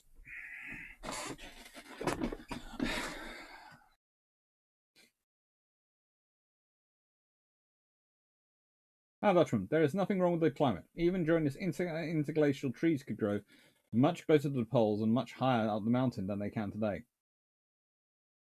That's why I said my earlier thing about that we go for a cycle anyway, but I'm, as I said, my physics master, and he was a very, very clever, very, very good at the physics. Amazing at physics. Far, far too qualified to be teaching in schools. But he enjoyed teaching in schools over teaching in universities because he felt that if he was teaching in university, it was too late. No chance to get people interested in physics if you're teaching in university. There are already the ones coming there are already interested, and you need to get more people interested in physics. And he'd go and give lectures in universities and some big, high-powered lectures. So we were really lucky to have them. And my A-level physics class had 2 students in it. Again, luck of being a scholarship boy at a private school. I was in a physics class which had 2. So pretty much one-on-one. It was almost one-to-one tuition for the entire 2 years I did A-level physics. And he was amazing. He was also furious when my exam paper came back to me. Because the board refused to allow me to use my computer. Because they said it shouldn't be done on a laptop. And they then sent back the exam paper saying, we can't give him a grade because we can't read the paper. And he was quite prepared to go up there and do all sorts of nasty things to them, I'm fairly sure. But I'd already got him to the university I wanted to, and frankly, I just went, I don't mind. I know I'm good at, I know my skill at physics. I know what you taught me, so don't need it. In the end, it's a piece of paper which won't affect it.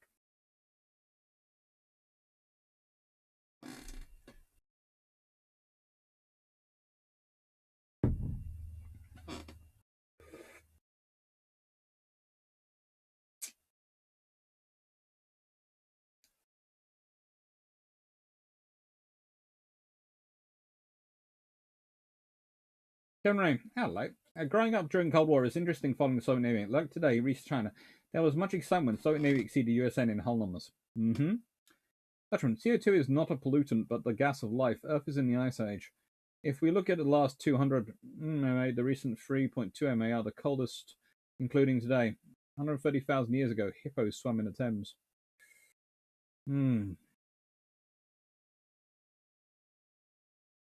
Honestly, I'm fairly sure hippos were swimming in the Thames a lot more recently than that. But I think they were the Queen's private zoo that were kept at London, Tower of London.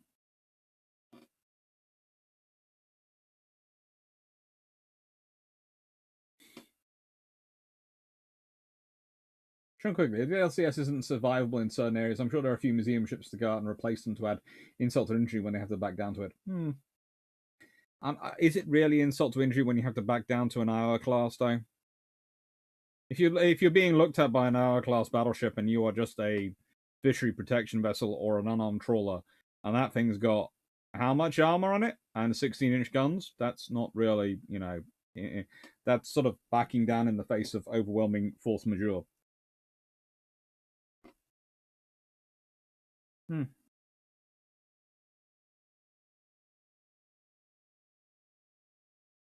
Why do warships have windows? Because, believe it or not, the Mark 1 eyeball still matters.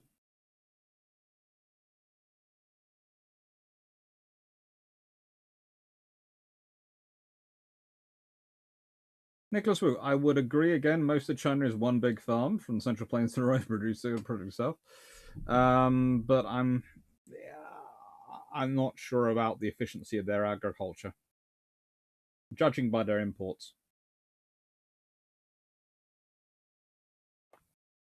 Shomak, Pentagon Wars is really funny, but it's also very, very misleading.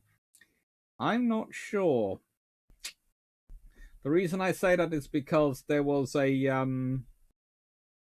U.S. Army colonel at King's during my time there who came, I think, from Master's course, and his response was that was pretty darn accurate, because I think he was I think he had either been around for part of it or knew a lot of people in it.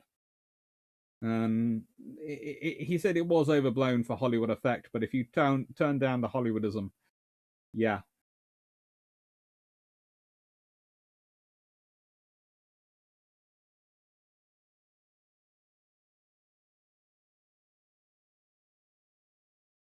I agree. The Bradley worked out pretty well in the end, Doxon. But the thing is, the Bradley starts out as an infantry transport vehicle, basically a battlefield taxi, and a replacement for the M13, and turns into an all singing, all dancing thing. And it's useful.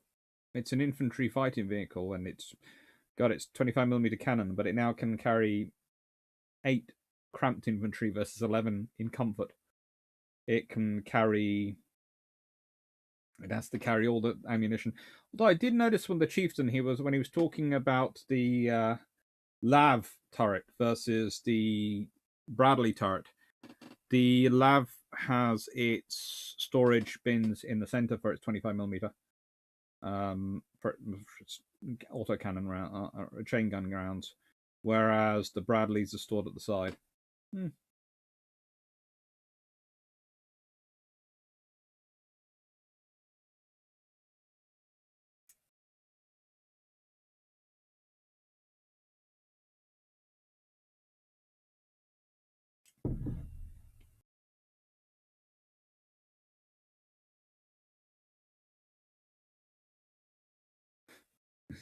Chunking, well, not so much I was thinking USG high endurance cutters or perhaps some old destroyers.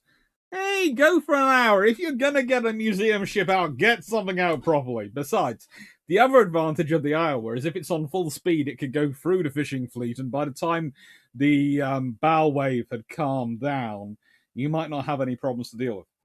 It might be more a case of send out boats, we need to pick up survivors.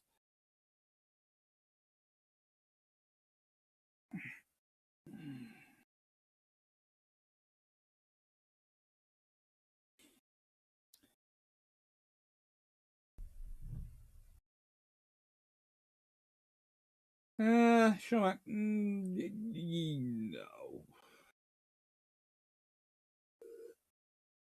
That's kind of like getting into the debate on when the swordfish started and where you start the story. Sure, Max. So I would be careful about saying as it's starting out a response to the BP. There are other programs which get included in it. It's like now when I'm starting off the swordfish, I started off in 1928 when the Admiralty and Air Ministry first have started having discussions. In 1930, the first specifications are introduced. But then those specifications are for 2 separate types of aircraft, but both with similar performance characteristics, but for slightly different mentioned roles. Then later on, they're combined. And then it becomes one. And that's when you get sort of people going, oh, well, this is when the swordfish is dated from, because it dates from this later specification. And I would argue no, it doesn't, because frankly, the aircraft first starts being designed and developed in response to informal conversations in 1928, formal conversations in 1930, and really steps up in the sort of 1933-ish. There's nothing wrong with that though, but that's the thing. That's where you have to be. You have to be careful with military programs, especially modern ones, because the same tricks which were used in the 1930s are still used to this day and were used before then. You change the name on the tin and you change the branding, and it's a new program. It's not a new program, though. It really isn't.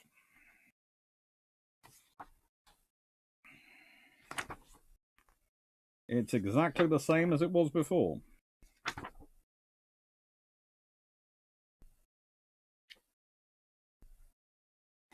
You know, that's the interesting thing.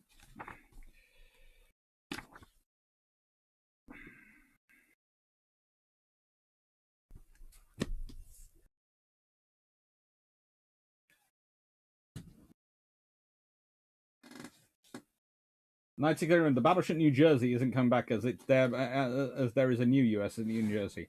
Yeah, but the thing is, they just probably call it they just call it a USS New Jersey, the battleship, or the original, or New Jersey BB.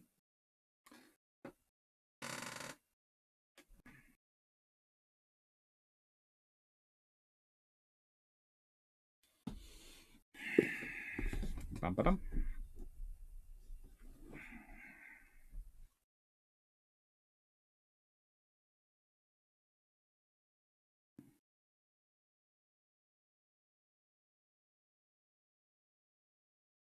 Sure, Mac. That's a fair point, but I would say we don't really have the full story on what's going on. Just really Bird's word for it, and he isn't exactly an unbiased source. I know, which is why the friendly colonel gave a very nice discussion, chatted away about it, and sort of explained some things. But it's a case of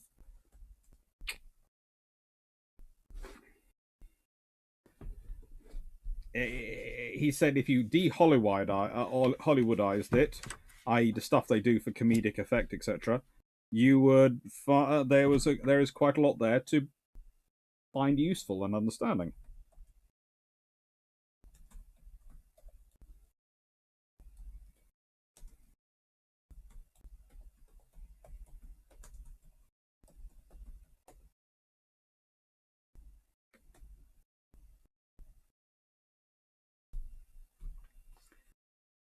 Next book. Gunboat Diplomacy, 1919 to 1979. Now, this is, of course, James Cable's work.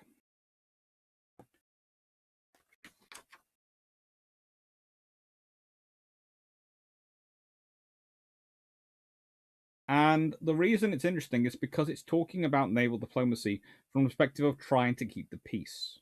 And honestly, most of the works that are going to come forward next are going to be about that. And that's the thing. Naval, maritime supremacy, some principles of maritime strategy, etc. These are not just war fighting doctrines. This is the point you most often have to make. Because the maritime sphere is, due to the necessities of international law, etc., is always a contested space, or at least a semi-contested space. In that, no one really rules once it's beyond. Well, I suppose you can now include up to the exclusive economic zone areas, but that really that's more a case of you have administration of, you don't rule. Territorial waters, possibly, but even then there are positions of international passage agreed, i.e., the English Channel, before we get into the fact of, I don't know, the Dardanelles Straits and various other scenarios. So, in that sense, the maritime sphere is always contested. Just a war formalizes it. Peace makes it more complicated. By now, the prospects for gunboat diplomacy may seem gloomy. Technological progress is driving the strongest navies to a preoccupation with instant war that impairs their peacetime capacity while simultaneously offering victims new means of deterrence, defense, and counterattack. Warships are more vulnerable, less able to employ their visible presence as a sufficient menace, compelled to assemble in greater numbers and to undertake more extensive operations.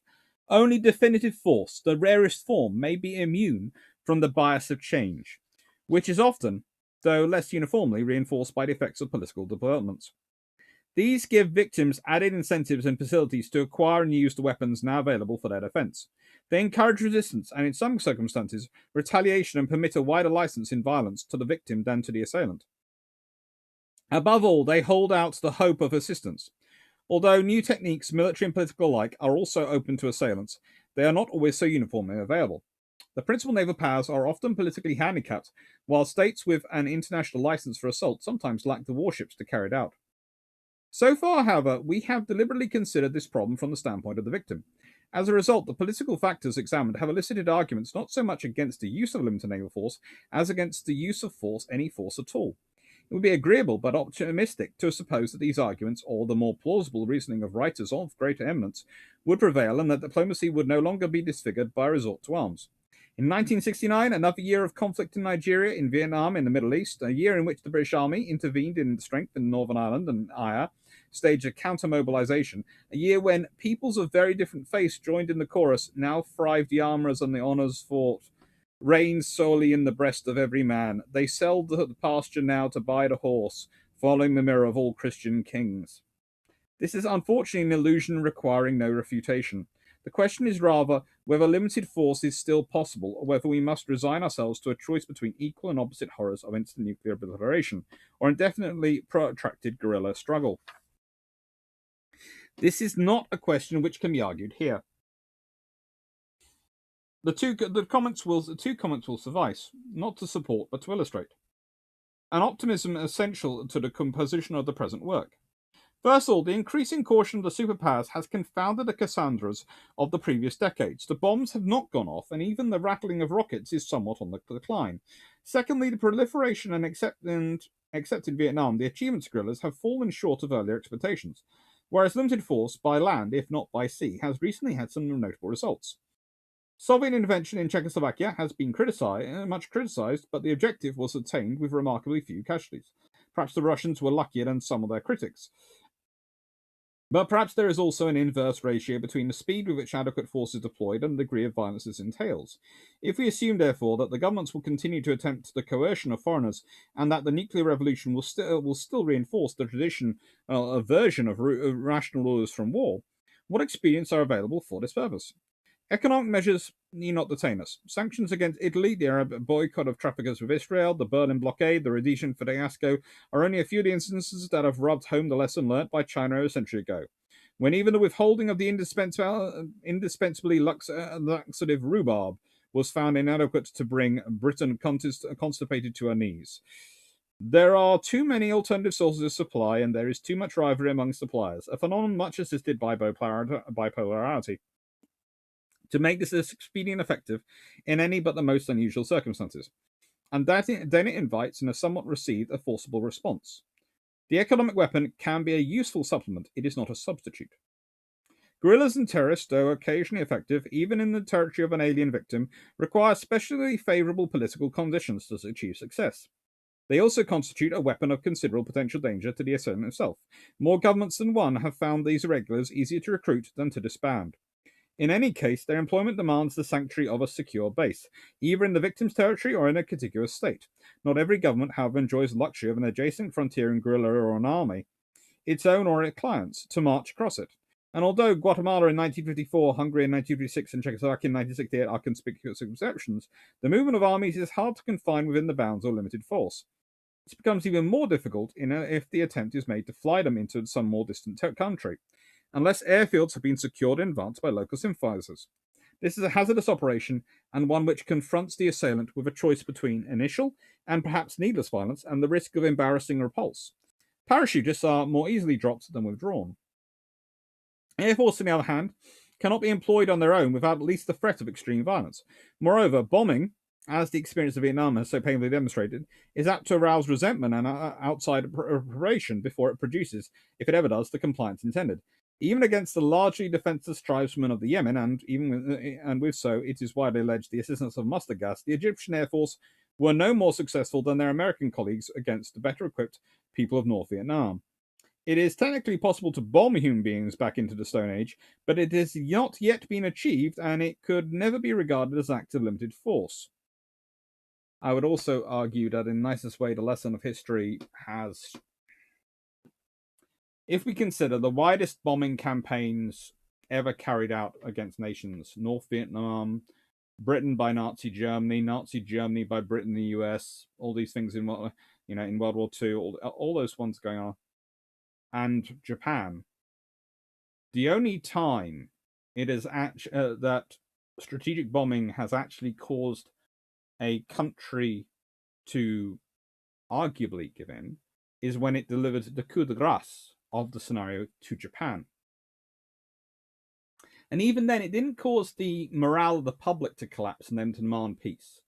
It caused the rulers to think, hang on, we're already losing this, and we're going to have to... And it's a sort of internal coup and an internal counter-coup in Japan's government, which then leads to peace.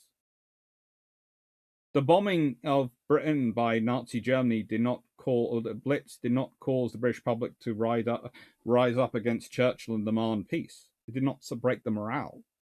That's one of the fallacies of modern warfare that we often see talked about, the idea that you can bomb a country into submission. You could theoretically bomb them back to the Stone Age. But are you going to make them resent you? Or are you going to make them acquiesce to you? You're probably going to do the latter. And if you want modern examples of it, there is also always the classic example of the fact that we bombed Serbian forces massively in Kosovo. And when they actually withdrew, the amount of troops that withdrew were larger than our estimates of what troops were actually in there. And it turned out we had managed to miss pretty much all of their equipment. Which was not that great. But we did also manage to do things like bomb the wrecked out TV station about 4 times in a row, hit the Chinese embassy, all sorts of things in Belgrade, which was also not that great. Basically, the point is, bombing is an actual military act. Aircraft flying, again, it's not much. If we consider, again, this one, the Chinese keep flying near Taiwan. It raises the stakes, but what's it achieved? Has it suppressed the Taiwanese morale, or has it in many ways actually had the reverse effect? Because it's so obviously bullying. Whereas a ship turning up and hosting a party isn't so obviously bullying. The decisive argument against the use of ground and air forces, however, is often geographical. Unless some contiguous ally offers a base or overflying facilities, a distant victim may only be accessible by sea. Even where these exceptional circumstances exist, a naval intervention may seem preferable. The sea still offers a neutral place to arms open to all, where forces may be assembled, ready for intervention, but not yet committed. With greater precautions, perhaps in greater numbers than before, warships can still test the temperature of the waters before they venture too far. A ship that has approached the victim's coast, even a fleet that has entered territorial waters, is a lesser involvement than a platoon that has crossed the frontier or an aircraft that has dropped a bomb. And if intervention takes place but things go wrong, warships are still easier to withdraw. Naturally, it is the moment of commitment that the assailant must confront, and if he is to achieve success, bypass or overcome the new obstacles previously noted to the application of limited naval force. The political sanctity of national sovereignty and the military effectiveness of united and organized resistance. These obstacles can, however, be rather less formidable than was suggested in the early analysis, which concentrated on the worst case, which is also the rarest case, the purposeful application of limited naval force inshore, without any expectation of assistance or acquiescence from the victim until the moment when he finally yields to coercion, without anticipating the scenarios to be offered in a latter chapter. It may be worthwhile describing some of the easier types of naval intervention that our segments might consider. Being types of operations, this is a military classification according to method, which does not coincide with the political classification employed elsewhere. Definitive, purposeful, catalytic, or expressive. Now, the first and most obvious comprises operations of the high seas: escort, convoy, interception, capture, blockade, surveillance, and harassment. Neither the political nor the naval considerations of governing such operations have greatly changed since the days of the Spanish Civil War. Provided the assailant enjoys local naval superiority, that he has a colourable pretext for his actions, and that he avoids direct confrontation with a stronger naval power, he can still expect to get away with much more at sea than on land. During the struggle in Algeria, for instance, the French army were subjected to constant international criticism for the ultimately unsuccessful attempt to restore law and order in the French metropolitan territory, whereas the French navy were not seriously challenged in their probably illegal activities on the high seas. Stopping a merchant ship at sea is just as much an infringement of national sovereignty and international law as crossing a frontier, but is seldom resented so acutely, even by the victim or by third parties. Indeed, although bipolarity has increased the risk of encountering naval opposition, one earlier defensive may actually have diminished. There is no longer a predominant navy committed, as the Royal Navy used to be, to the proposition that the seas should be kept open to the ships of all nations not actually hostile to Britain.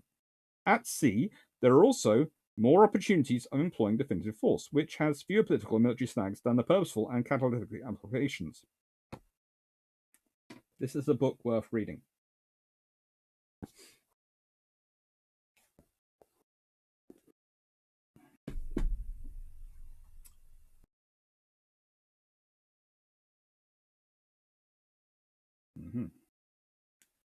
MC Legend 38. Would you preserve one of the Falklands War veteran Invincible class aircraft carriers in the museum? I would have liked to, but unfortunately we're not going to. They're all gone. Concluding. I think the problem with the LCS and Bradley is there are so few platforms being developed and put into production. Everyone wants to pile in on it. Yep. Sure. Fair enough, though. I'm always wary of that movie because I have had it repeated back to me as a gospel quite a few times. Oh, no movie is ever gospel. It's Hollywoodized. Let's be honest, Dunkirk combines like 3 officers to create the naval officer who you see on the movie. And I haven't even watched the movie, and I know that because there's been so many articles about the fact that it combines 3 officers to try and produce one person.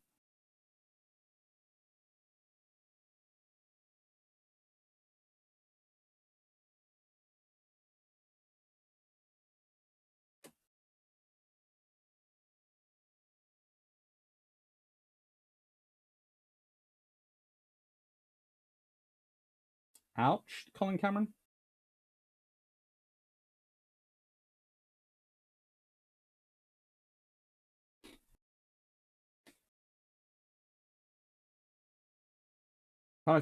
Wasn't the bombing people into the Stone Age actually dismissed by World War One? No. After World War One, they actually came up with it. In fact, if you ever read Gilio Duhay, who's often quoted as the father of modern air power theory and all the other things, you have to remember he actually advocates for using gas and biological warfare to attack civilian populations. In fact, he just thought it would be normal to go straight for them. And it's interesting to note that that's basically what a lot of air power theory is based on, and is why most of the combatants in World War II had huge stockpiles of those weapons, and everyone didn't use them because they were worried about everyone else using them.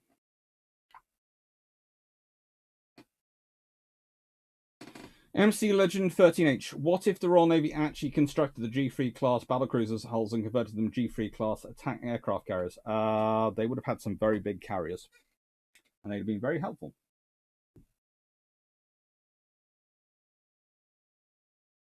Hello, Yickers.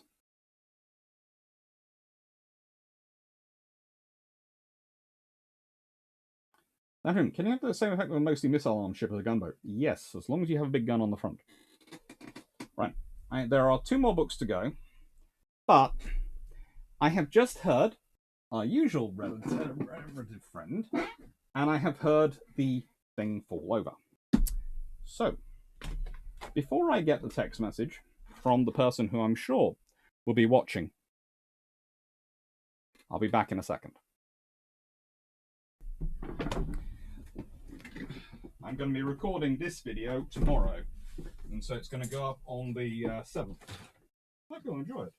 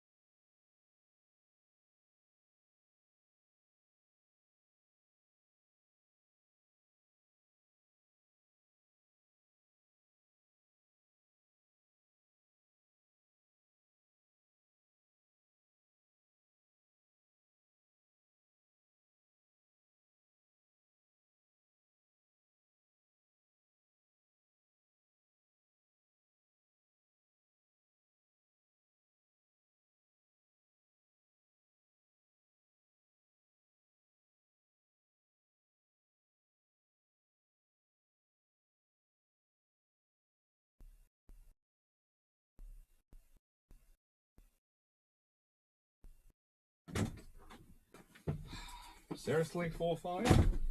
You and I are going to be banging in a metal stake and some concrete at this rate. Yes, everyone, I am talking to my hammer. I have a... Before anyone starts thinking I'm completely insane.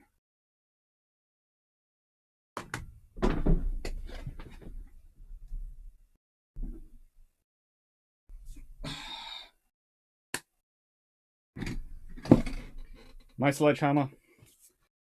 Anyone who's got one of these will know that it is on the top.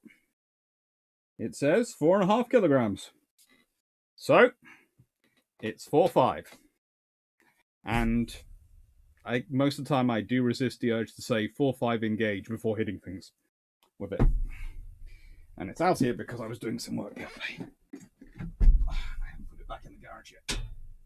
There you go.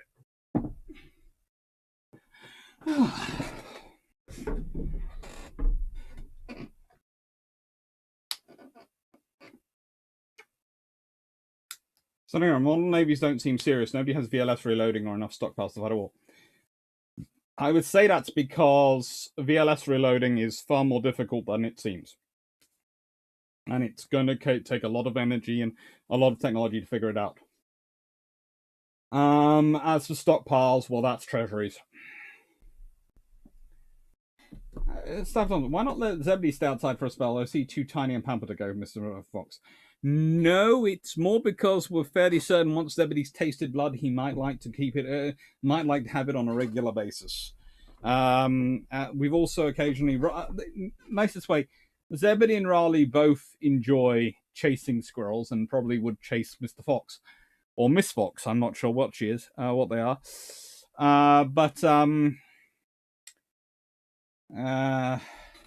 Let's put it this way. We're all fairly certain if they actually achieved and actually tasted blood, then those neighborhood cats might suffer. They're both very, very smart dogs, and potentially, yeah.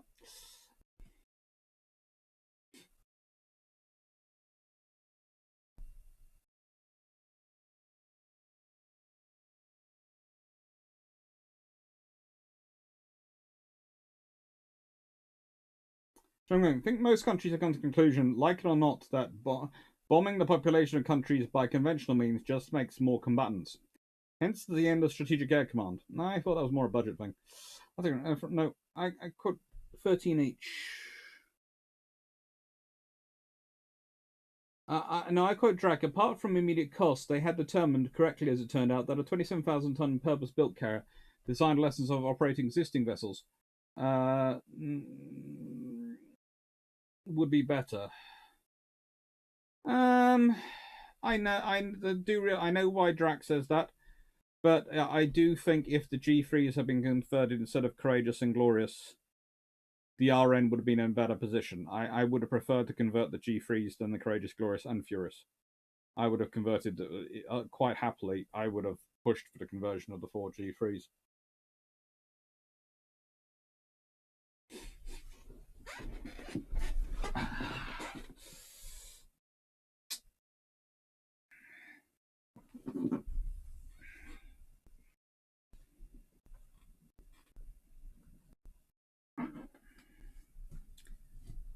M30, would it be possible to manufacture more durable containers for existing missiles and VLS, which can withstand some form of use? It could be. It could be possible. Basically, it's going to take some work to work it out and to develop it. And the trouble is, no one's actually had to. Vision, is the Desert Fox swinging around the Merchant Airline? I have to come back to see the doctors taking out a sledgehammer. No, I was talking to 4-5 about something else. Right, next book. Let me just type it in. And we got one more after this, and then it'll be over. And then I will be going and resting my voice because it is dying. Oh, 425. Soviet naval diplomacy.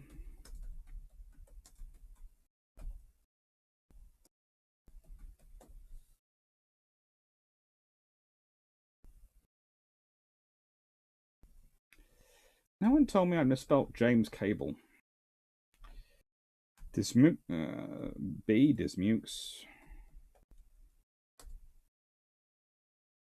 and J. McConnell.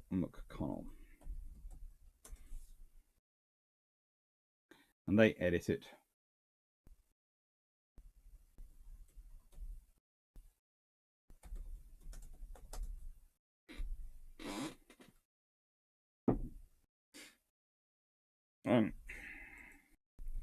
So this book, it's even more impossible to find than some of the others. It was produced in a very small number by Pergamon Press again, the same people who produced Gorshkhov book. And honestly, for many years, they were probably the best publishers of anything that was studying the Soviet Union. They produced a book called Soviet Naval Diplomacy. And it's in their Pergamon Policy Study series, and it was, well, how do I put this? It also came out in 1979. The same year, Gorshkhov came out. And interesting enough, the same year this book ends. So this book ends in, well, yeah. Well, how to put it? This book's first published in 1971, and then this version is published in 1981. It's updated, and hence it goes up to 1979.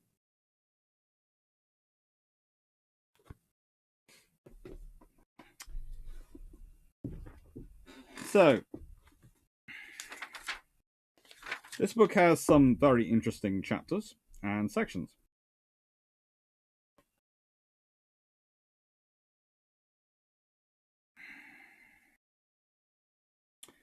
But honestly, 76, what is considered in Chapter 2, Trends in Soviet Naval Operations, written by Charles C. Peterson, and there's a section there called Naval Operations, the Setting for Diplomacy. Starts on page 76 in this book, and I may or may not have made it mandatory reading of students in one of my seminars when I was teaching at King's, and when I was doing my Aspects of Naval History course. And some of them may have liked it, and some of them may have actually hated me for it, because it was quite difficult to track down and find. But there might have been ways around that. Anyway, since 1964, Soviet naval out-of-area deployments have grown at varying rates in different ocean areas. Well, the basic character of these deployments was established by the late 1960s. The composition, location, and activity of deployed forces have varied widely over the years. For the interested reader, tables 2.12 and 2.1 to 2.15 summarize these changes up to the end of 1976. When it emerged on the open ocean a dozen years ago, the Soviet Navy was poorly equipped to mount sustained deployments and to respond rapidly to crises with the forces likely to be treated with respect by potential Western opponents. Its auxiliary forces could support little more than home water operations. The reach of its amphibious force did not extend beyond coastal waters, and the vast ocean areas lay outside the coverage of its surveillance system. Today, as chapters that follow will show, that situation has changed. In some respects, to be sure, Soviet capabilities have improved only marginally, and in others, hardly at all.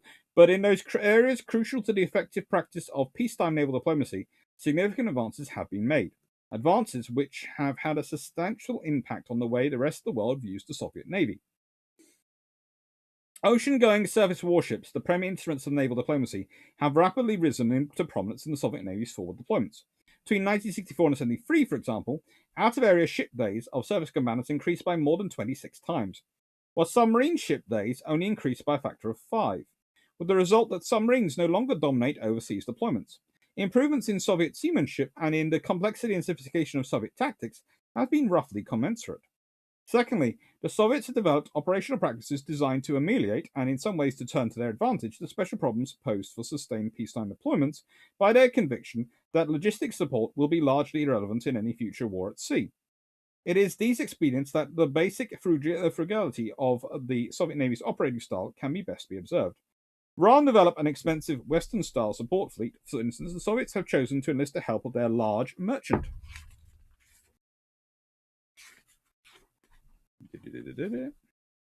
fleet, particularly its tankers. and to procure in foreign ports and naval facilities the services that neither it nor the naval support force can supply. At the same time, they have carefully husbanded resources by avoiding steady state deployments or continuously high levels of operational activity. These practices have enhanced their ability to concentrate forces where necessary in times of crisis. Under a flexible deployment policy such as this, the potential for political effect of large changes in force and activity levels is substantial. Indeed, as will be seen in subsequent chapters, Western and Third World perceptions of Soviet naval strength have been shaped in considerable measure by the surge deployments of the Soviets have mounted for exercises or during crises. Keeping abreast of what adversary navies are doing, of course, is vital to the success of a deployment policy that places a premium on flexibility, and the Soviets have devoted considerable resources to this task, and their ocean surveillance system has made dramatic progress. Finally, mention must be made of the Soviet Navy's amphibious capability. There is little in it to suggest the Soviets have envisaged mounting transoceanic opposed landing operations in the Third World, but deployment amphibious force is capable, as we shall see, of dealing with a variety of less extreme situations, with the potential for substantial political returns from its efforts.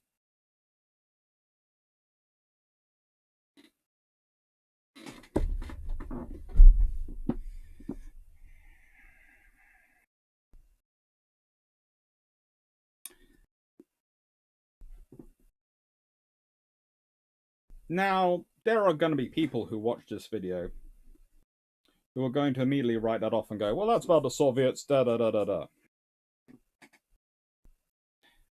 But change the Soviets to modern China. Think about their system of investing in port infrastructure around the world.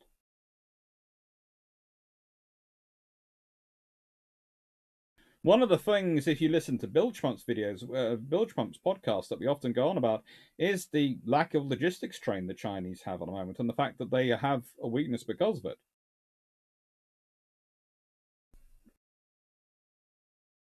But when you're talking about joined up thinking, their investments in port infrastructure around the world, their investments in other countries, yes, they might not have a major combatant force, and their major landing amphibious capability might be focused on a short-range attack on Taiwan. But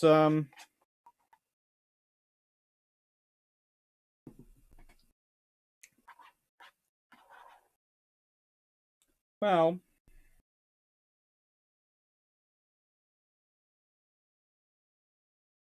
there are other ways.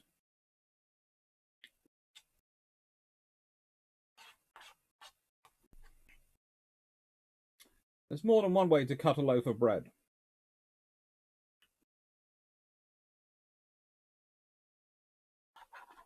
And there's more than one way to supply logistics to a fleet.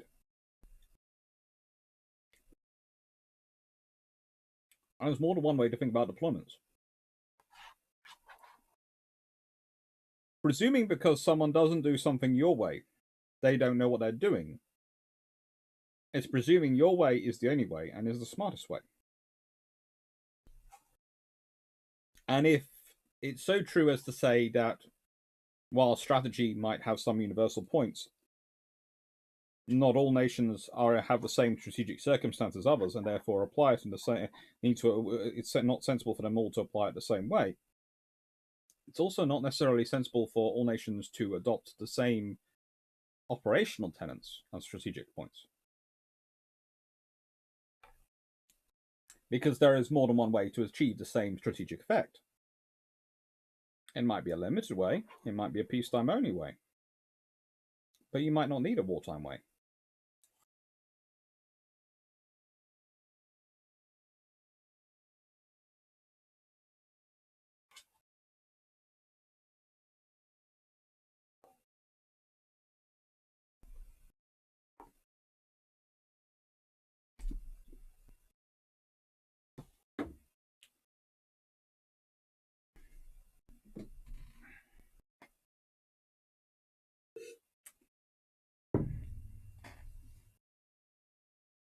(1981) Did HMS Antelope's destruction by Sea Cat magazine explosion cause any changes to naval design?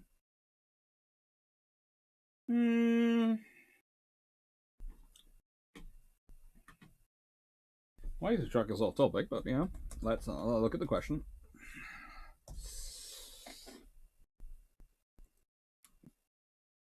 I was thinking, yes,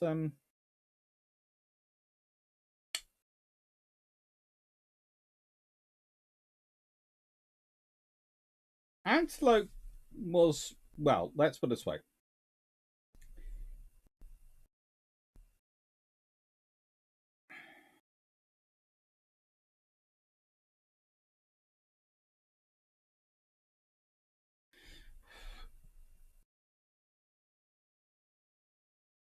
The Antelope had a bomb disposal team aboard her. Now, I'm fairly sure the Argentinian bombs are what sank her. But her magazine was set off by those bombs. But the trouble is, those bombs were already in place which would set off a magazine. So, yeah. It's a case of, yes, there's some ship design effects, but it's not really.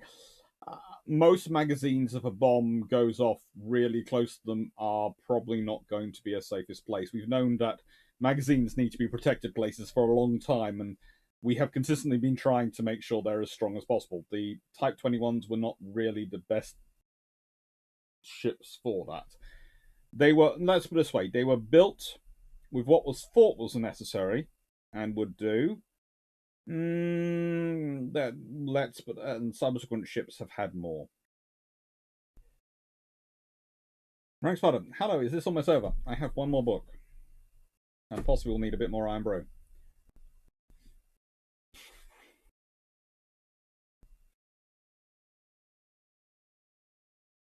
Read 1968 to Czechoslovakia and 1956 Hungary.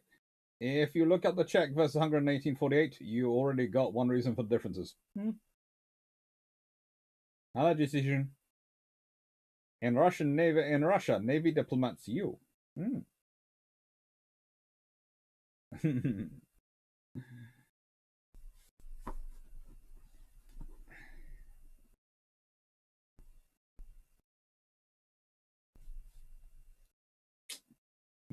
The VLS problem is easy. Mount them as self-contained units in shipping containers that just need a power feed, then any large flat surface on the ship can be your battle launch site.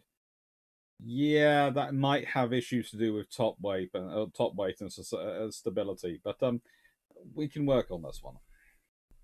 I was considering sunken pods like on a container ship. So you have sunken deck scenario and you can lift them in and out and plug it in that way. But that's also kind of basically the Stanflex system.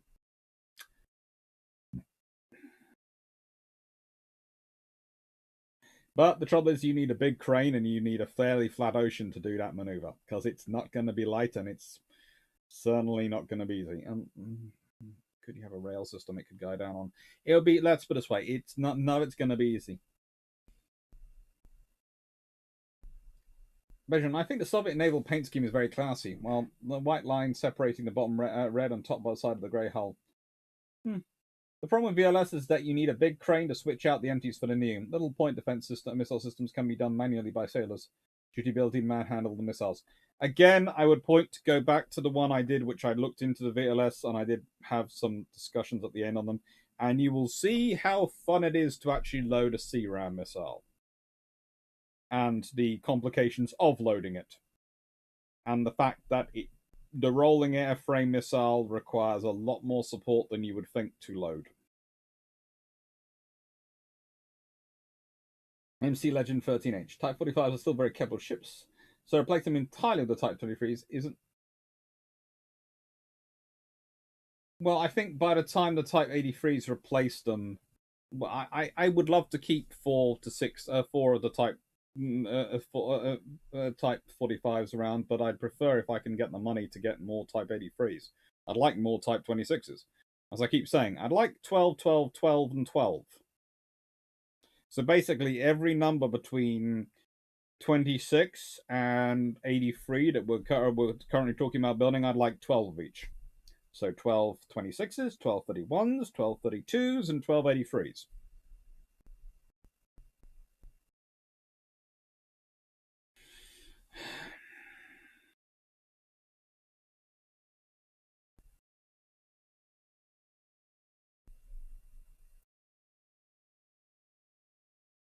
Remember, I'm not saying the YouTube algorithm watches your stuff, but I just tuned back in and the ad I was shown had a corgi in it.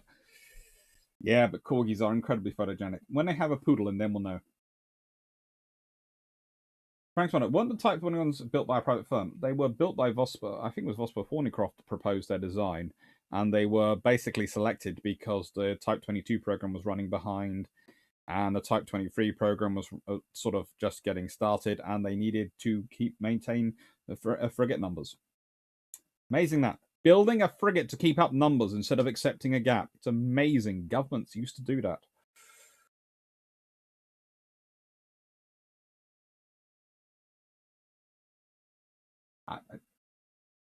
Mm-hmm.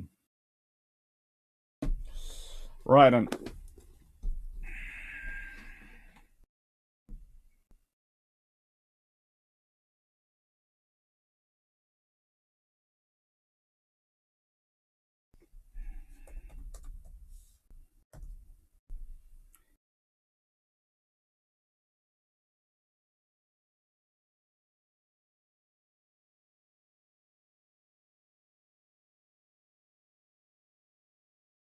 considering the size of explosion of her going up, I'm not surprised if some Argentine soldiers actually spotted it 9681, but yeah.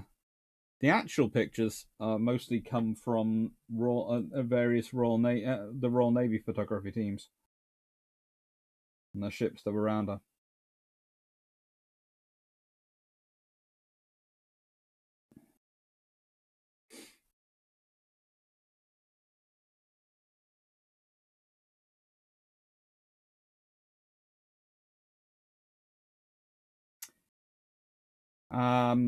Basically, what happens is the fourth attempt to try and dispose of one of the bombs kills the bomb disposal team, and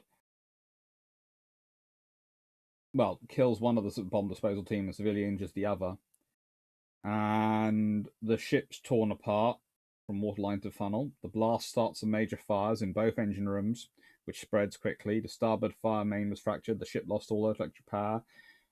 Nick Tobin, the commander, gives the order to abandon ship. He actually gets his last person to leave the ship. 5 minutes after his departure, the missile magazines managed to start exploding. They're cooking off due to the fire. And the explosions continued throughout the night.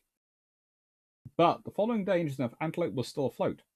Her keel had been broken, and her superstructure melted into a heap of twisted metal, but she was still afloat. She broke in half and sank that day. Yeah.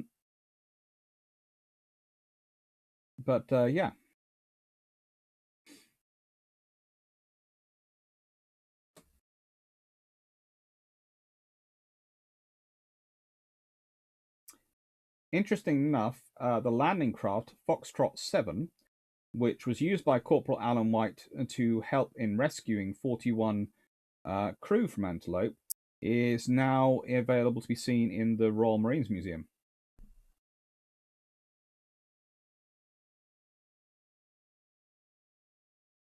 Well, it's probably it's one of the things in the Royal Marines Museum. I'm not sure if it's still available because I think they're moving that. Anyway, I don't think it is probably available. No, from memory, no. But well, it was interesting.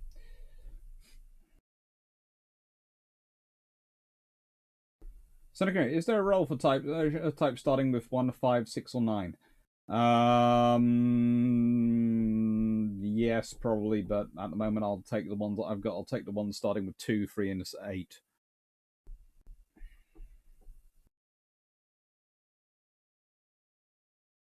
Sean Quick, don't see.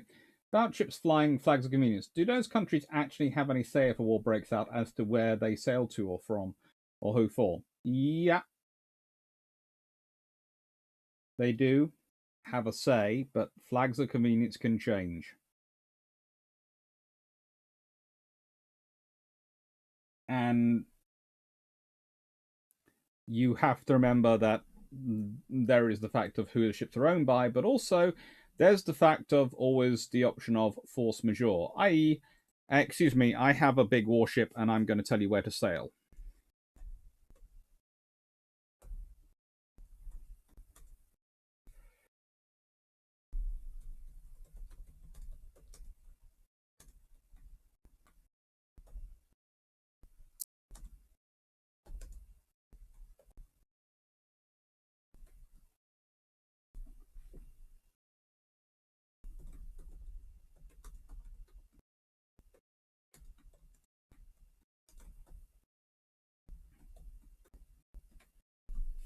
So, today's last book, another colleague, friend of mine, Alessio Patalano, co-edited this with James Russell. The foreword is by Vice Admiral Anne Rundu, US Navy, retired. And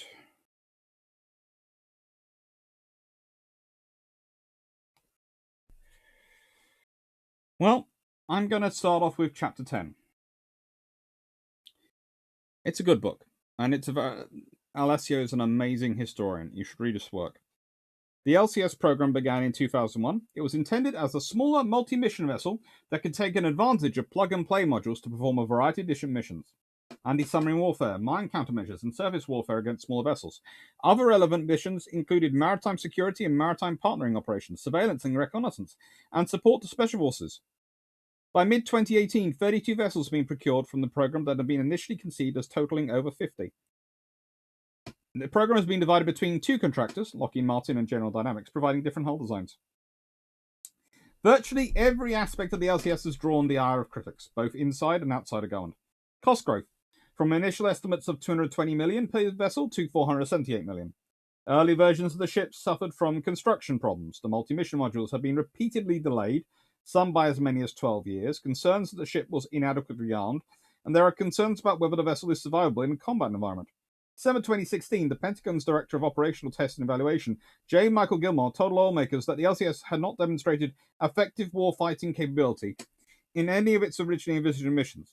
Surface warfare, mine countermeasures, anti-submarine warfare. Also, in December 26, the then Defense Secretary, Ashton Carter, ordered the Navy to reduce its program from 52 to 40 vessels and select a single contractor for the construction of future vessels.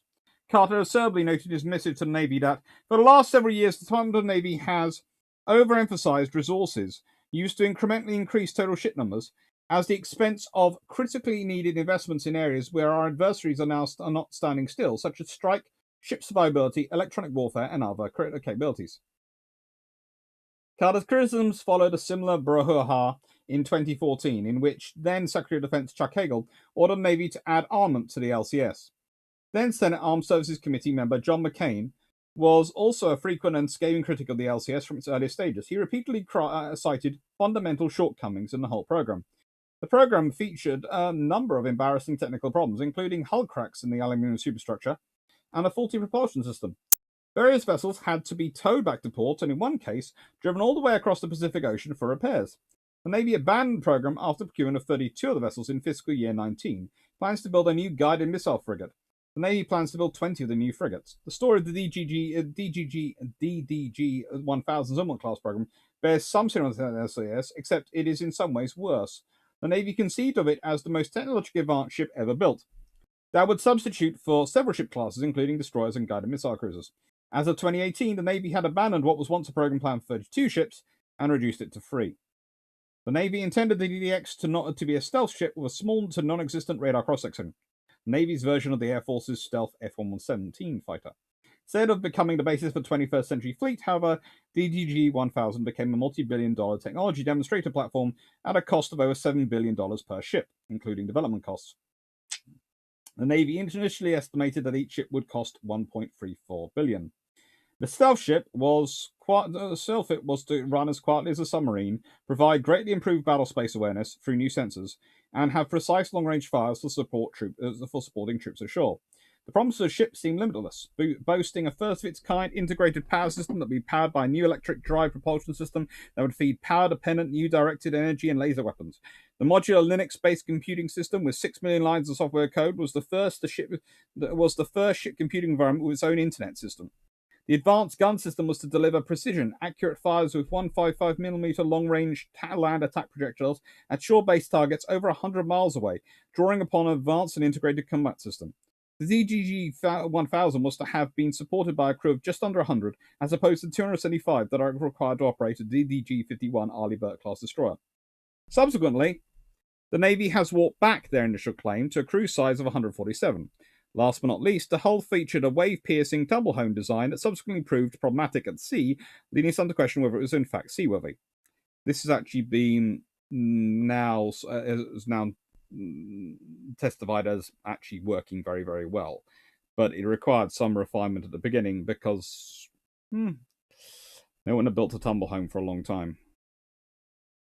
DDG 1000 reportedly has the radar cross-section of a fishing boat, but almost none of the other promised capabilities have yet to be realized. I would also point out, so does apparently reportedly the Type 23 frigate have a cross-section of a radar cross-section of a fishing boat. It's a favoured thing to say. What can I say? Right, so I'm going to have a little bit more iron brew. I'm going to finish off the questions, and then I'm going to, well, it's almost 11 o'clock, so I'm going to then call it a night. This is almost 5 hours long, I think. Probably going to be over 5 hours by the time I'm finished. So, I hope you've enjoyed it all.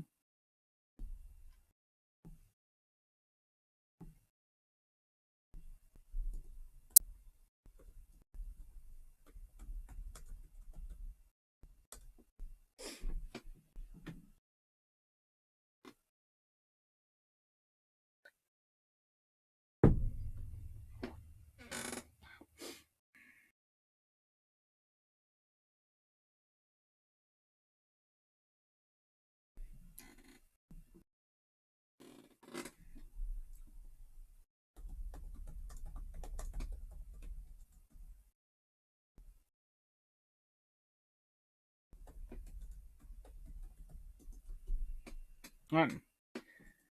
So, theoretically, types 11 to 30 are various levels of anti-submarine frigates, so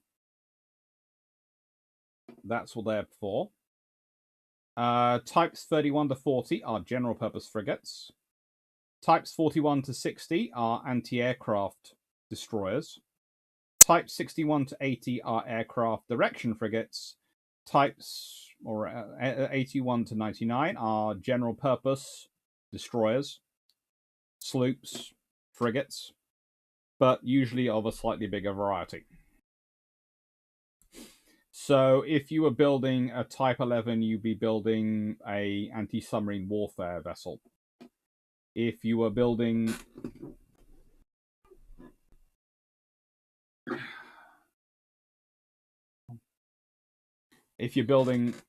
a Type 26, that's called a global combat ship, but is an anti-submarine warfare frigate.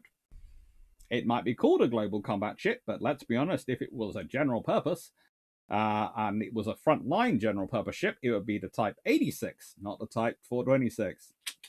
You see what I did there? So basically, the fact that it's a 2 means it's anti-submarine warfare. Even though it's called a global combat ship, because you know what? You see, what I was point out when I'm talking about the global combat ship versus literal combat ship that the US Navy builds, the LCS. The US Navy built a literal combat ship and try and make it live up to that and be able to do everything. The British call it a global combat ship that makes everyone happy and go, "Oh, we're building a global combat ship," and the Royal Navy's going, "Yeah, big anti-submarine frigate. Yeah, but they don't notice it. They're going with global combat ship. Just let them keep believing it." So, what is a global combat ship? Well, it has this strike capability. It also has a lot of anti-submarine warfare capability. But please look at the multi-mission module bay. So it's a global combat ship. Yeah.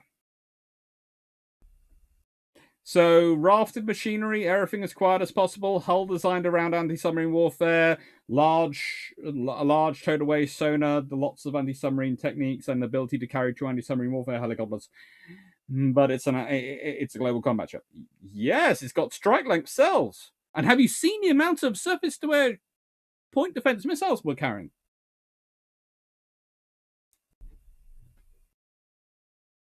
It's a third-rate anti-submarine warfare frigate or global combat ship.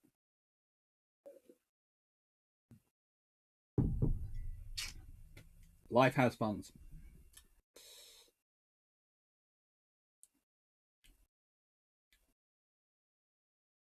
I find it mildly amusing that for all the worry that Oliver Hazard Perry frigates wouldn't be sold, they make very robust targets.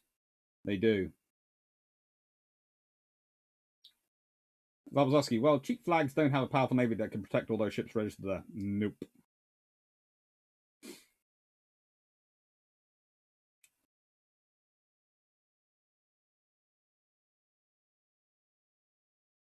Where does one draw a line between fast aircraft and a Corvette?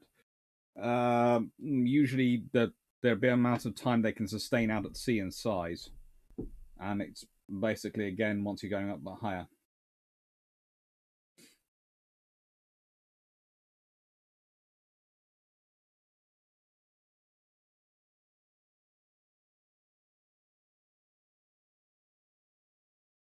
I find stealth warships amusing. Once missiles start launching, everyone is going to know where you are. Sure, Mike. I mean, which fishing boat they can be vary in size a bit a lot. That's one of the interesting things.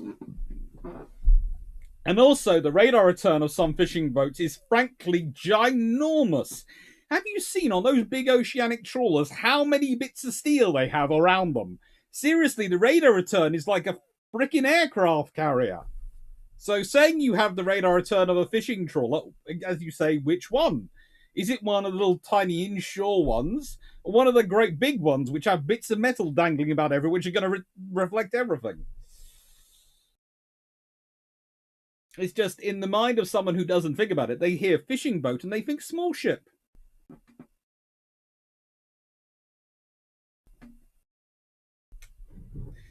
I rephrase it. If it wasn't enjoyable, I would not watch. That's good to know.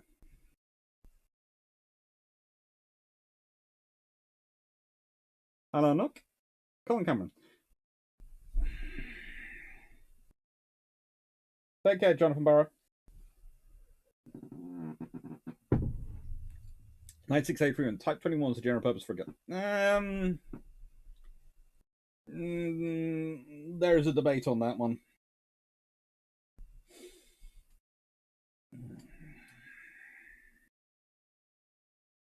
There is debate. They were put in the anti-submarine designated areas. I'm not sure how good they'd have been an anti-submarine as an anti-submarine frigate, but they were put in the anti-submarine areas, and that's what they were sort of used at on occasion. Sort of.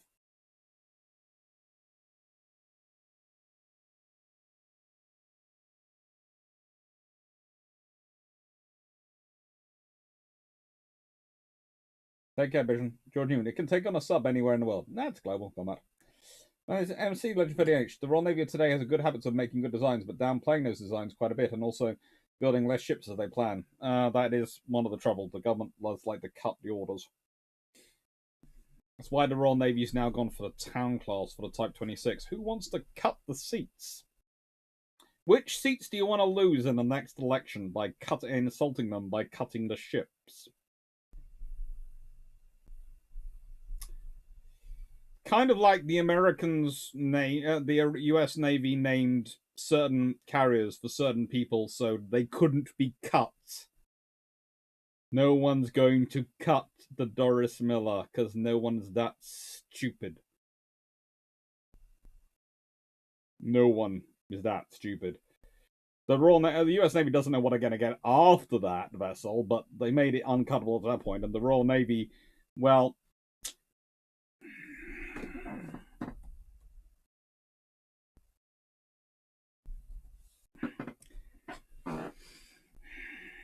let's consider them. The names of the Royal Navy frigates.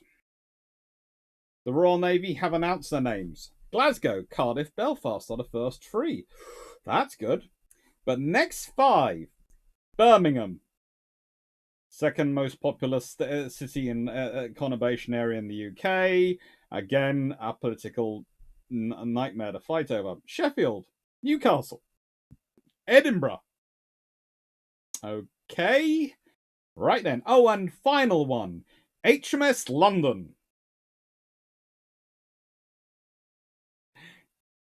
Hello, Mr. Prime Minister. Which of the Type 26s in this batch 2 do you want to cut? Which set of seats would you like to lose? Because whilst people might not care that much, those are all quite areas where most of the seats, and this is the joy of cities, most of the seats are quite close. And there might be enough people who consider it an insult that cutting it could cause the trouble. It's kind of like Peppa Pig. I found our British Prime Minister talking about it quite funny. But most probably wrote it off as a very tired gentleman who probably is overworked. who talking about a children's television program because that's what his kids are watching and that's what went through his mind at the time.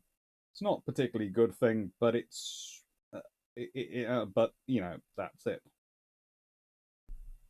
I really wasn't invested in the story until the Labour opposition guy, instead of taking line of, well, this shows how overworked and, frankly, you know, under pressure Boris is and da da da da da. But which parent hasn't, when their time talked about how many parents haven't in their time talked about, you know, a children's television program at inappropriate time meeting when they've been under a lot of stress and finding it difficult to keep up. That sort of phone would have been done. Saying Peppa Pig World was stupid, well, that upset me. Because, whilst I don't watch Peppa Pig, I have friends, children, and cousins in the sort of sense of cousins that we all... we won't go into how many distances removed, etc., who enjoy Peppa Pig. So, are you saying that my cousins and those friends' kids are stupid? By calling it... because you're saying it's stupid and you're saying theirs, so you must be calling them stupid because of that. Well, that I don't like. And if I, you know...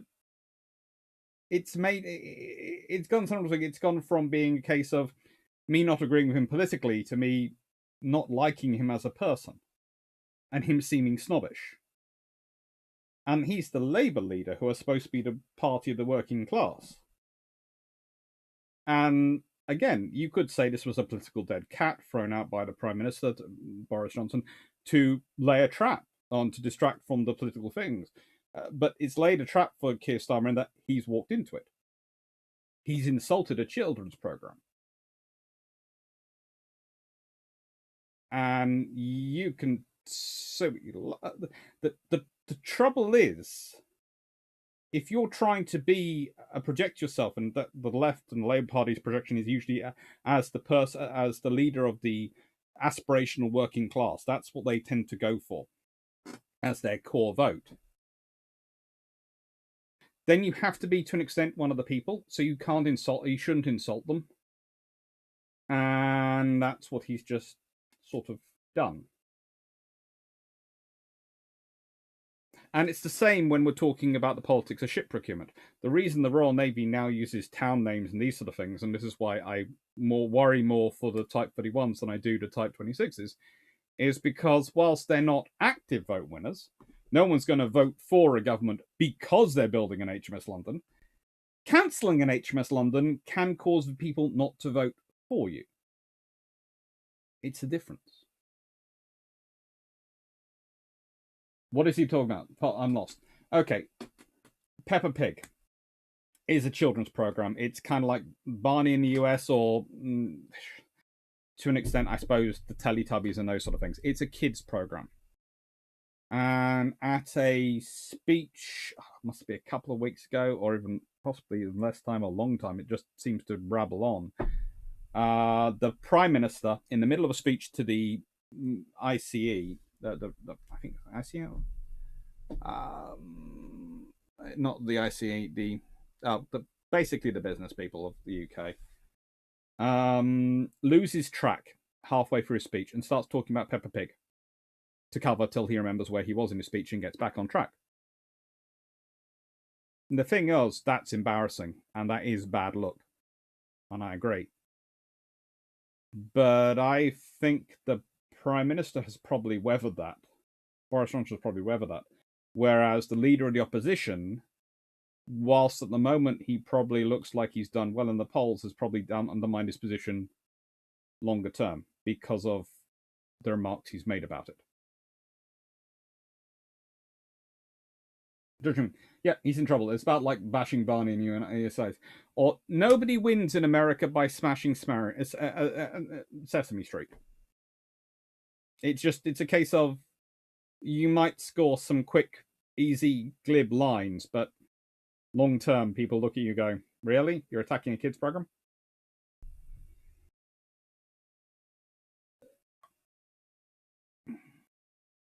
Let's see. Can you see number of dislikes on your own videos as you stream?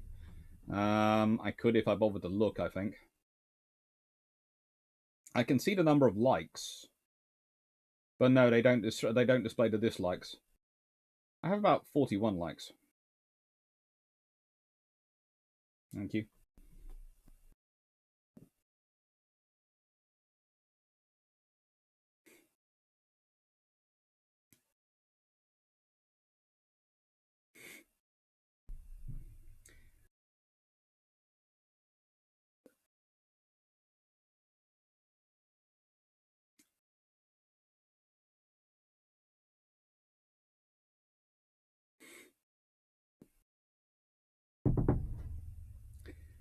Yeah.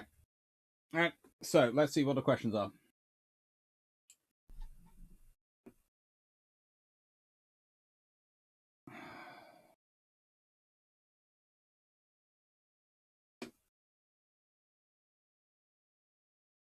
No, as soon as your missiles fly, they're going to know where you were. Probably. What do you think about AIS system reporting false positives on warships? Spoofing AIS has been something for quite a while, and it's probably going to continue. Frank's Mano, Dr. C, what kind of service weapon do UK officers carry?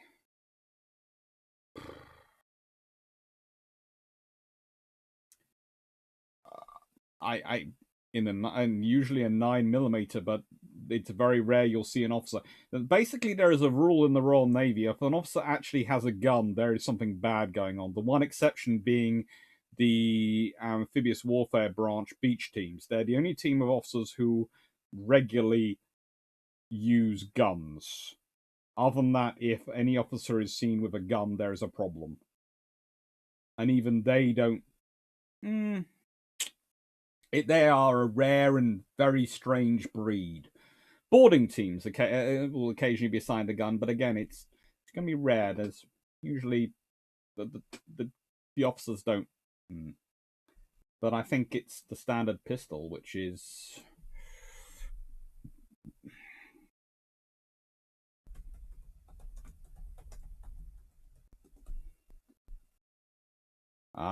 if I'm not mistaken, at the moment I think it's the Glock 17. I think it's the service pistol we currently use as a sidearm, but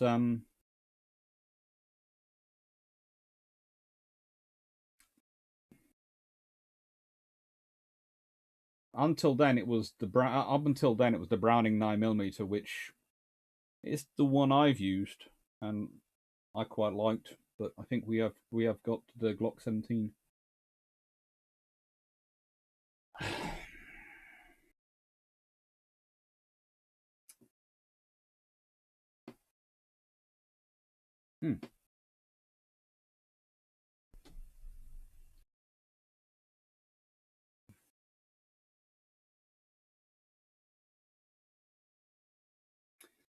Remember, according to the RCN, the Type 26 is a destroyer. What weapons do you think the Space Force would use? It depends how quickly we generate a Space Force. If it's in 100 years' time, I'd hope it's on the phasers. If it's now, then it'll probably be a dart gun.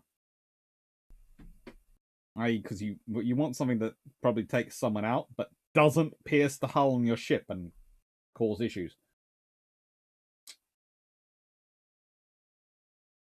Also, Rico has started naming missile subs after politicians because fish don't vote. Yeah, that was pretty smart.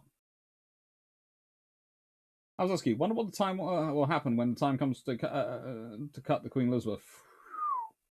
That'll be fun.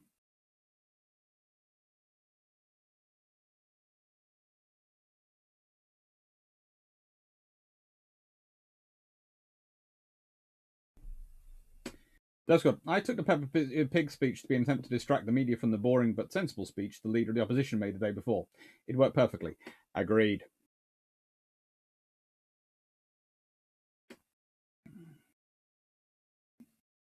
Oh, Albazaski, I agree. Of the ones, the only one I've seen is Paw Patrol.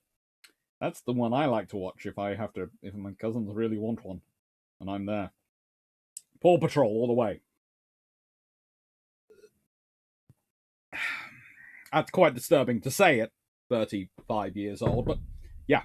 Well, 35 years old next March.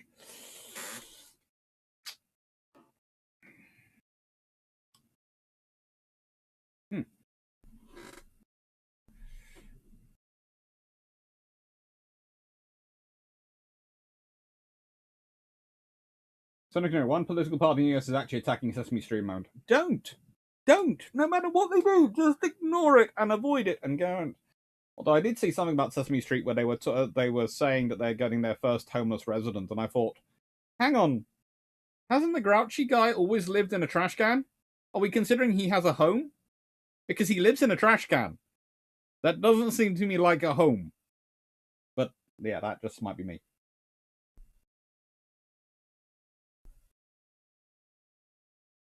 Seneca, what type of problem would convince an officer to carry a gun?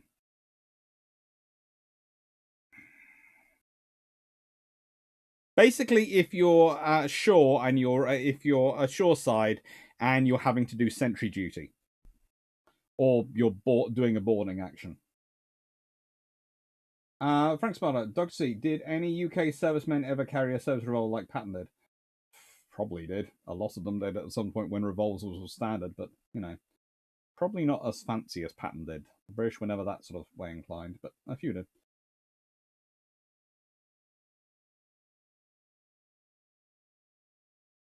Did the current Queen ever go on to the last Queen Elizabeth? I don't think she did. Right then. Thank you very much, everyone. Let's. I'm going to finishing this off now. I'm going to check the Facebook to check I haven't missed any of the comments there. I don't think I have. They've been free. Thank you very much to everyone who's commented. And to the 6 people who've liked Facebook or liked it on Facebook. There have been a few more who've liked on YouTube. Thank you very much, everyone. Hope you've enjoyed. Thank you for the super chats. Thank you for the questions. Hope you found it interesting and useful.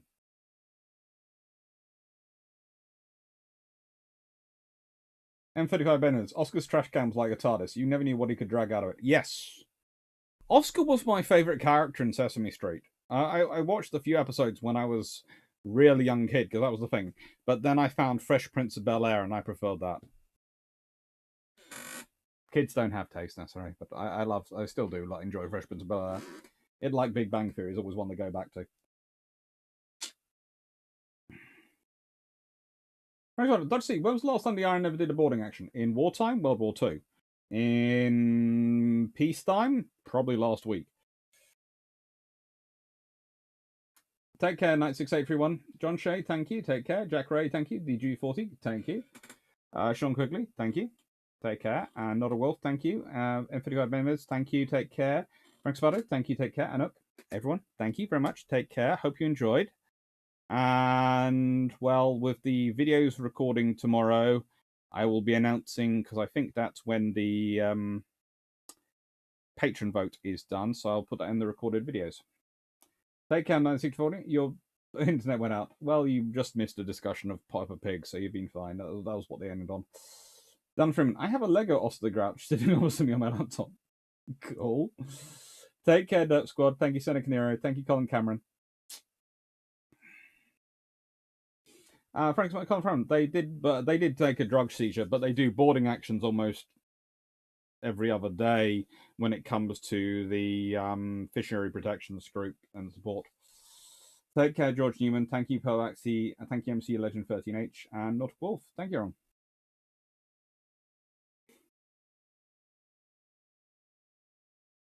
Thank you, Stafford. Sean Quigley, where on Facebook can I find this to show everyone bringing more viewers? The videos will be on the Dr. X Clark's Naval History Live page. Take care, Colin Cameron. And thank you, everyone. Take care, everyone. Thank you. And... oh, I managed to get rid of that. Okay, give me a second. That was not smart. I got rid of the end slide. That's not good. Thank you, Aaron. Take care.